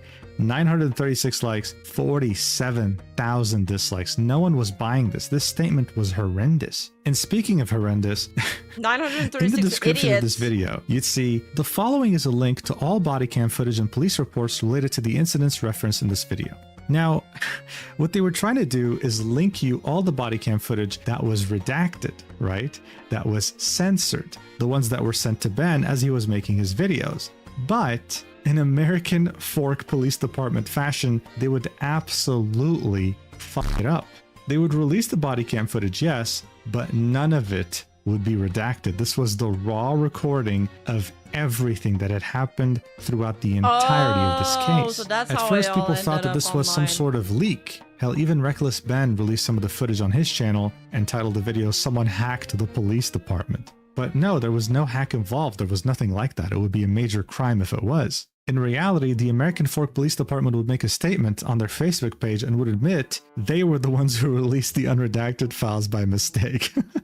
Now look, it could have been someone on the team that wanted the right thing to happen and did this because they thought the corruption was through the roof, or it could have been incompetence. I'll let you decide that, but if you had Probably to ask me personally, incompetence. I think it was incompetence. There's this one YouTube channel called Bam Sucks that uploaded every single bit of unredacted footage and even went as far as to upload everything on the Internet Archive as well, just in case his YouTube channel gets taken Yeah, down, which is completely smart. possible. This footage right here is extremely important because it shows what many have already been thinking, the fact that this police department is corrupt to the core. But as you can see, there are hours upon hours of footage here, so we're going to focus on the juicy bits, the ones involving Joshua. So there are some notable things here, you know, a lot of self-incriminating statements, a lot of, well, blatant corruption. One of the first instances where they're talking to him, he'd be asking the cop, hey, you know, would this be a crime you guys can charge him with? Like, does that work? Harass them. So they're getting them on, I don't know the gender, but some kind of interruption of commerce. Does that sound like a crime? Does that sound like a crime? I don't know. I don't know. You tell me, man. You're the officer. Here he tries to guilt trip a cop into helping him by using the example of his wife. Would you be comfortable with this guy coming to your house and bugging your wife? Would you like that? No, I wouldn't. This brings us to the next batch of footage, and this is when Joshua was trying to serve him papers. At this point, he casually asks the officers, hey, can you give this guy a stalking charge? You know, just get it over with. Hold on. All right. What are you wanting done today? Besides, obviously, talk to... As much as you humanly possibly can. You want her trespass? No. I want him for stalking. Okay. That's something I can work through, but for right now, you want her trespassed? Yes. That's all you can do. Right now, I can screen charges, but with them saying they're trying to serve papers, kind of puts me in a little bit of a bind. I understand you have a history with... They're fake. I understand you have a history with him. You said you're fake? But for right now, again, I'm open to screening charges through our attorney. That's what Ammon, the CEO of Bricks and Minifigs, said stalking was. So he sent that to me. I'm hungry. So see, even Ammon is involved, right? He's the one kind of pulling the strings, telling Joshua, yo, you can put him on stalking. This is technically stalking, whatever. But it's really interesting, this dynamic. I mean, this guy's sitting barefoot on the stairs talking to officers as if they're familiar with each other, as if they're friends. They probably are. They all grew up in the same town. They all happen to probably go to the same church. But this really does feel like I'm watching this officer talk to someone who is superior to him. Like, hey, what do you want done today? I can do trespassing. Yeah. I want stalking. Yeah, I can work through that. And mind you, they're talking about the process server here too, the woman that Ben was with, who literally was just there to give him the papers. If you remember too, this officer was the one who had taken these papers to serve Joshua with, and then would come back to Ben and say, oh, I've never seen papers like this in my life. This is fake. Taking Joshua's word for it before calling the court and confirming that they're real. But then they just end up arresting Ben anyway, so who cares, right? Oregon, right? Yeah, he's hanging signs. They sent a lady in, and the lady's like, oh, I'm going to murder you to Amanda, the manager. And Amanda is she's a tough lady. This never happened, by the way. No one told Amanda, hey, we're going to murder you. He Nothing. filmed the No, entire none of that thing. happened, obviously. Like, he has footage. Mr. Snyder is just a YouTuber that got a hold of the story and then went to this guy and said, hey, if I can harass these guys, and if I can do some stuff and get some money out of them, will you pay me some of that money? And that's what they're trying to do, is the individual who actually owes the money left the United States. They were one of our franchisees. They were terminated as a franchisee for violating all sorts of rules. They then fled to Europe somewhere. And so we've been trying to deal with this situation. We've been trying to help the person up in Oregon, but because we found out later that they've been all working together to try and force the money out of us. So we've had our attorneys working on it. We've been in contact with the Marion County Sheriff's Department, the Marion County District Attorney, the Kaiser, and this is all up in Oregon. And then they started flying down here, coming to our corporate offices, and now they're heading to our staff and other individuals' personal residences to just harass and continue to try and extort money out of them. And so there's already a case in Provo because they've been passing fraudulent documents up in Oregon. They created a fake contract, forged a manager's signature up there, threatened to kill her, all sorts of things. And all of this while he's wearing glasses that have a camera in it. I don't know if you've seen That's the footage we watched yesterday. Yeah, he's wearing the glasses. Yes. Yeah. So this was Ammon, the CEO, talking on the phone. So like all the boys are involved together, and what he was saying was definitely a reach. He would imply that Crystal, the person who had left the US, right, who used to own the Salem store that went to Europe, fled. No, sorry, Draco. I'm terribly hungry, so I just want to get through the video.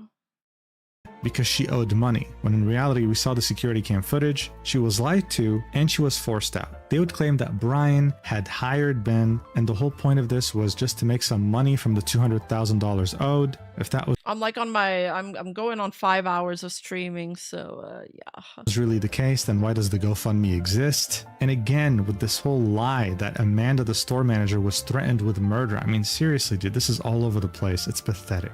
Now this right here is probably my favorite clip because you can just see his smug ass sitting on his stairs barefoot talking to the officers, where he says that these documents are fake and that this girl is a fake process server, and the cops just eat it up. They just believe him, you know, even though it's completely illegal for a cop to have papers like this and not give them to the person whose name is on them. All right. She's been trespassed. Right, hold on. Officer Sunbot is back. Okay, she's been trespassed. I hate his grippers. I can't stand He's it. telling me a different story. Again, I don't know all the specifics of your case. He is very adamant that he wants to serve you with papers. Okay. That's fake. That's illegal. So you can't pretend to be a process server. So you can't. That's illegal. I've explained to him that you don't want to be served papers. He's got to figure something out. If it's, again, I don't know if there's an actual case right now in Oregon. It's a Class A misdemeanor to impersonate a process server in the state of Utah. So right now, I want her arrested for impersonating a process server. So right now, I've explained that to them and explained that he needs to go a whole different route about this and to not come onto your property as well as her. No. I can't just go pretend. I can't go print up fake documents and go try to process serve people. That's illegal. Okay. Have you two been to court before? No, he can't. No, he's a YouTuber. Okay, you've never been to court with him. No. So these papers that he printed up are fake.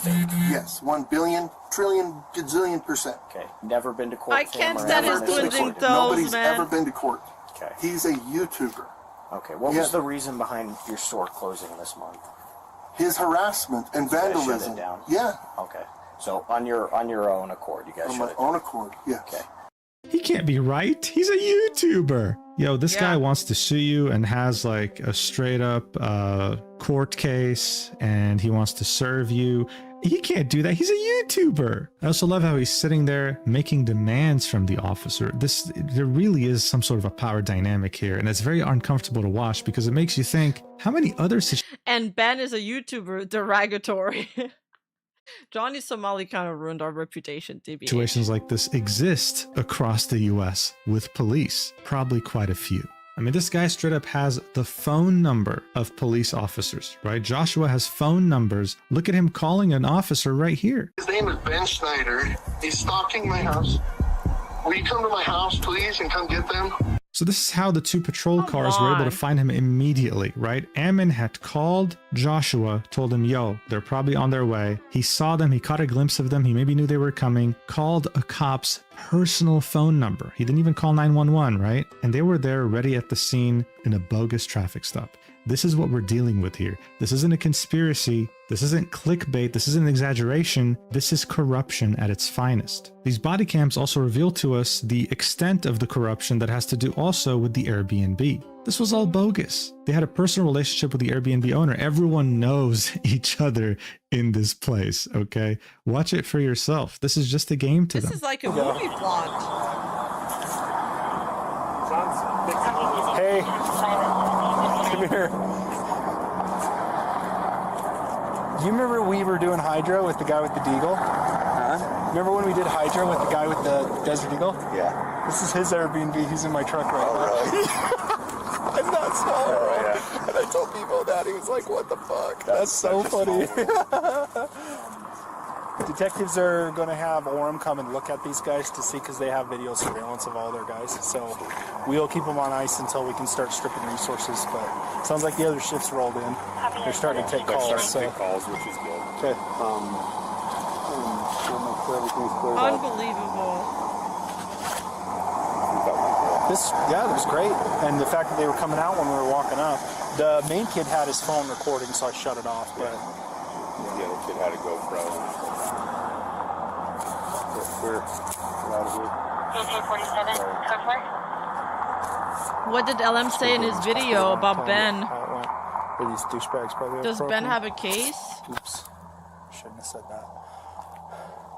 Nothing like flexing a relationship with the Airbnb owner, nothing like calling these people douchebags, even though you're meant to be an unbiased force of the law. These are not police officers, these are henchmen. These are mercenaries that are working for the sake of people that they value over others. And speaking of people valuing others, the internet, in all its glory, would find another missing piece of the puzzle. Ammon McNeff wasn't just some random Mormon in Utah. His brother, he has 3 brothers, by the way, 4 sisters, one hell of a family, owns a professional law enforcement training company. This could explain his connection to the American Fork PD, right? How they're practically operating like his private army. When people say Mormon Mafia, this is what they mean. And corruption at such a large scale, I mean, people have been throwing around the word RICO, right? Something made specifically to go after mafias. Now look, this may be a stretch, but the fact that people are thinking of this when they think of this town and this police force and Ammon says a lot already. But I should mention this, okay, as I always try to in my videos. Just because there's a very bad apple who just so happens to be Mormon doesn't mean all Mormons are bad. In fact, residents that are under the American Fork Police Department are planning to protest them and their corruption after they found out just like the extent of it. And this was discussed on a Mormon podcast. So not all Mormons are bad, okay? Not all Mormons are part of some weird shady mafia, okay? They're very pissed that a dumbass Lego company was enough to destroy their reputation online. This corrupt police force needs to go. But enough time. Oh, civil rights lawyer, YouTuber said the guy who was a driver during the illegal stops has the easiest slam dunk case against police. So let's go. Let's go. Talking about the police. Going back to Bricks and Minifigs, even the employees were starting to go rogue. Here's an employee saying, your local Bricks and Minifigs generates revenue to a corporate bully who weaponizes corrupt police and courts to steal from your local Lego community. Any revenue given to local Bricks and Minifigs stores supports this behavior, supports small businesses, not Bricks and Minifigs. I mean, this was it, guys. If you were into Lego, you were aware of Bricks and Minifigs. But now that you're aware of the controversy, no one's gonna go back there. Why would you sell your vintage Legos to someone that you know will scam you? And why would you go buy vintage Legos from someone you know that has scammed others and will probably scam you on the price too? Ammon could do as much as he wants in terms of damage control. He went on Fox, he went on multiple podcasts, whatever. Nothing's gonna work. He would actually announce on Fox that he was pursuing a lawsuit against Reckless Ben and Brian, but he would offer Brian a way out. If they just sat together and figured it out, he would remove him from the lawsuit. But we'll get to that later. In any case, it didn't make him look better at all.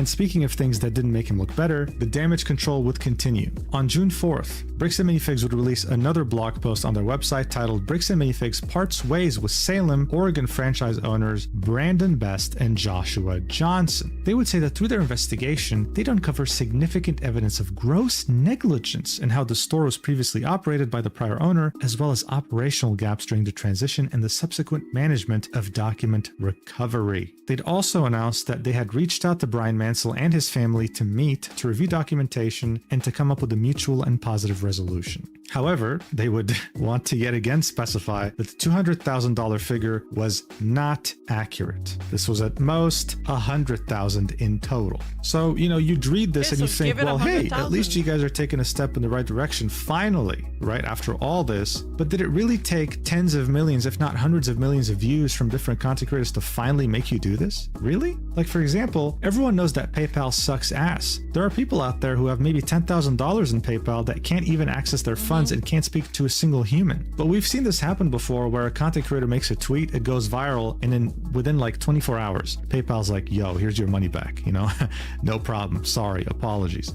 It's like if virality is it's like when that guy was getting sued by Expedition by Claire Obscure, and I made a tweet about it and it went viral, and then newspapers started talking about it, and then Claire Obscure contacted the guy and they were like, we're sorry, we heard about this.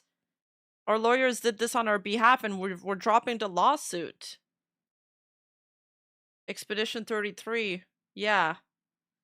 The guy messaged me, DM'd me to thank me for it. He was like, thank you so much. Because of you, I can continue my book and I'm not gonna go into a lawsuit. So it's true, the power of communication and people rallying behind a cause that they find unjust can go really, really far. Only way to get issues solved, then why would I ever trust it sucks that it's gotta be that way though. And speaking of trust, well, as you might have guessed already, since they always take care of each other, someone would uncover this. When Bricks and Minifigs said they parted ways with Brandon Best about the Salem, Oregon store, they forgot to mention that Brandon owns a second store in Eugene, Oregon. Here's the paperwork proving it. Seeing that Brandon was just as culpable here as Joshua, and seeing that he was guilty of bullying, like whenever they wanted to get rid of a franchisee, they would just send him. This showed that Bricks and Minifigs made that statement just to try and save face, just to try and do some damage control. They didn't actually want to get rid of Brandon. And if you actually look at this piece of paperwork here that shows that he's an owner, you can see that there was someone before him that is withdrawing. Brandon is new. So it doesn't take a genius to understand this is the same situation as what happened to Crystal. Someone owned it, for whatever reason wanted to leave, got intimidated, kicked out, Brandon comes in, takes over, rinse and repeat. These guys weren't just friends or co-workers, they were lifelong friends. And Joshua actually served side by side alongside Am and McNeff as Mormon missionaries. Look, you can see this in a newspaper article from 2004. God knows who the hell uncovered this, but it's real. Do you really think Ammon's gonna get rid of Joshua? Do you really think he's gonna be like, you know what, for the sake of this company, you should go? No. Even as direct suppliers like minifigs.me would end all relationships with Bricks and Minifigs, they still didn't care, all right? Even their damage control was lackluster. Even their damage control was doing nothing but make it worse for them. They were getting review bombed, and even the police station involved in this was getting review bombed too, although those reviews are being removed. Regardless, the damage had been done. This was something unbelievable. A $400 million company. Its reputation in the gutter because they just couldn't figure out a solution. They were just ghosting someone who was genuinely concerned about the life savings of his dad. Bricks and Minifigs had essentially completely and entirely lost in the court of public opinion. But they were not planning on losing in the court of, well, in the legal court, in the court of law. They were doubling, or at this point tripling down on it, and things will potentially get very nasty for Ben and anyone involved. Here are the legal repercussions. So as I mentioned earlier, when Ammon went on Fox, he would mention that he was suing Ben and everyone else that was involved. Bricks and Minifigs was suing for defamation, disparagement, civil conspiracy, stalking, trespassing, and intentional infliction of emotional distress. That's a pretty extensive list, and that is, I'm pretty sure, separate from the arrest warrant in which Ben is also being sued for stalking and targeted residential picketing. So the guy was racking up a whole lot of legal problems while he's out here chilling in Mexico. But when I said that Bricks and Minifigs was going to play dirty, I didn't just say that for the sake of saying it, I meant it. They'd understand that a huge portion of Reckless Ben's income, in fact at this point I'd say the majority of his income, comes from Patreon because he posts his content here first before YouTube. So Bricks and Minifigs would send a takedown notification to Patreon telling them, please take down Ben's page immediately. Now look, I'm going to be completely honest and objective here. If this were to happen to anyone else, Patreon would have obliged, okay? I don't care. This could be someone who does charity. This could be someone who literally aids starving children on the daily. They would have taken down the page. They're not going to deal with the legal bullshit, okay? But in this case, Patreon saw a massive...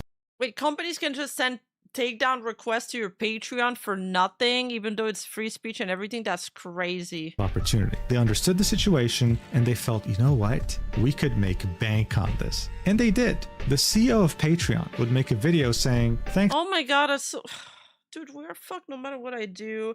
At one point, I'm gonna have to do my own website that's gonna be in lieu of, like, Patreon. But, like, I need to have enough subscribers to warrant the cost of running the website. Because things like that can just happen. I don't trust them. And some of my viewers also don't trust Patreon for other reasons, apparently. I'm not familiar with. But no thanks. You'd essentially be telling Bricks and Minifigs, go fuck yourself. Like, I don't care that you sent this notice. We're not going to do it. This was the easiest W he could ever ask for, right? And if you weren't aware of how big the situation was yet, wait, I mean... let me just rewind 5 seconds. Because this is the part that I really wanted to listen the to. The CEO of Patreon would make a video saying, thanks, but no thanks. You'd essentially be telling Bricks and Minifigs, go fuck yourself. Like, I don't care that you sent this notice. We're not going to do it. This was the easiest W he could ever ask for, right? And if you weren't aware of how big the situation was yet, I mean... It is kind of the easiest W. It is the... He had a chance to do a PRW and he just yoinked it. Now you do, okay? This prompted a CEO response, because he knew that doing so would garner him 99.99% positive PR. That's just how much the situation was turning against Bricks and Minifigs. But also at the same time, let's not pretend that Patreon's a perfect platform. I've seen many people have their pages get taken down for no reason, just like PayPal. But with all this happening, even though Bricks and Minifigs trying their best to use legal means to bully, intimidate, and destroy the life of Ben and everyone else that was involved here, did they really stand a chance? I mean, come on. You watched this video so far, okay? I know it's been a while, but you've watched this whole video so far. It's obvious to anyone with a pair of eyes and ears that they're in the wrong, right? Yeah. They're not going to win in court, right? Well, look, as I said, these guys play dirty, really dirty. And Ammon, the CEO, is no exception. In fact, if you look at his LinkedIn job history, you'd see that before acquiring Bricks and Minifigs, he actually used to work at a company called Legally Mine LLC. Now look, Legally Mine actually has been through some controversy of its own. This is an asset protection firm, and back during February 2025, it would be found to have been engaged in the unauthorized practice of law in Ohio by the Supreme Court of Ohio. They were providing legal advice in a place where they weren't allowed to provide any legal advice. Lol. So they've already been through the ringer legally. They know what they can get away with, and now they know what they can't get away with. So here's the deal. On June 4th, they would create a new LLC, a new company in Oregon at the address of the Bricks and Minifigs store in Eugene that is still ran by Brandon Best and also now Joshua Johnson. According to this account, this is a legal tactic. An LLC that dissolves cannot be the target of discovery to ascertain what the LLC did with the Mansell collection. So the Star Wars figurines. This is a circle. The wagons move from the founders of Legally Mine LLC. So look, how accurate is this? Somewhat accurate to a certain extent. The name of Ammon McNeff, the CEO, is on so many company registries, you could probably make an encyclopedia book out of it. So they've used this tactic before. They know what they're doing, okay? If they screw up in an LLC and it closes somehow before a lawsuit, the history of that LLC cannot be used in court in discovery. And discovery is usually when you discover, well, all the things that your opponent has done. In fact, here's something interesting. Reckless Ben, when he sued these people in small claims court with the 10 different lawsuits that amount to $100,000, the court would notify him that he had sued the wrong LLC. There was just so many different LLCs that, yeah, he got screwed over. they were able to close the store before he could file a new lawsuit to the correct LLC. So now he's suing both Joshua and Brandon personally as individuals. But that doesn't mean it'll be any easier either. Look, the channel Legal Eagle made a video titled "Everybody's Wrong About the Bricks and Minifigs Case." He pretty much talks about how it's really messy. Like, technically, based on the contract, there should have been insurance on these Star Wars Lego sets. In an ideal world, okay, in an ideal world of adults, as soon as they would have noticed that there was missing Legos, they should have gotten insurance for those Legos, right? They should have gotten a payout and given the money to Brian. That's it. End of the story. But of course, they didn't. Legal Eagle also does confirm the fact that yes, this consignment is transferable to whoever owns the store. But even with those things in mind, the fact that it had gotten this far deep into not finding a resolution makes things a bit more complicated, especially with all the events that have already occurred. Yeah, it's like gross negligence. You walk away from this 50-minute video thinking, yes, this is way more complicated than it actually is. Based on many different factors and based on state law and based on how a civil suit goes in an unpredictable fashion, you don't know exactly who's wrong here. Whether it be Joshua and Brandon, whether it be Bricks and Minifigs Corporate. Wait, does Legal Eagle think that it might be more complicated to win the lawsuit? Because that would be so sad. Just let them, please, let them have the Legos. But one thing is for certain, what happened to Brian was wrong. But how are you going to prove that? Through litigation? It'll be so expensive that even if those Legos were worth $200,000, you're barely going to keep any of that money anyway. That's where it gets very, very tricky. But speaking of tricky, this is just talking about Brian, okay? And Brian is fully in the right here. When it comes to Ben, that's an entirely different story. And Legal Eagle does throw a bit of shade, jokingly, at Ben for Yeah, I think Ben did some things that might get him in trouble, like legally, or that might play against them in the lawsuit. doing things on his own, indicating that whatever's going to happen in his lawsuit is going to be way more complex than anything involving these Legos. And of course, he wasn't wrong. I wanted to end this video on a good note, saying that, hey, regardless of all these events, at least Ben was able to raise over $400,000 for Brian and his family. But on June 9th, everything would take a turn for the worse. The GoFundMe would be taken down. And the lawsuit of Bricks and Minifigs versus Reckless Ben, the thing they were suing him with,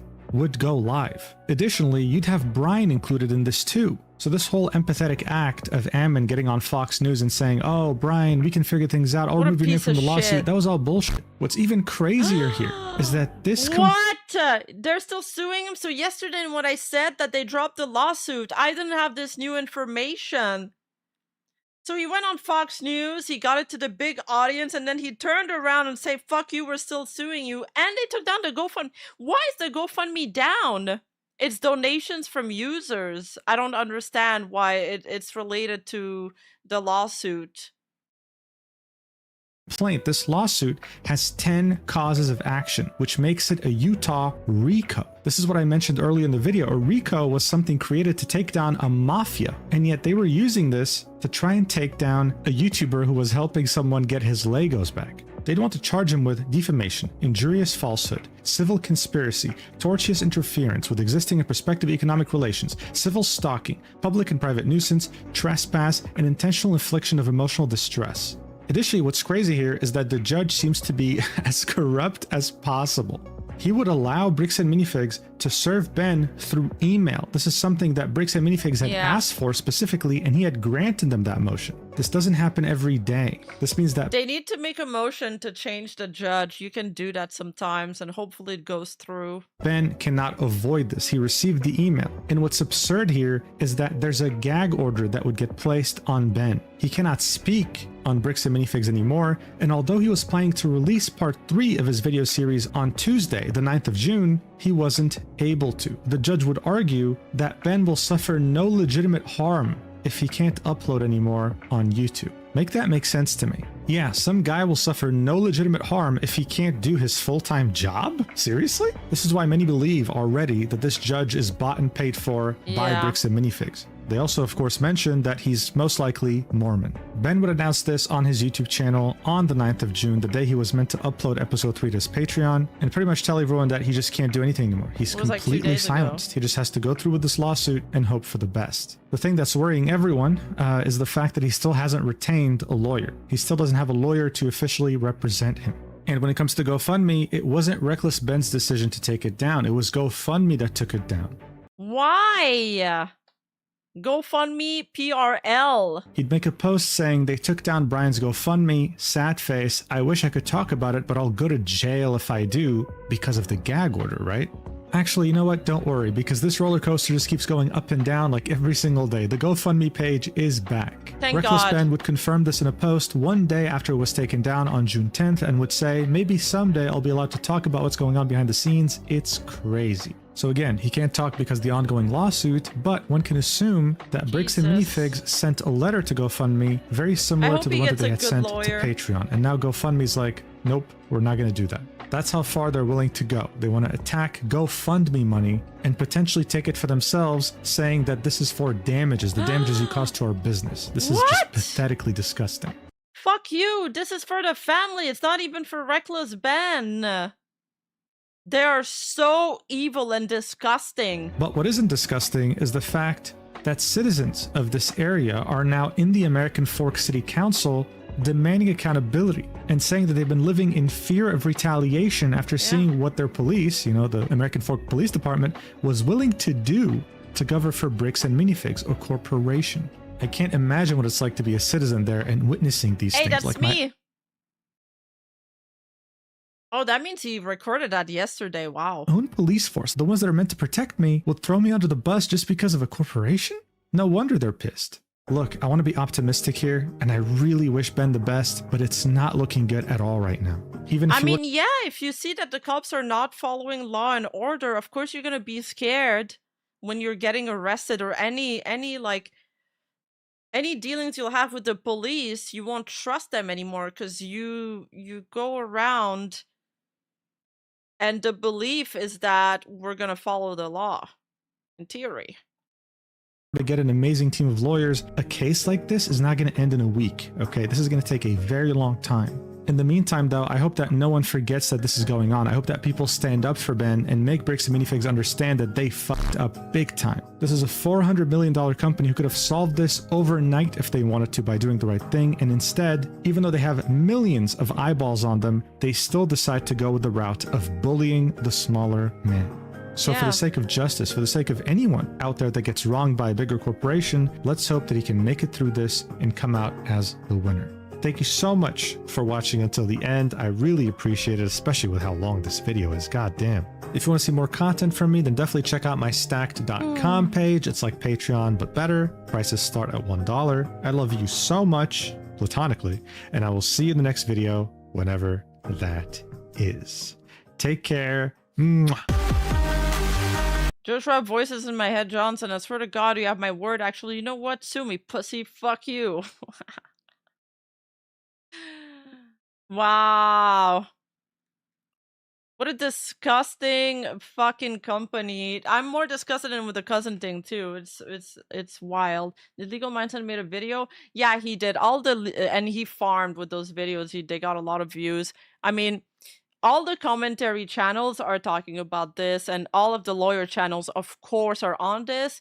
The other big thing that was going around for the law side is the NP. I don't know how to pronounce that guy's name.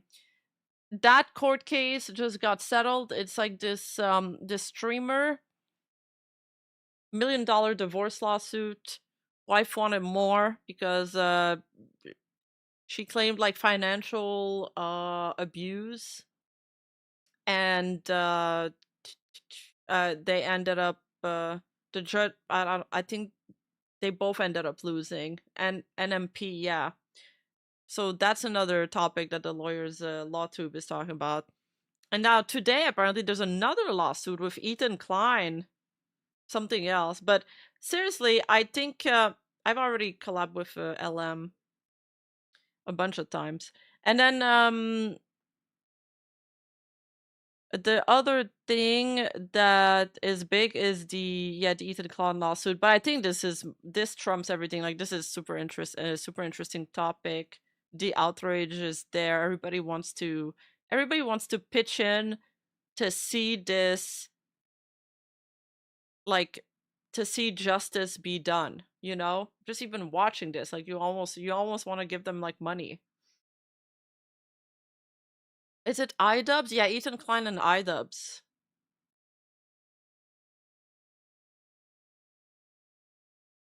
So yeah, really fucked up situation.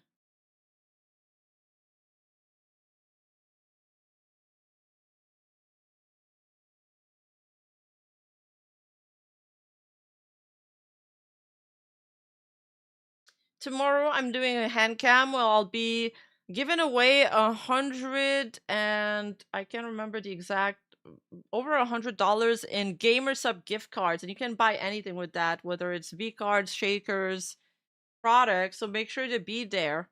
I'm gonna be tasting some flavors, and yeah, just make sure to be there so you can get some gifts. I made it through, and my food just got there too, so I'm gonna go eat it. I'm starving. Starving.